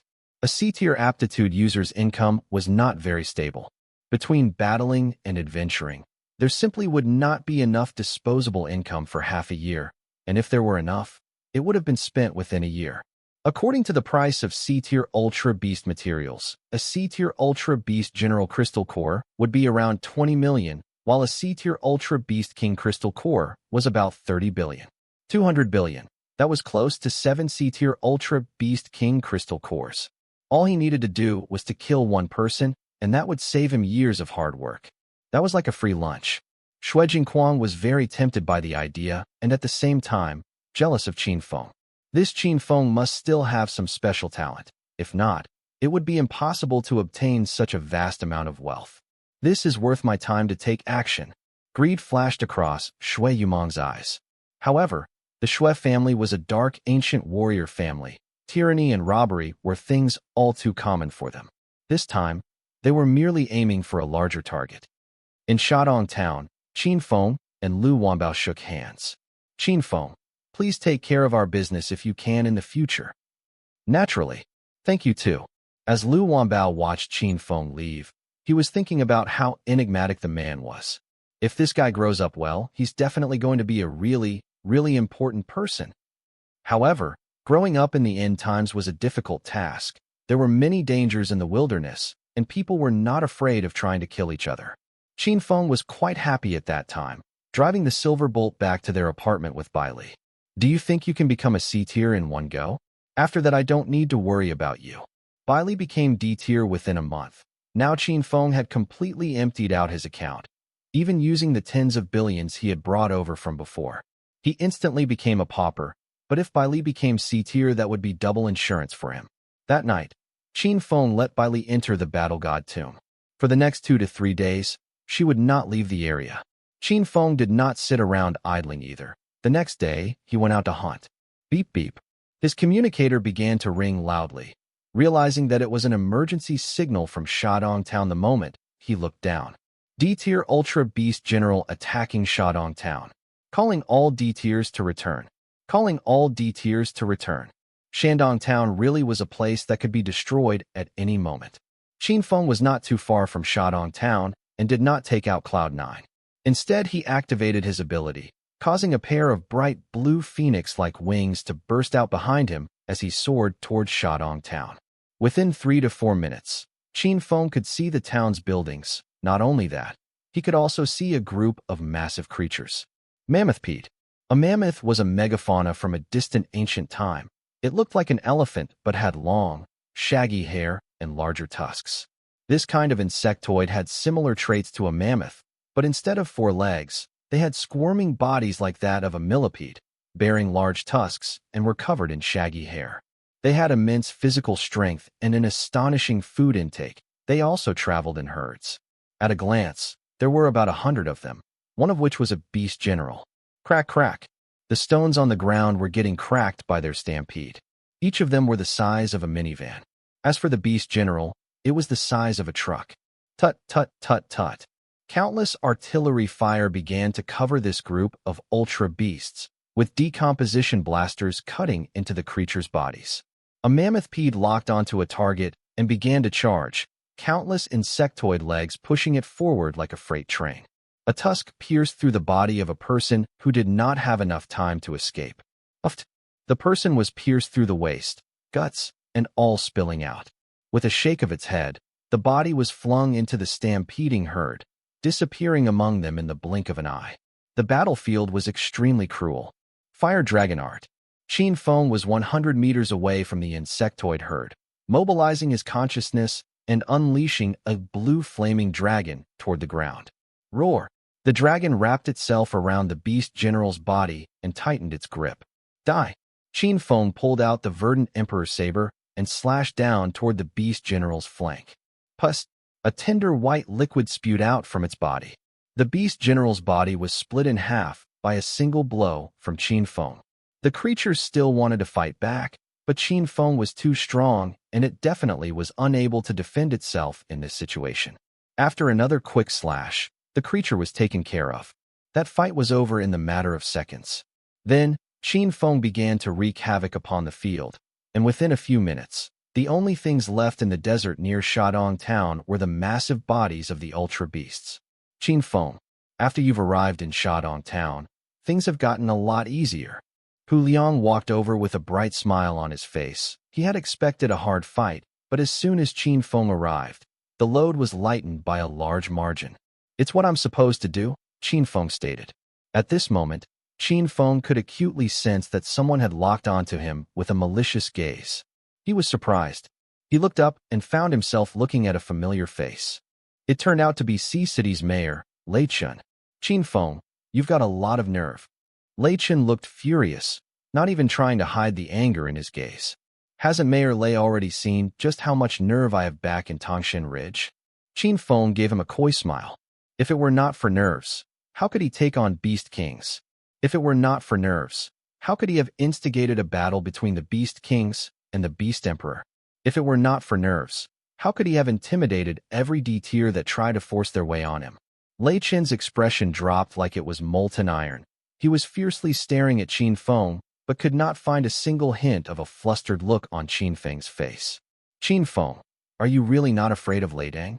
Lei Chong was dead, so Lei Chun came over to take over the Lei Dang organization. The news he heard was of grudges and of revenge. But when it came to facing down Qin Feng, he was not very confident. However, a man still needed to put on a front and do what should have been done. If you want to make someone scared, then you should have some power. You're just a cat draped in tiger skin. Nothing you have is worth my fear. Qin Feng boomed. As the sun set, Qin Feng's tall figure began to glow with a murderous look, as scarlet as the setting sun as the sunset's light shone on his face. Clap, clap, clap. A clapping sound suddenly rang out. A slow, sarcastic clapping sound. Everyone subconsciously shifted their eyes in that direction. In the corpse-riddled wilderness, the sound of this applause was very ear-piercing. A young man with white hair and piercing eyes caught Qin Feng's attention. At that moment, Qin Feng's pupils abruptly shrank. Oh, how brave you are. Looks like even the Shui family can't put fear in you. Qin Feng's heart skipped a beat. Shui Jingquan. Why did he come here? Did Bloodhunter's identity get exposed? His mind was reeling. At this moment, Shui Jingquan was already nearby. The distance between them was only about 10 meters. This was a very dangerous distance. Qin Feng slowly straightened his back, like he was pulling a bowstring, making himself taut. Facing a C-tier was something that Qin Feng did not want to take lightly. Qin Feng, everything that belongs to the Shui family are things not easily taken. Everything that Bloodhunter had, hand it over. Then, I'll ask our head to spare your life. That came from Shui Yamong, who was standing beside Shui Jingquan, who said it in a threatening voice. After hearing that, Qin Feng concluded that the Shui family did not know Bloodhunter's true identity. Shui Yumong's words had another meaning. It was to introduce Shui Jingquan's identity. Shui Jingquan, the head of the Shui family, a C-tier powerhouse. Everyone around them started to chatter. He's Shui Jingquan. What's going on? Why is there a C tier here? What do you mean what's going on? Isn't it obvious? Qin Feng's in trouble. Dark ancient warrior families would have been persecuted in the past, hunted down and killed off if that were possible. However, in the end times, human lives were worthless and nobody was willing to risk it to hold some desperate and lousy belief in justice. Only when it was profitable, people would go after such families. When it was not, people would prefer to just avoid them. Now that a strong C tier had appeared, that was enough to make everyone nearby move further away and hide in a safe place. At this time, Shui Jingquang waved his hand. His movement was slow and graceful. It was at that moment that people could see that he had the air of a weather-beaten senior. Don't say that. I'm not likely to go so far as to murder someone, as long as Mr. Qin is willing to give back the items. Bloodhunter's things? I don't know what you're talking about. Even if Qin Feng knew, he would still act as if he did not know anything. Qin Feng, don't pretend to be oblivious. Bloodhunter escaped to the 3 cities along the sun and sold things in your underground black market. You have pristine lotus seeds, learn the overcast dragon technique, and you drive around a silver bolt. That's all the things that Bloodhunter gave to you. Shui Yamong sharply retorted. Qin Feng did not hide these things. He openly used them so people would not be suspicious. Now that this was pointed out, Qin Feng understood the Shui family's plan. This was a good cop, bad cop scenario. Temptation and threats. He replied, I don't know the guest's identity. Our underground black market never asks about it. It's just your standard transaction. You don't need to know. Just the Shui family knowing is good enough. Shui Yamong said with a sneer. Give us the items. Qin Feng's expression became a slightly mocking one. If you want to buy something, you could have said so. You give the money, and I'll give the items. Of course, he was not going to yield to them so easily. There was not a single hint of softening in his attitude. Huh. Shui Jingquang began to laugh. It's been a few decades since someone dared to ask the Shui family for money. Qin Feng had a smirk forming at the corner of his mouth. That someone is right here. Murderous intent flickered in Shui Jingquang's eyes. It seems that I need to remind people just who makes the decisions in the Shui family. Otherwise they would think that any random person could threaten my family. Bloodhunter had already pummeled the Shui family's reputation into the ground, but Shui Jingquang did not expect his arrival to not shock this D-tier aptitude user. He had no idea that this person in front of him was Bloodhunter, the very person that took on his family. Naturally, the person would not be afraid. Qin Feng, was it? I did say I wasn't going to kill you. You're Shadong Town's hero of the day after all. But, today, I think I'll just snap off one of your hands. Shui Jingquang's eyes were sharp and swept to Qin Feng's hands. He noticed that he was wearing a silver ornament on one of his wrists. Spatial buttons.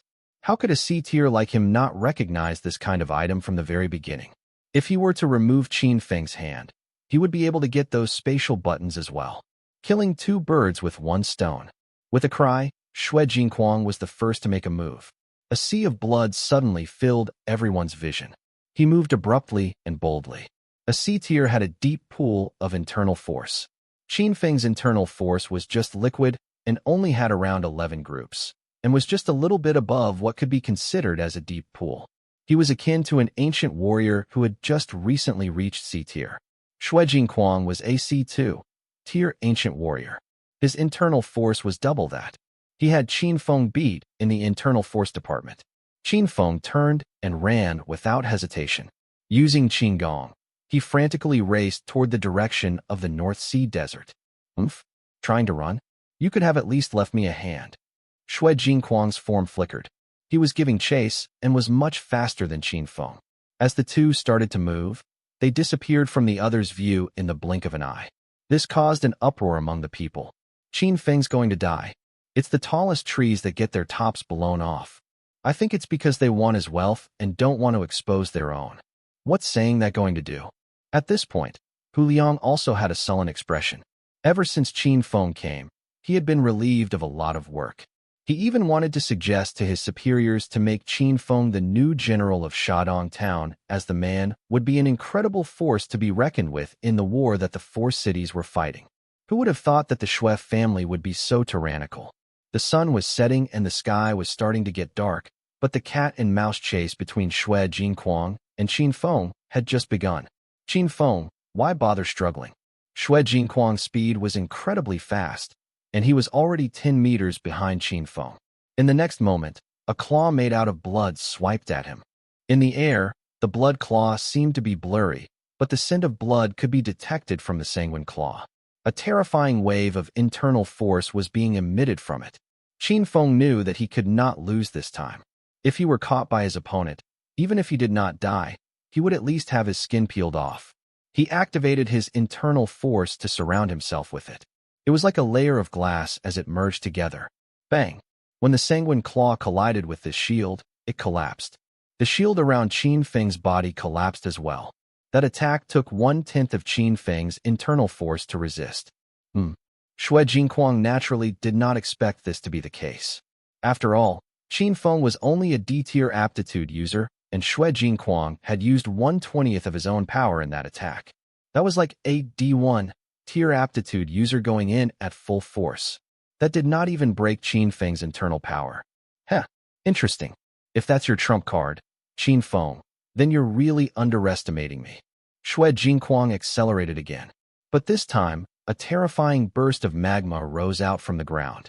Qin Feng's consciousness had surged. Magma pillar. Boom. What felt like an earthquake was soon followed by a burst of flames. Xue Jinquang did not stop, but instead stepped around this attack with a twirl of his form before once again chasing after Qin Feng. But Qin Feng was already 100 meters away. Xue Jinquang glowered but regained his composure. His white hair flowed in the wind as his internal force surged. Once again his speed soared. Dragon steps. Qin Feng did not want to use dragon steps as that would exhaust his internal force, and internal force was the best way to deal with Xue Jinquang. However, if he could not even put distance between himself and the man, the battle might as well be over. The two were in a mad dash forward. Qin Feng's consciousness was constantly being activated. Fire Dragon style. The fire dragon burst out, but Xue Jinquang did not even bother dodging and plowed through the dragon. Let's see what else you can do. Xue Jinquang cackled. Sanguine claw. Xue Jinquang attacked again. Boom. Qin Feng's internal force trembled again, and another layer was removed from that blow. Fiery peacock. The blue peacock flame flared out.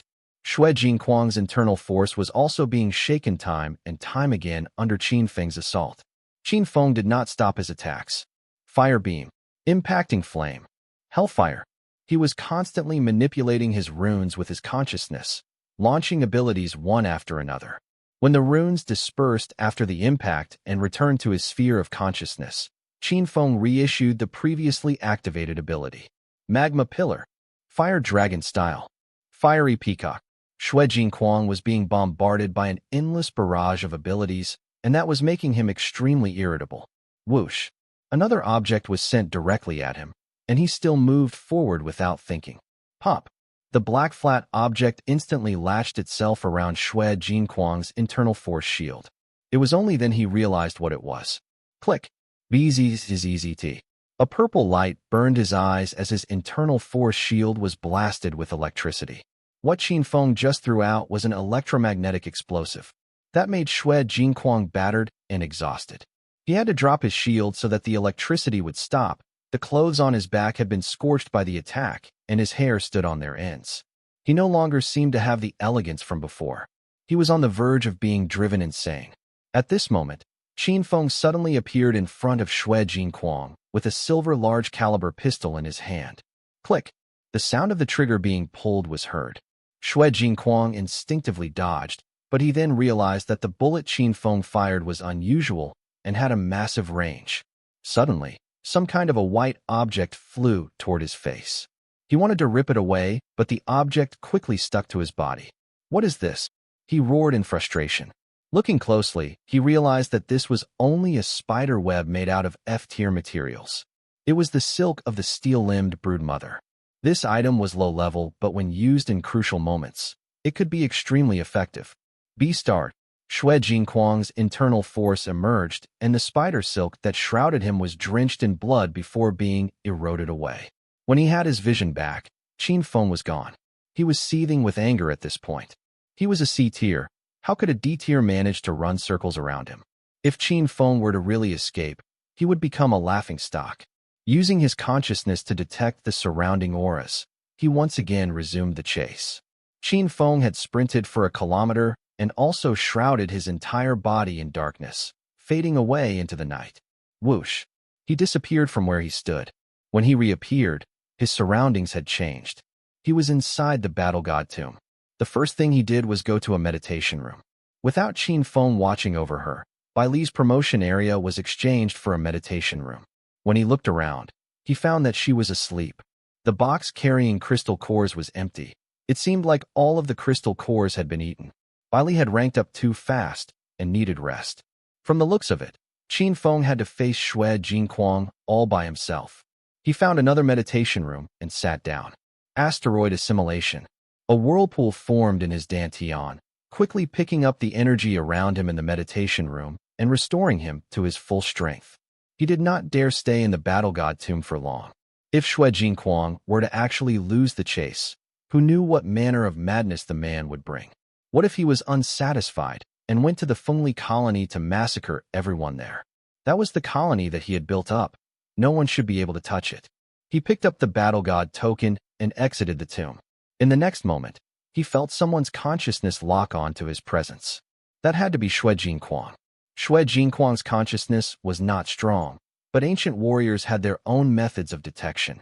Little clues like the fluctuations of internal force and the shifting of runes could be targets of detection. Qin Feng had originally disappeared nearby, and Xue Jinquang searched his surroundings but was unable to find a trace of him. Naturally, he was not going to just accept that. Experience told him that it was not time to leave just yet. As expected, Qin Feng reappeared. Xue Jinquang made a mad dash toward him. Qin Feng put on a fierce look, pulling out the verdant emperor saber. Blazing Sky, the third technique of the sky-burning sword style, had been activated. A straight line of flames rose into the air, internal force being quickly taken away. Blood-boiling finger. Xue Jinquang also burst out a beam of terrifying internal force. It carried an unmistakable stench of blood. Just a whiff of it would make anyone sick. Qin Feng had seen Xue Yuheng unleash the blood-clotting finger before, and this had to be a stronger version of that. Boom. The two internal forces collided with one another, and a wave of energy suddenly burst out, washing everything around them with a wave of light. Qin Feng only detected the smell of something foul. Poison. He held his breath, covered his nose, and quickly backed away. Xue Jinquang let out a mad cackle. Qin Feng, you've just been hit by the Xue family's special poison. Wherever you go, the more internal force you use, the faster you'll die. Qin Feng felt the bloody mist that he had accidentally inhaled colliding and causing havoc on his meridians. It was at this time that the meridians that were changed by his absorption ability revealed its power. His internal force flowed like a powerful river in every meridian, washing away the dangerous toxin in the blink of an eye. What was more, Qin Feng had an emperor-level body, so he could not be easily poisoned. Still, he was shaken after hearing the manic laughter that his opponent let out. His speed slowed down, and his body trembled. Xue Jinquang once again rushed at him. It was good going at first. I just wanted your hand, but I'm going to have to kill you now. He thought that Qin Feng would grow too strong. From how he was, he would move into C-tier soon, and when the time comes to that, Xue Jinquang might not even be a match for him anymore. Because of this, it was better to just sever the problem by its roots. After all, he was already being offensive in the first place. Better to just kill him and avoid trouble in the future. Go to hell. Xue Jinquang abruptly struck out with a palm. Sanguine palm. It carried a pungent and powerful aura as it came toward Qin Feng. At this time, Qin Feng's aura had also changed. Dragon Slam. The golden dragon's light erupted from his body, his internal force ringing out like a dragon's roar. Kaboom! The two attacks collided with one another.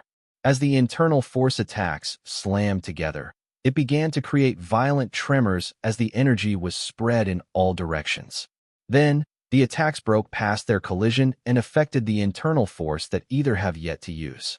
Bang! Both Qin Feng and Xue Jinquang felt their internal force shatter at the same time. Xue Jinquang felt a large force impacting his body. Crack!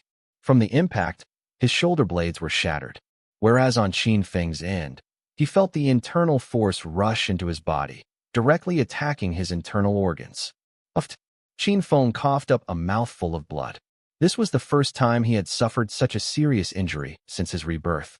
As the familiar pain spread, it only made Qin Feng more determined. But he knew that his injuries were far worse compared to Shui Jinquang's. Move. Qin Feng did not stick around. His body was suddenly shrouded in darkness. Shui Jinquang's eyes widened, sweeping his perception toward and past Qin Feng's direction. But he could find no traces of the other party. Just like that, Qin Feng managed to evade him again. Tisk! Shui Jinquang inhaled sharply as he felt a stabbing pain coming from his shoulders. He had not experienced what pain was like for a very long time. Blood cure. Shui Jinquang mobilized his internal force to heal his injuries. He knew that Qin Feng could not have gone far, but if he tried to chase the boy down, that would only mean that he would get ambushed again, going on a day-long wild goose chase, only to have his eyes pecked by the goose. He did not want that to happen again. This time, Qin Feng had not gone far. In the night, a pack of F-tier desert wolves was huddled together and lounging around a large yellow stone boulder. There were a total of 30 wolves, with 2 or 3 being beast generals. This number of wolves was considered a weak bunch in the North Sea desert. Talk, talk, talk. A flurry of uneven steps could be heard. The wolf pack perked up their ears and sniffed the air. They had picked up the scent of freshly fallen blood. Woo! The pack leader howled out a command that rang through the night, gleefully rallying its pack to rush toward this sudden free dinner. Meanwhile, a pair of glowing red eyes stared out from the darkness. Come at me. A smirk appeared at the corner of Qin Feng's mouth as he mobilized his consciousness. Darkness pulse. A large, pitch-black shadow suddenly surrounded the wolves, covering them entirely. Ayo! The wolves seemed to have sensed that something was wrong and let out a whimper that escalated into a wail of horror. In the blink of an eye, the wolves' auras all dissipated as they collapsed on the ground. Dead. Qin Feng felt a burst of strength enter his body, but instead of it being strengthened, he realized that it was quickly repairing his injuries. Shui Jinquang was too good. The sanguine palm that he unleashed was at the peak of its potential. If Qin Feng did not have the body of a beast emperor, he would definitely be dead by now. Some of his internal organs had actually melted because of the attack, and if they did not heal, he might as well be a goner. Just one hit, and Qin Feng was the one on the floor. His Dantian only had one group of internal forces. If this group were not effectively replenished before it was consumed, Qin Feng would be completely helpless. Fortunately, he had his absorption ability. Under the cover of darkness, Qin Feng used his perception to track down ultra beasts to hunt. F-tiers and E-tiers were all his targets.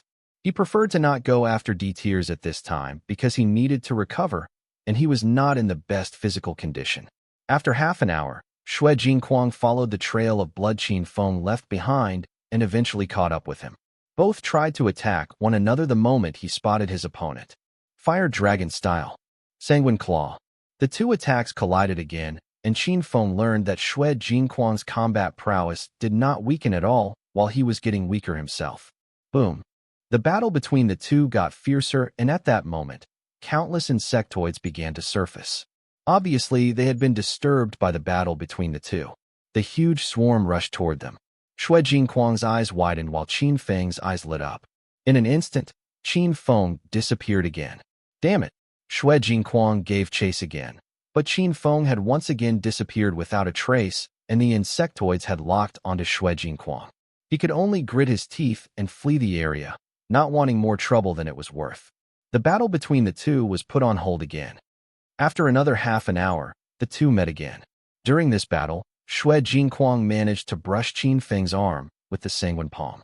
Qin Feng managed to land a hit with his fire ability, his helm magma blasting Shui Jinquang. The man lost all of his hair from that attack. Qin Feng took the split second to escape when the man was blinded by the flames. An hour or two later, they clashed again. They traded blow for blow, both dishing out and taking significant damage.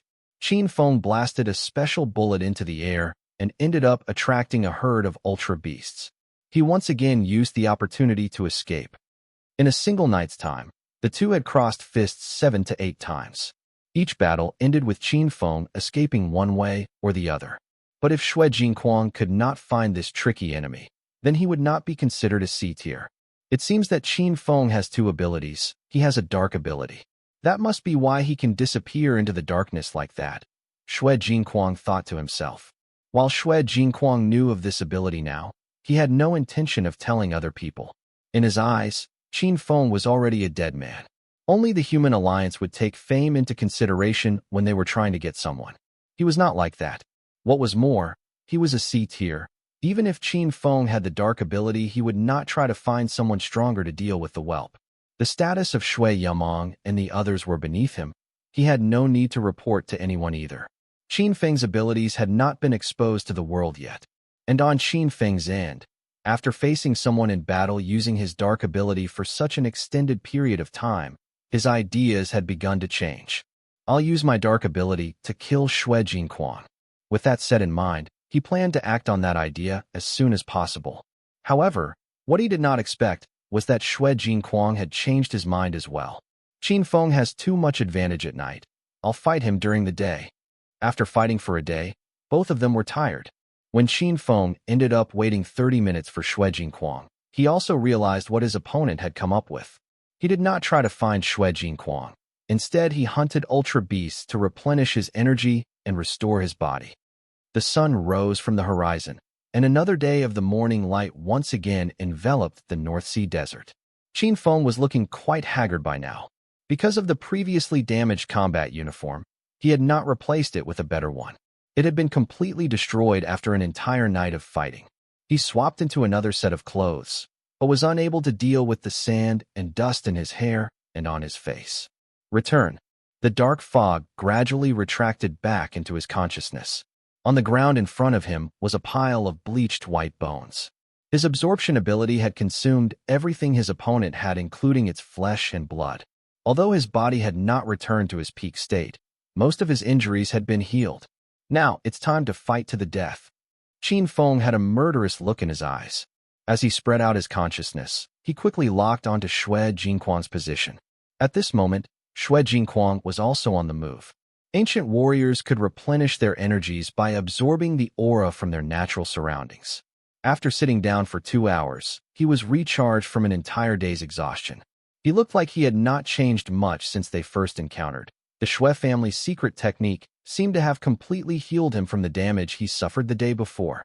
Not only that, Xue Jinquang's hate toward Qin Feng grew as time passed. A powerful and terrifying aura wafted in from the distance. Qin Feng. Xue Jinquang immediately realized who it was. The nerve. I haven't gone to find you yet, and you show up at my front door. Qin Feng did not respond, pouring his internal force into the verdant Emperor saber as it ignited with a threatening fiery glare. Xue Jinquang readied himself at the same time. After fighting for a day, the two had a basic understanding of their opponent and had already planned out their moves ahead of time. Both of them had a concept in mind of how the other used their moves and just how strong their opponent was. With just one attack, both parties struck hard. Boom. Qin Feng's internal strength burst out. Die. Xue Jinquang struck out a palm toward Qin Feng's head. Phantom motion steps. As Qin Feng retreated, he continuously swung the verdant Emperor saber at Xue Jinquang's body. Azura's sanguine palm. The last bits of Xue Jinquang's patience had been worn away. The moment he unleashed his internal force, the moves he pulled out would be unique skills. Numerous red hands began to fall down from the sky, cascading down like a bloody rain, with each of them slamming into Qin Feng's after images. Then Xue Jinquang suddenly felt a chill coming from behind him. After so many years, the life and death situations he had been in had trained him to quickly dodge. From his shadow, a figure began to emerge. It was Qin Feng. Dark Shroud. Qin Feng appeared behind Xue Jinquang. Dragon Slam. A blow of internal force exploded outward, colliding with Xue Jinquang's own. Pop. Xue Jinquang's internal force aura was broken at that instant. A chance. Qin Feng pointed a finger toward him. Dark Ray. The ray of darkness traveled at astonishing speed. Bam! The dark ray struck Xue Jinquang's body, and all he could feel was the malignant energy seeping into him, burrowing inside. Then he suddenly felt a wave of weakness wash over him. What is this? He had never seen such an ability before and was confused for a moment. The dark ray was like a poison, draining away his vitality. Scram! He roared in frustration. internal force bursting through his body and scouring away the dark rune. Dark runes were still a kind of energy. It could still be brushed away by a huge wave of internal force. Not only that, Xue Jingquang once again pulled up a shield of internal force around himself. Xue Jingquang, you're getting old, Qin Feng exclaimed. He was not just referring to the man's age. He was talking about the damage that the dark ability just caused.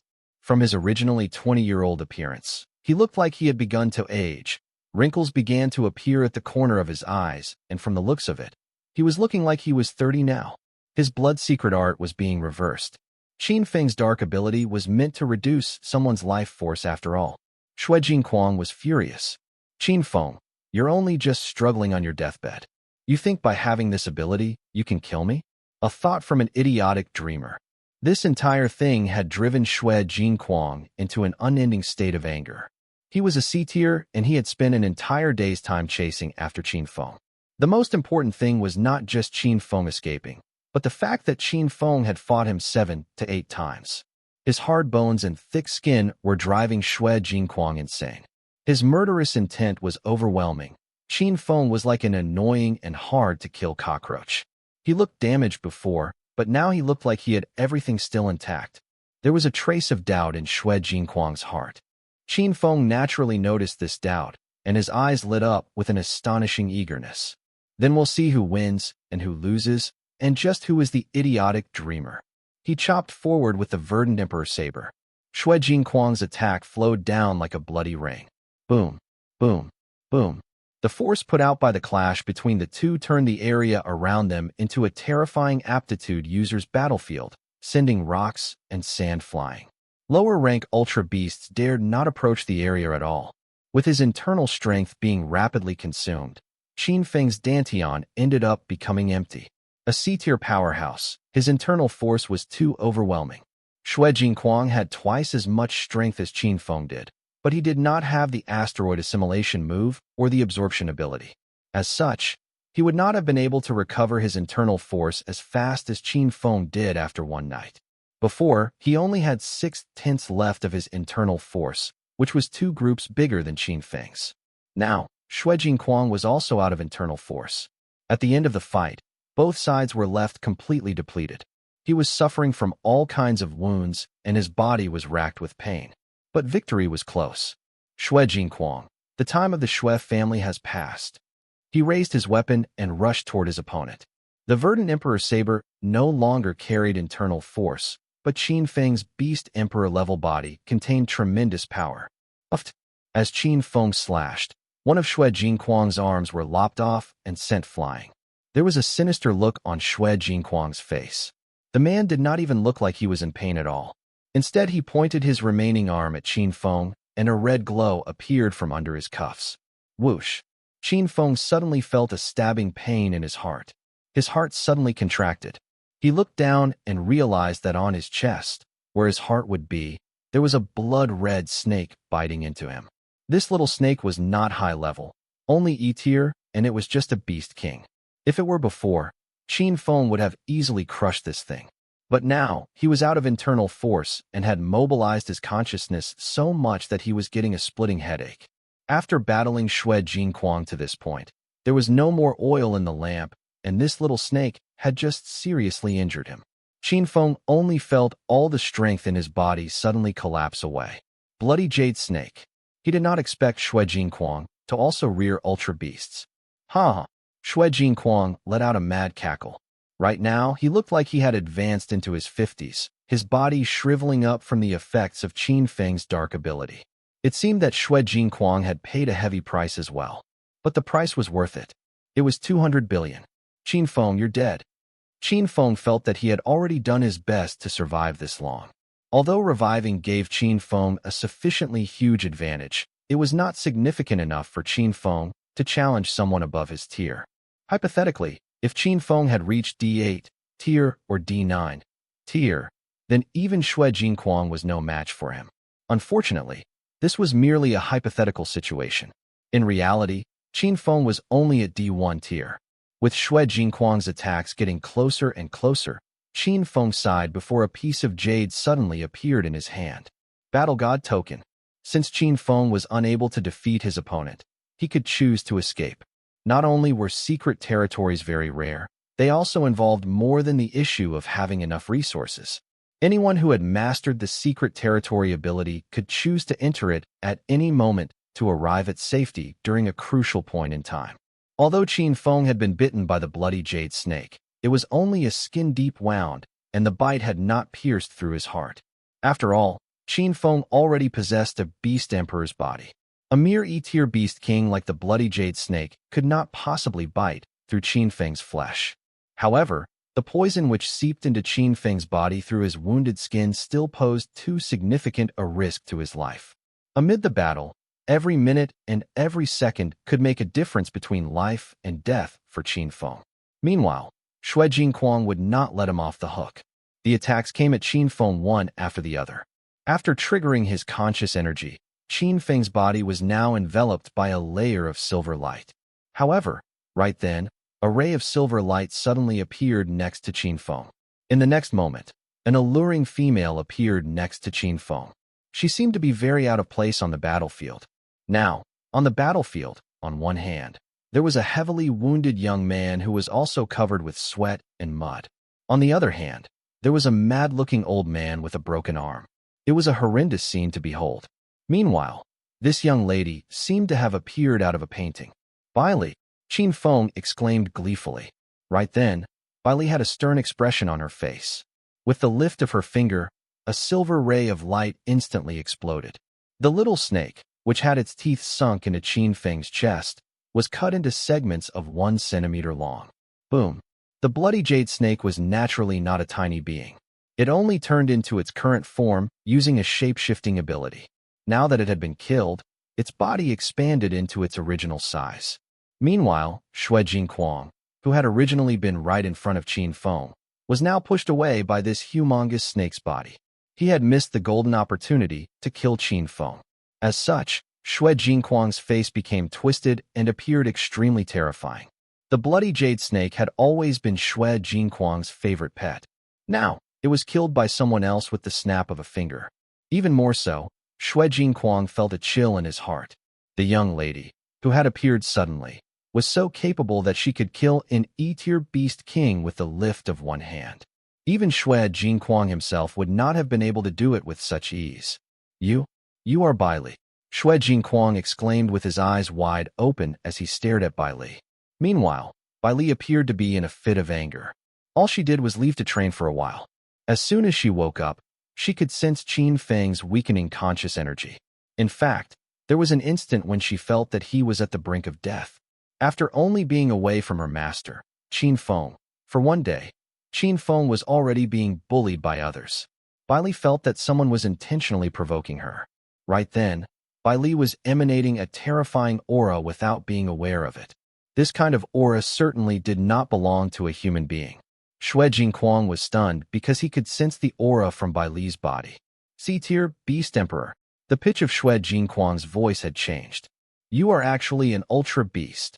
Xue Jinquang was in a state of disbelief. However, he very quickly recollected himself. Did Qin Feng give you all the crystal cores he bought? As Xue Jinquang got closer to the truth, his blood began to cool down. All that remained in him was a sense of fear. Boom. Xue Jinquang activated his internal force to generate an incredible speed in order to retreat. He knew that if he did not escape now, death was the only thing which awaited him. Are you still thinking of escaping from me? Who could possibly escape from a spatial beast? Bailey's silver eyes turned into a bright galactic stream, which instantly surrounded Xue Jinquang. Meanwhile, Xue Jinquang could feel that he had entered a weird space. It felt like a sealed box which entrapped him. This was a kind of advanced spatial ability which only existed in a secret territory.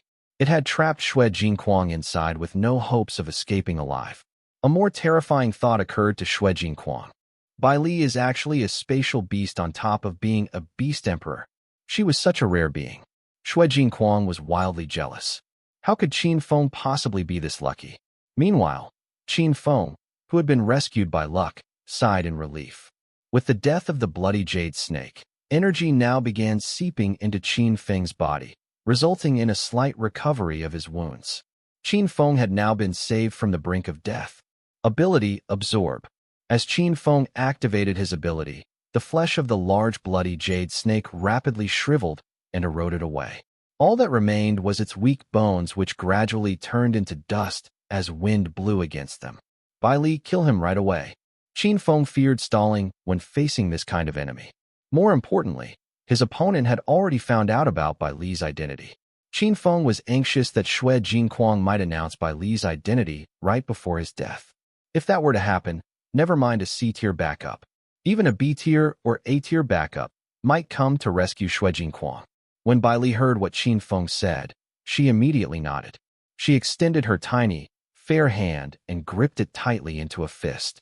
All of a sudden, the space around Xue Jinquang compressed violently, causing him to implode right away. In reality, Qin Feng did not know that, despite being visible to the naked eye, the sealed space Bai Li had created was no longer actually there. Naturally, the communicator could only carry out a scan for danger alerts, but not send out signals. More importantly, the signal sender which detected the vitality from within his body was not triggered. Despite being the chief of the dark ancient warrior family, nobody in his family would even know of his death, which occurred in the wilderness. After Bai Li retrieved the spatial rune, the only thing left in the air was a pile of bloody flesh. With the lift of one hand, Bai Li summoned a silver bracelet. It was Xue Jinquang's spatial rune equipment. Cough. After coughing out the congested blood in his chest, Qin Feng very quickly absorbed the energy which leaked out from Xue Jinquang's body after his death. His injuries recovered significantly after doing so. Let's go. We'll rest for a while in the Battle God Shrine. For the time being, Qin Feng was still feeling very weak. Due to the intense battle, he felt dizzy after exhausting too much of his conscious energy. Are you alright? Let me see if there's anything good in this old man's ring that you can consume and recover faster. Bai Li said worriedly as she searched within Xue Jinquang's spatial rune equipment. Don't worry. I'll recover very soon. I just need to take a nap. Qin Feng patted Bai Li's head. After a bright silver light appeared in his eyes, the two arrived within the Battle God tomb. Meanwhile, things were in a mess in Shadong town. The news of Qin Feng being hunted by Xue Jinquang had been spread from tens to hundreds of people. After a day, Qin Feng had yet to return. 2 days later, nothing changed. Everyone was beginning to feel that something bad must have happened to Qin Feng.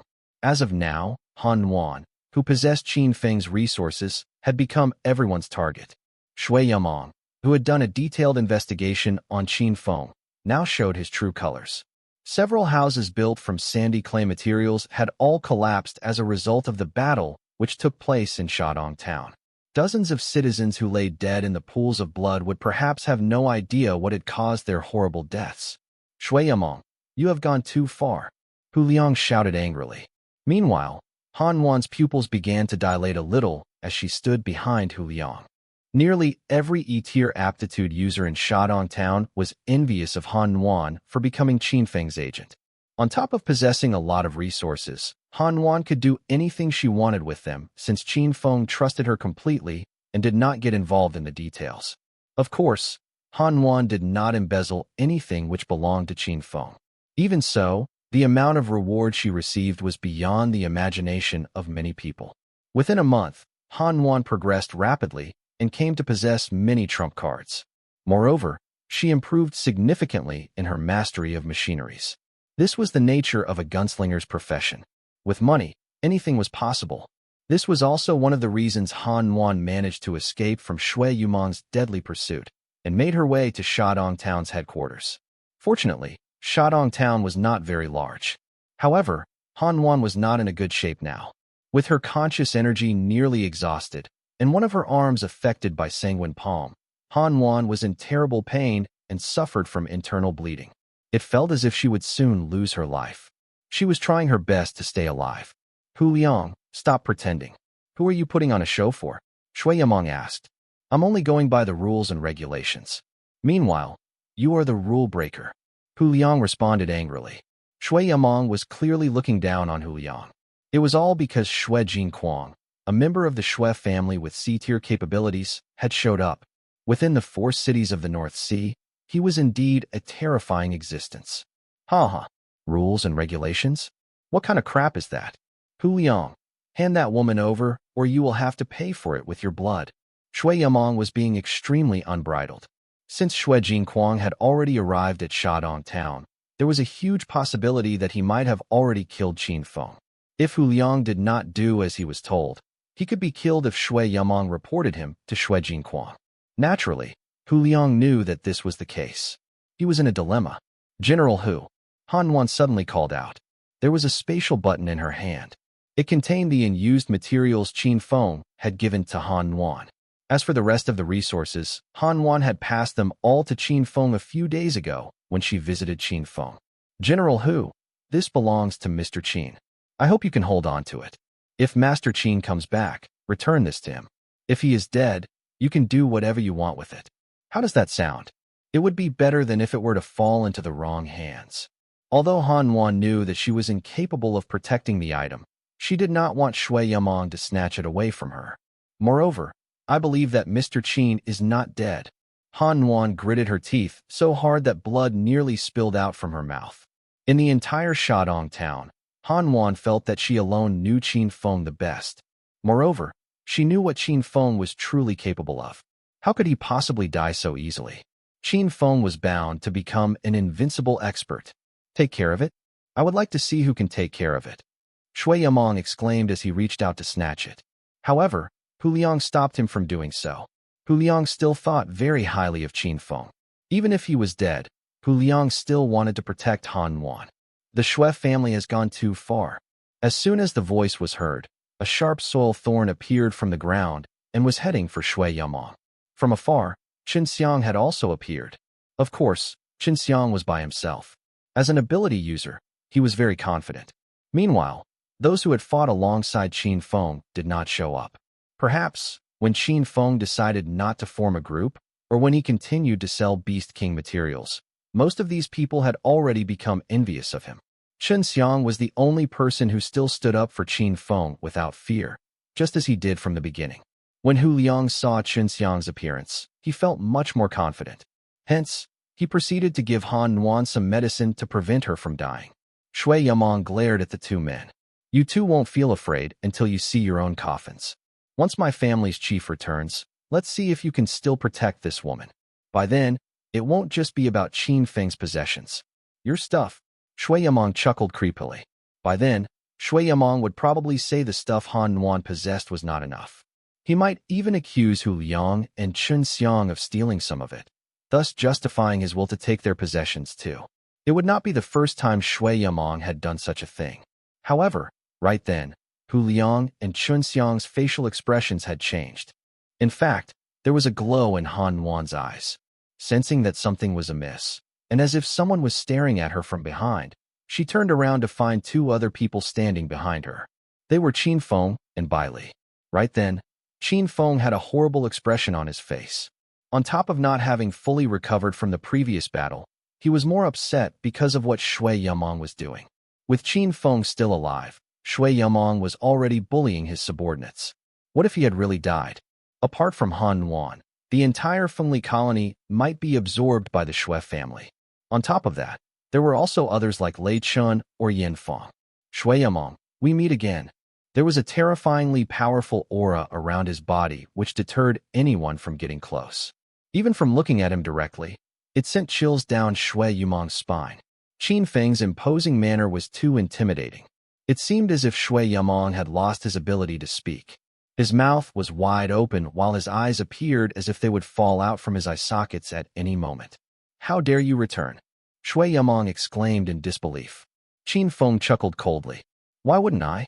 I am the Human Alliance's formal aptitude user. You, on the other hand, belong to one of the dark ancient warrior families. How dare you bare your fangs here? Do you really think that nobody can kill you? A normal member of the Dark Coalition would naturally not have the guts to enter the city. Shui Yamong only did so because he was truly powerful. Even a wanted criminal would maintain a low profile in an area with less powerful individuals because nobody could defeat him there. Shui Yamong was only here because he believed nobody else could defeat him. Qin Feng, aren't you afraid that my chief would kill you if you return? Shadong town would be destroyed as well. The entire population in this town wouldn't even be enough to feed my master. Shui Yamong began laughing grimly. If Shui Yamong could observe Shui Jinquang killing Qin Feng personally, he would finally have closure because of how unkindly Qin Feng had treated him back in Tongshan Mountain. Shui Jinquang, I have already returned. Do you really think that he is still alive and well? Qin Feng's words sent the people around him into a state of shock. Even Shui Yamong seemed somewhat surprised. However, he soon began laughing out loud. Qin Feng, you must have really gone mad. Don't tell me you managed to kill the chief of my Shui family. This was impossible. However, Qin Feng did not reply to Shui Yamong. With a calm look on his face, he looked at Shui Yamong as if he were looking at the Joker.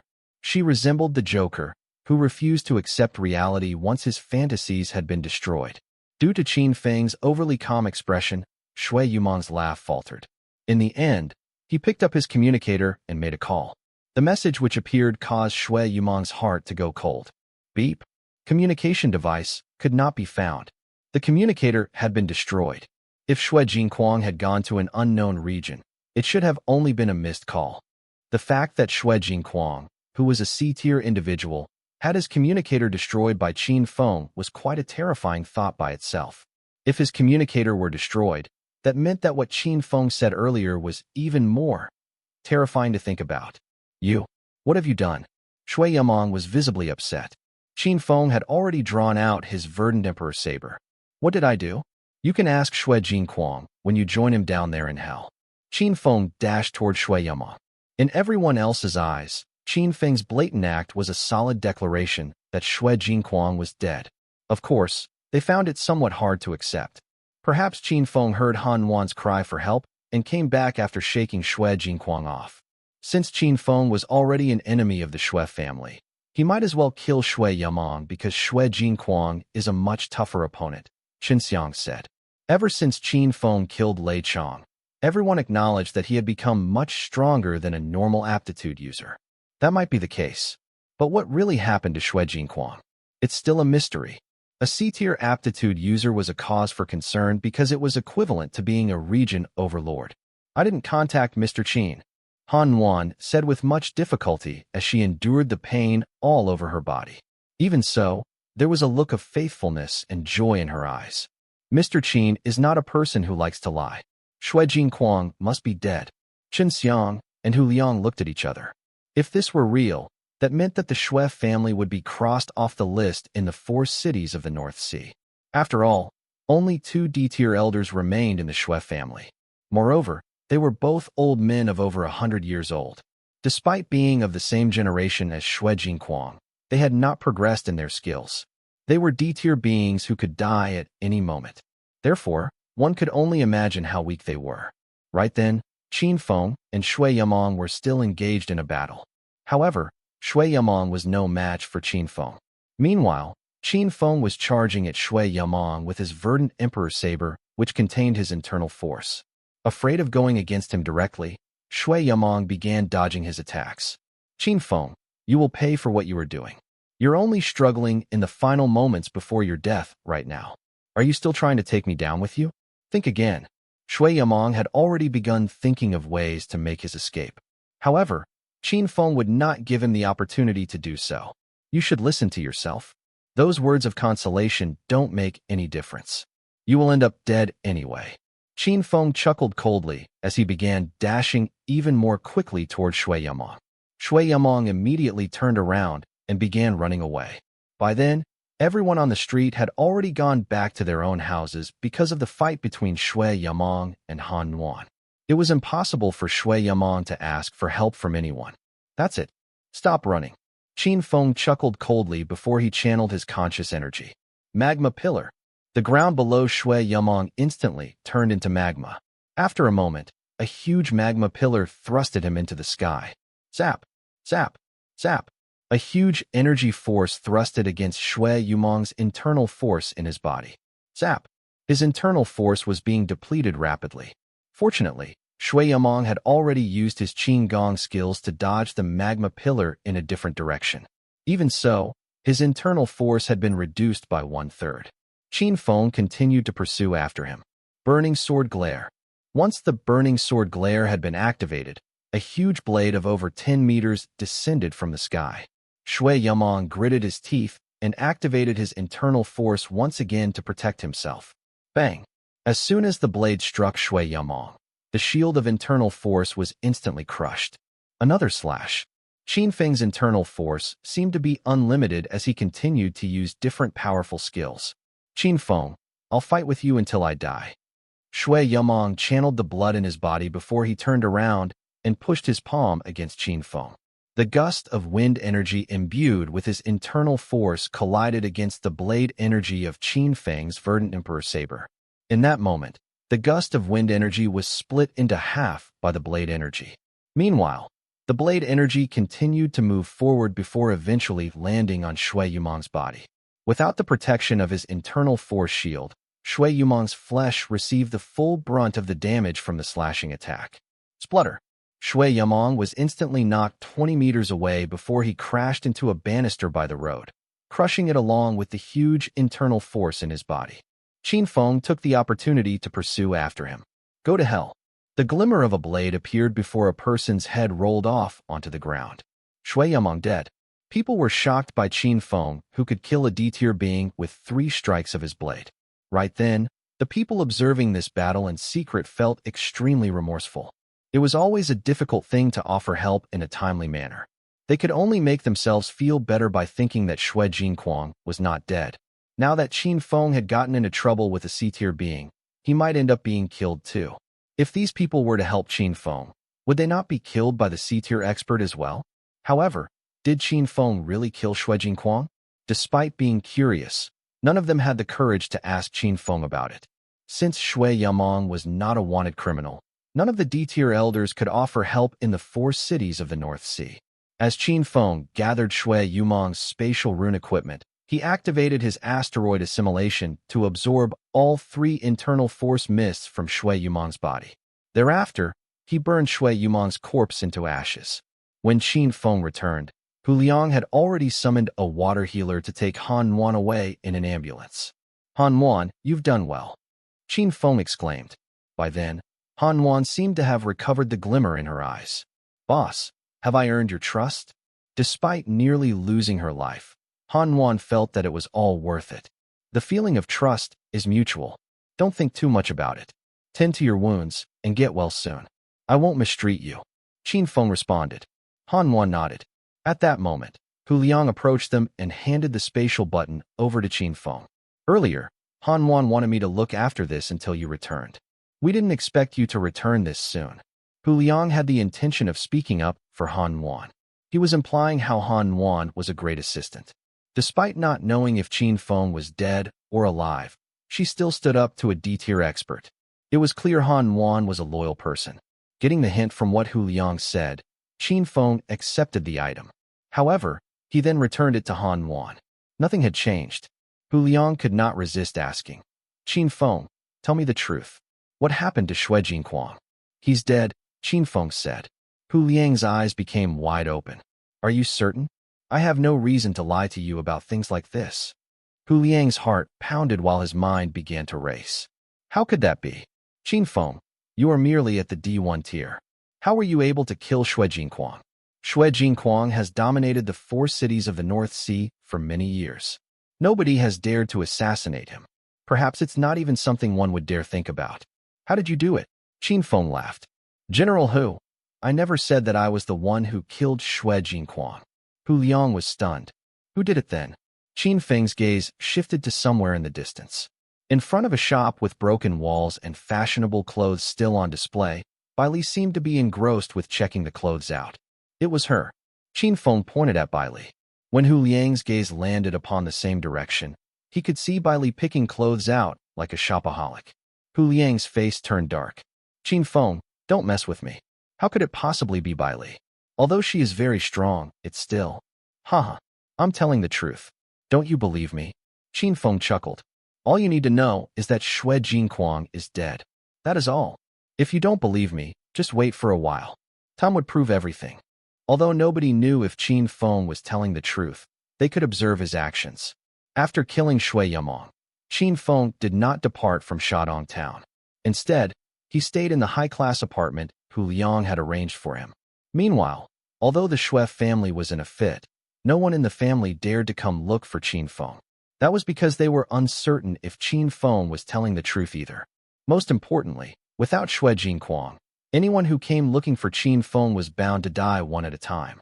Under such circumstances, the rest of the ancient warrior families could no longer sit around and wait. Naturally, the other families were the only ones capable of fighting against the Xue family. In a secret room, D-tier individuals in the Ho family had already been in a meeting for half an hour. No matter what happens, won't we find out as long as we try? Yeah, if Xue Jinquang isn't dead, we still have chief support. If he really is dead, nobody would trouble us. In that case, let's start with the Xue family's underground bank in Yoming City. All 5 aptitude users in the study were D-tier members of the T family. Since we have decided, let's take action. But how do we deal with Qin Feng after we succeed? We can offer him money or dividends. Aren't we being too generous? Why should he receive dividends if he barely even helped? If he was the one who killed Xue Jinquang, do you think he hasn't helped at all? Meanwhile, the Yang family's D-tier aptitude users had all gathered in a grand hall. Regardless of whether Xue Jinquang had died, the Xue family is no longer as powerful as they were before. At first, Xue Yuan was the pride of this generation. However, he was later killed by Bloodhunter. After Bloodhunter killed the younger generations, 4 of their elders were killed too. Now, another one of them has died. From 7 elders to 2 pieces of trash. The Xue family won't be in a glorious state for much longer. Let's annihilate them. Everyone will participate. It is time to get rid of the cancerous Xue family. The 3 families began to act. Even though the Xue family's base camp was located in a village in the middle of nowhere, they were involved in manufacturing industries in the 4 cities. In fact, the amount of money they made and the rate at which they did so might even surpass that of the dukes and generals in the 4 cities. Therefore, once Xue Jinquang died, the Xue family was akin to a fat lamb waiting to be slaughtered. Such a situation resembled that of when Qin Feng annihilated the Xian family's elders in Shenyang City. On the first day, the Xue family lost 3 of their medium-sized manufacturing industries in the 4 cities.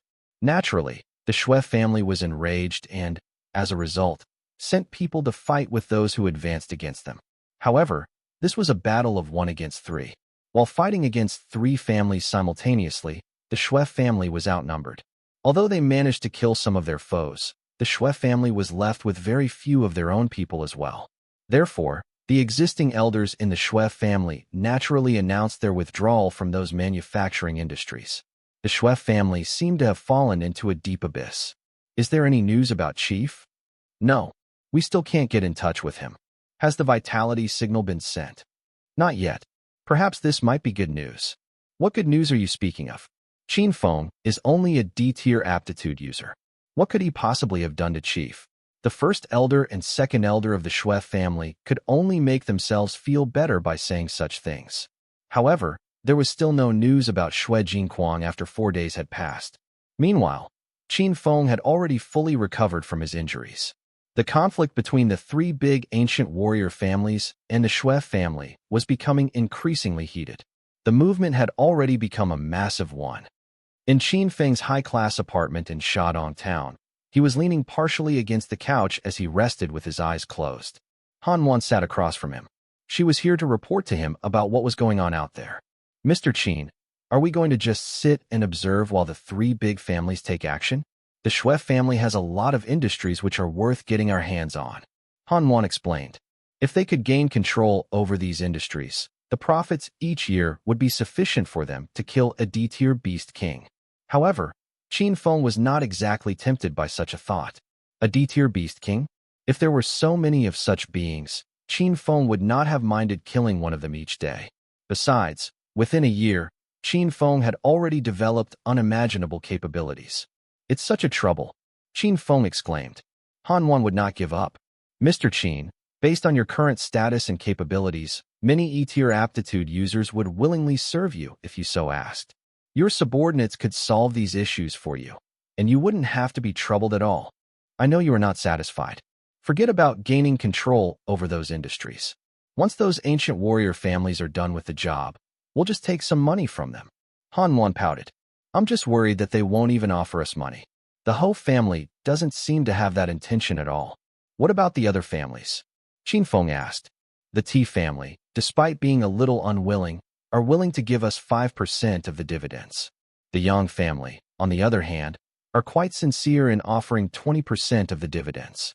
They also offered to make a deal of giving us a 10-year dividend of the total profits.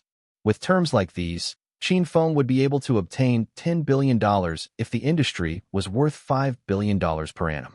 It was indeed a very sincere offer. Qin Feng chuckled coldly. I agree with the Yang family's offer.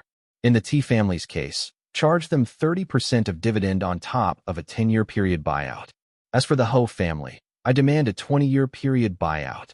Although Han Wan was unhappy about Qin Feng not being greedy enough just moments ago, she was now a little intimidated by his sudden interest in monetary gains. I don't think the T family and the Ho family would agree to such terms.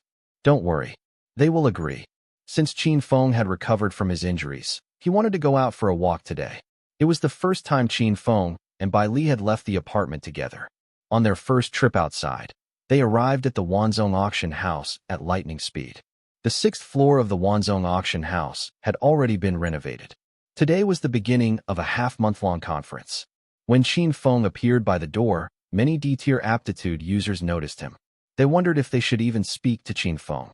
In contrast to the worried looks on their faces, Qin Feng very decisively walked to the reception and began filling in a form. Last time, Qin Feng did not end up trading these items when he filled in the form. C-tier Emperor-grade combat boots, partially new, damaged, exchange price, 20 billion. C-tier Emperor-grade combat vest, partially new, damaged, exchange price, 18 billion. C-tier Emperor-grade trousers, partially new, damaged, exchange price, 17 billion. Natural energy stone frost jade bed, exchange price, 10 billion. C-tier concentrated ambergris, exchange price, 8 billion. D-tier beast king grade material, exchange price, 7 billion. D-tier ascension pill, exchange price, 5 billion. Qin Feng nearly filled up an entire page. All these items belonged to Xue Jinquang. When Bai Li killed Xue Jinquang, she ended up damaging all the items and equipment he possessed. Some of them were even severely damaged. Otherwise, any piece of C-tier Beast King's equipment would cost 60 billion yuan. In actual fact, Xue Jinquang's net worth amounted to at least 200 billion yuan. However, these were all illiquid assets to Xue Jinquang. Xue Jinquang only urgently needed to steal from Qin Feng because he possessed very little liquid assets. Too bad they did not manage to slaughter the sheep. The hunter Xue Jinquang was, however, killed by Bai Li. She was the real fox in sheepskin. Qin Feng went near the buffet station. Bai Li released her clutch on Qin Feng and started to gorge on the food. The crowd pretended not to care. They went near the entrance and quietly checked the message on the board. They were discreet about it, and Qin Feng was not paying attention to the entrance. But for a person with high consciousness such as Qin Feng, nothing could escape his senses. Furthermore, after looking at the notice, all of them breathed a sigh of relief. The list was all over the place. It was obvious that his treasure was accumulated over the decades and not some happenstance fortune. Not only that, Qin Feng clearly listed out something in the last section, 150 cubic meters worth of spatial runes, selling for 750 million. Only a C-tier could possess such a huge storage rune. Sheesh. Some of them who were nervous took a huge breath. They quickly turned silent after that. There were also those from the ancient warrior families present. Since Hoyang Jiao had some disagreement with Qin Feng last time, the Ho family sent out the D-tier Ho Yangsheng, whom Qin Feng had met before at the Tangshan Mountain out of consideration. The T family too had sent out a different person. It was Xin who was at the Tangshan Mountain as well. Yang Mao, who led the younger disciples in the Battle God tomb, represented the Yang family. Yang Mao did not know who Qin Feng was, but Qin Feng had good impressions of him. After all, Yang Mao was the only one who did not intend to kill Qin Feng to gain an upper hand at the Battle God tomb. After looking at Qin Feng's offer list, the three of them were startled. Some were envious, some were jealous. Some furrowed their brows. But undoubtedly, Xue Jinquang had died. The news was rather abrupt. At that moment in the conference, the hands of a cloaked elder trembled when he saw the list. He wanted to tear the list apart. He was the second elder of the Xue family, Xue Jinrui. He had intended to gather news from the conference earlier on, but he never would have thought that the news would turn into a nightmare. Xue Jinrui still harbored a glimmer of hope. He only wanted to confirm the news. Those who were ahead of Qin Feng did not seem to be into the auction. They announced their items hastily and stepped down from the stage quickly when they did not get an offer back. It was quick. It was Qin Feng's turn half an hour later. He put down his gears on the platform. The aptitude users below the stage looked at each other before calling out prices. One of the ancient warrior families who held a vast amount of wealth bought the frost jade bed. The rest of the items went out like hotcakes, including the spatial rune gears. However, nobody wanted the battle suit that was riddled with a burnt mark and fresh blood. They were apprehensive about a suit that was worn by a dead person. Moreover, they had no use for it. Qin Feng did not expect to sell it as well. It was more of an exhibit. He would probably have to pass it over to Lu Wanbao. Qin Feng held on for another 10 minutes, but none dared to say anything. He sold most of his items and put away the rest of his unsold gears. He raised his head. The black-robed man had vanished from the auction hall. Someone from the Xue family. I could smell the blood-filled stench from far away. Qin Feng coldly chuckled. He called for Bai Li and exited the hall. He did not plan to stay on for the second half of the conference. Under the cover of darkness, Xue Jinrui quickly reached outside the city. A hovercopter picked him up and left Shadong town. After they had left, Qin Feng chased after them in the Sky Dweller. Lock on to the combat hovercopter in front. Activate anti-trace. Move in quietly. Not only that, Qin Feng used the dark ability on his hovercopter. Not even Ultra Beasts could detect Qin Feng. Shui Yuan would become a powerful person in the next decade. The house of Xue had shifted by then. Qin Feng had no clue where their house was originally located. But now, he had discovered their place. Many people came out to greet Xue Jinrui when his hovercopter landed. Second Elder, did you get any news? Grandpa's Second Elder. Second Elder. Xue Jinrui was getting annoyed. He was already frustrated in the first place. Now, he felt even more irritated. Shut up. Xue Jinrui shouted furiously. He pulled down his cloak and revealed a frail, skinny face. His face looked even more frightening at night. He wanted to admonish them at first, but he felt that he did not have time after what had happened in the auction. Everyone, pack up whatever you can and get ready to depart. What? The crowd could not believe their ears.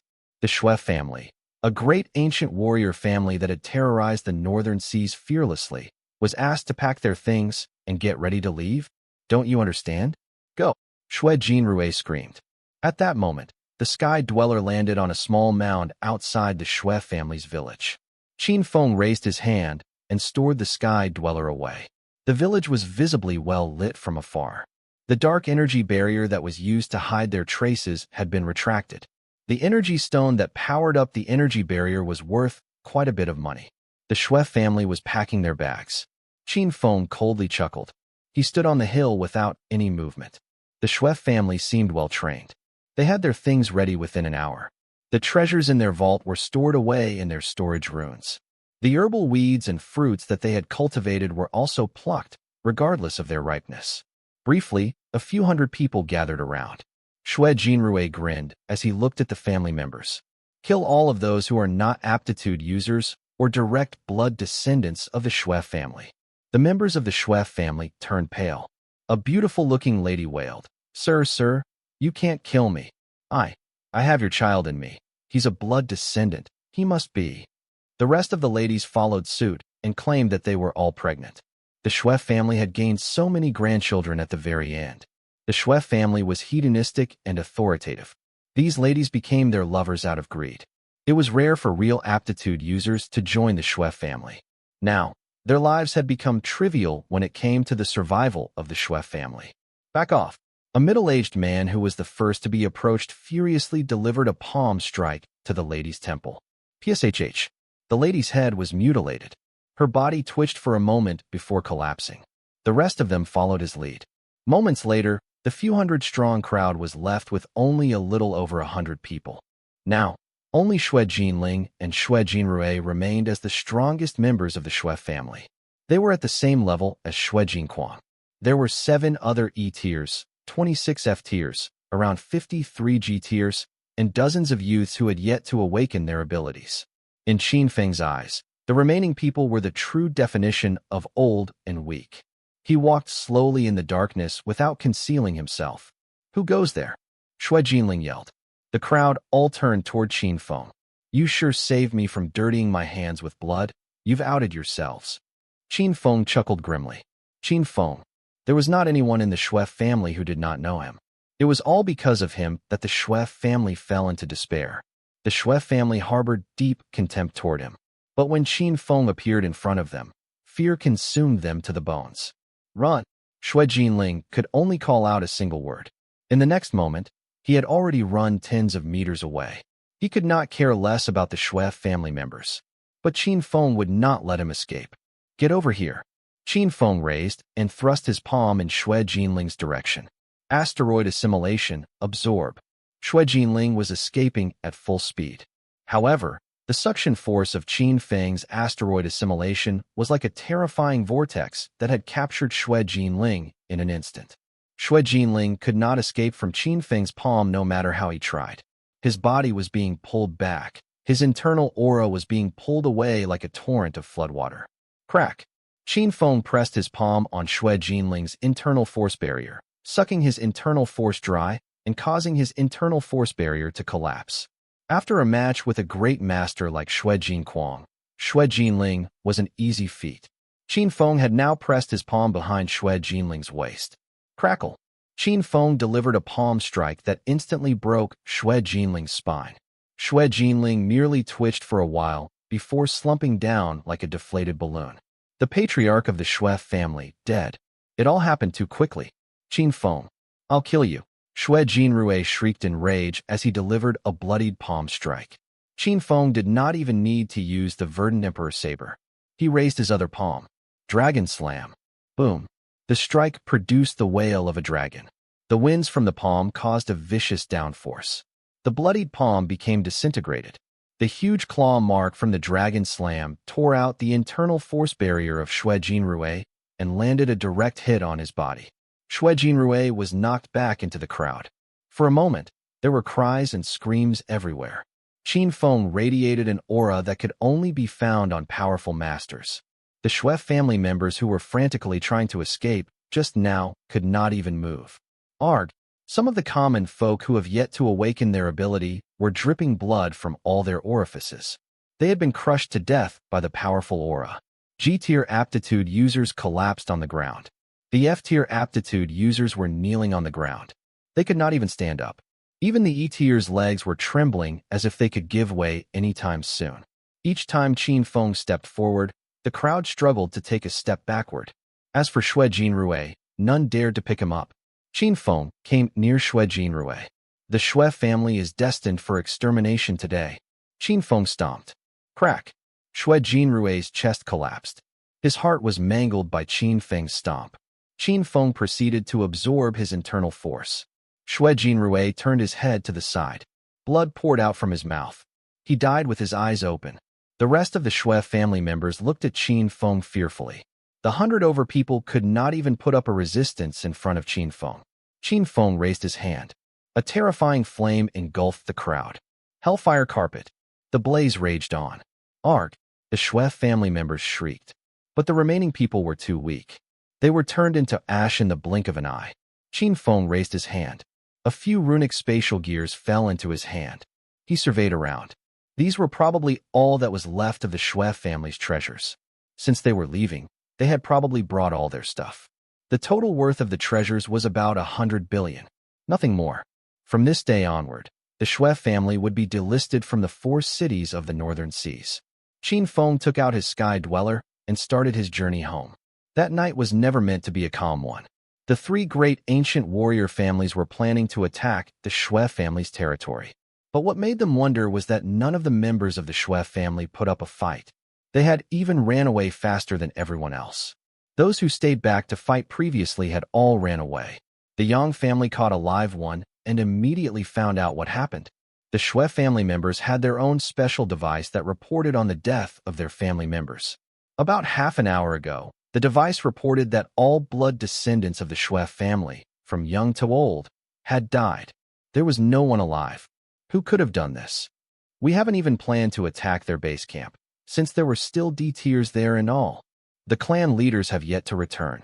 If we had attacked, we would have suffered an incredible loss.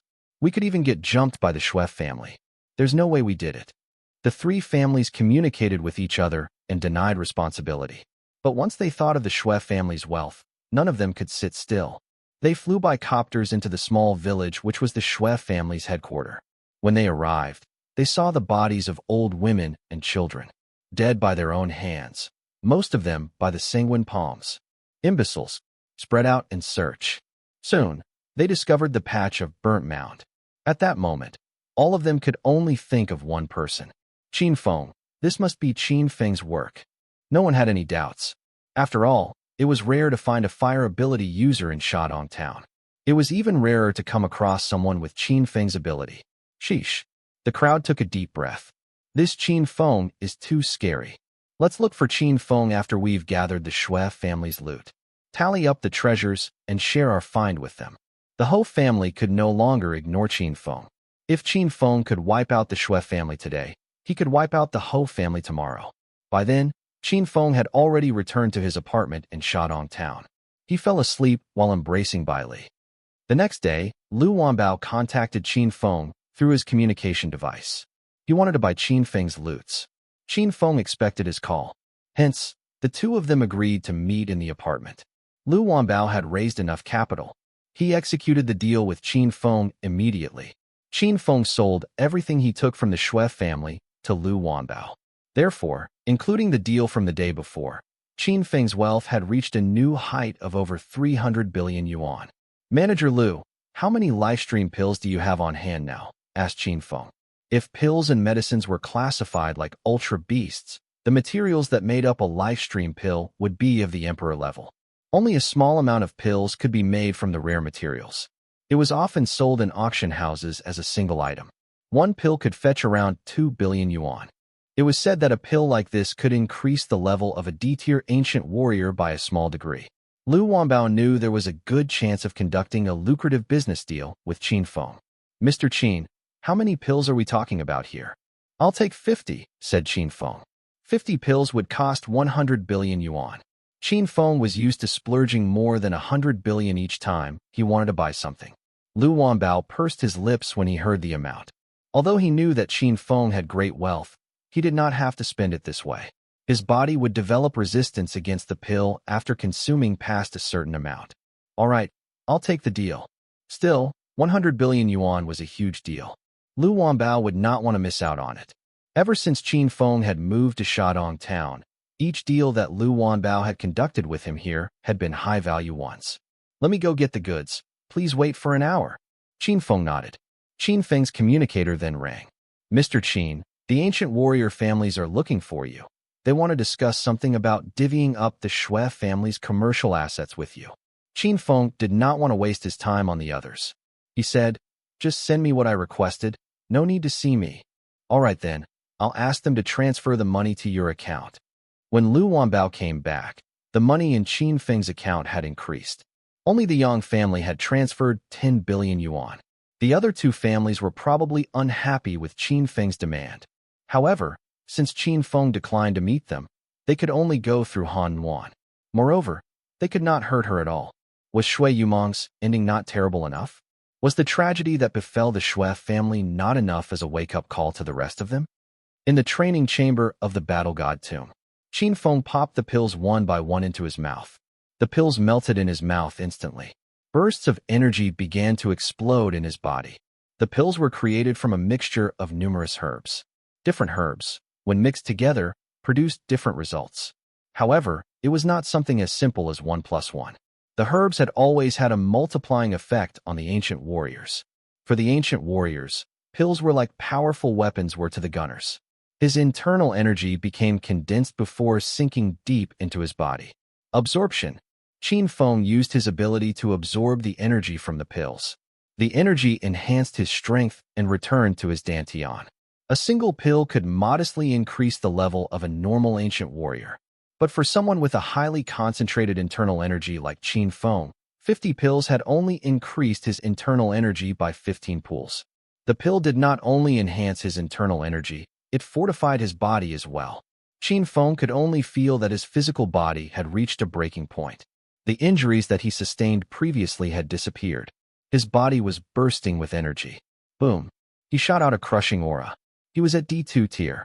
Not only that, but Qin Feng had also now accumulated 26 pools of internal energy in his dantian. If he were to come face to face with someone like Shuijin Quang, he would not be as unprepared as before. As Qin Feng was training, something big happened on the other side. Near Qihan City was a hamlet-sized colony known as the Northward Village. The colony was exceptionally small and poor. Passers-by would hardly notice the almost barren village under the hot sun. However, other than the slaves who lived in the village, there was a huge factory hidden beneath the city. The ancient elixir of awakening number D28 has been completed, replied the man who dutifully looked at the person in front of him. Qin Feng would have recognized him if he were here. The man who was known as Big Boss Gua was the leader of the Desert Eagle group he was looking for, Gua Gong. He was an important link to the Z organization. The person who was asking the question was a C-tier aptitude user. He had short hair and a chiseled face, a very charming man. A man of his stature often held great power and position, a person with a constant stream of wealth and women. He looked sensible and gentlemanly. How's the effect? The man continued to question. Guogung quickly replied, we haven't tested the elixir en masse yet. More importantly, this elixir is suited for D-tiers to awaken their potential. We still don't have any D-tiers to experiment on yet. He knew that the elixir would have to undergo a trial, but he did not wish to capture a D-tier from the Human Alliance. Although Guogung had the experimental Beast Emperor power of a D-tier mutant, his weaknesses were no longer a secret. If not melded properly, an experimental mutant could lose his mind every time he triggered his abilities. In the end, his body could even explode and die. Hence, not fighting unnecessarily became their principle. The C-tier master seemed to have caught on to Guogung's thoughts. He looked at the other people. There were 10 D-tiers present there who belonged to the same organization. Strangely, however, some of them were from the Human Alliance, while some of them came from the Dark Coalition. D-tier test subjects, huh? The C-tier master closed his eyes. He then grinned. There are at least 200 D-tiers in the Shandong town. That could be a good place. Master Yen, do you? Guogung knew that Yin Shua was planning to do something from his expressions. A diluted elixir would have delayed effects, but that would be sufficient to let them mutate. Shandong town rests on the edge of the northern sea deserts. They've always had a tough time finding water. There is a reservoir. Need I say more? Yin Shua surveyed the crowd. Master Yin, what a wonderful idea. It was an inconceivable brave act. Shandong town was not highly populated, about 100,000 people at most. Yet, compared to the 200 D-tiers, what were 100,000 common folk? It was an effortless plan to acquire the test subjects. Rest assured, Master Yin will handle this. Yin Feng did well in Shandong town previously. Leave it to him. He's never failed. Okay, remember to conceal all signals. Don't let the news get out. We'll capture all the subjects and destroy the town using ultra beasts after the experiment. No one will ever know. That's right. The 10 D-tiers quickly conjured up a plan. The plan to destroy Shandong town that lived in Qin Feng's memory was about to begin. Qin Feng had no clue about the plan. He was still training in the Battle God Tomb. As night fell, all the D-tiers returned to Shandong town. After a full day of battle, the exhausted D-tiers naturally yearned for a feast. The water in their reservoir was quickly used up. The reservoir was used by the people to drink and cook. Not only that, but the water in Shandong town that day seemed sweeter than usual. They could not resist taking another sip. Water has always been essential in life. The first cry occurred at midnight. The shrieking call pierced through the night sky. The bellow of an enraged beast soon followed. Ow! All sorts of noises began to arise within Shandong town, as if there were howling from the wolves and roaring from the tigers.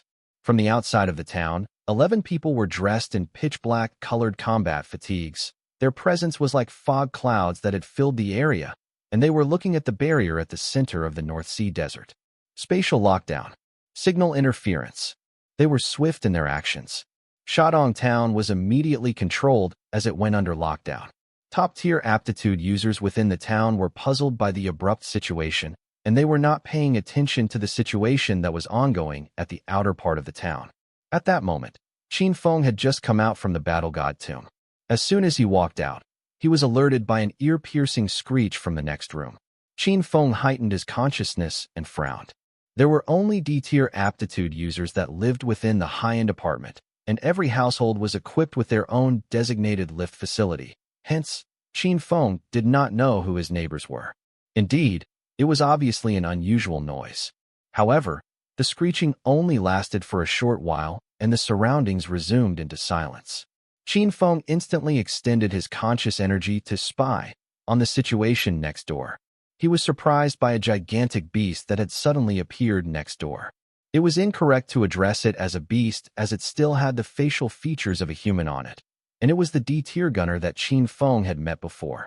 At that moment, the body of the D-tier gunner was still experiencing enlargement. He was constantly swelling at an unbelievable pace, and it was like he was being injected with a large amount of liquid.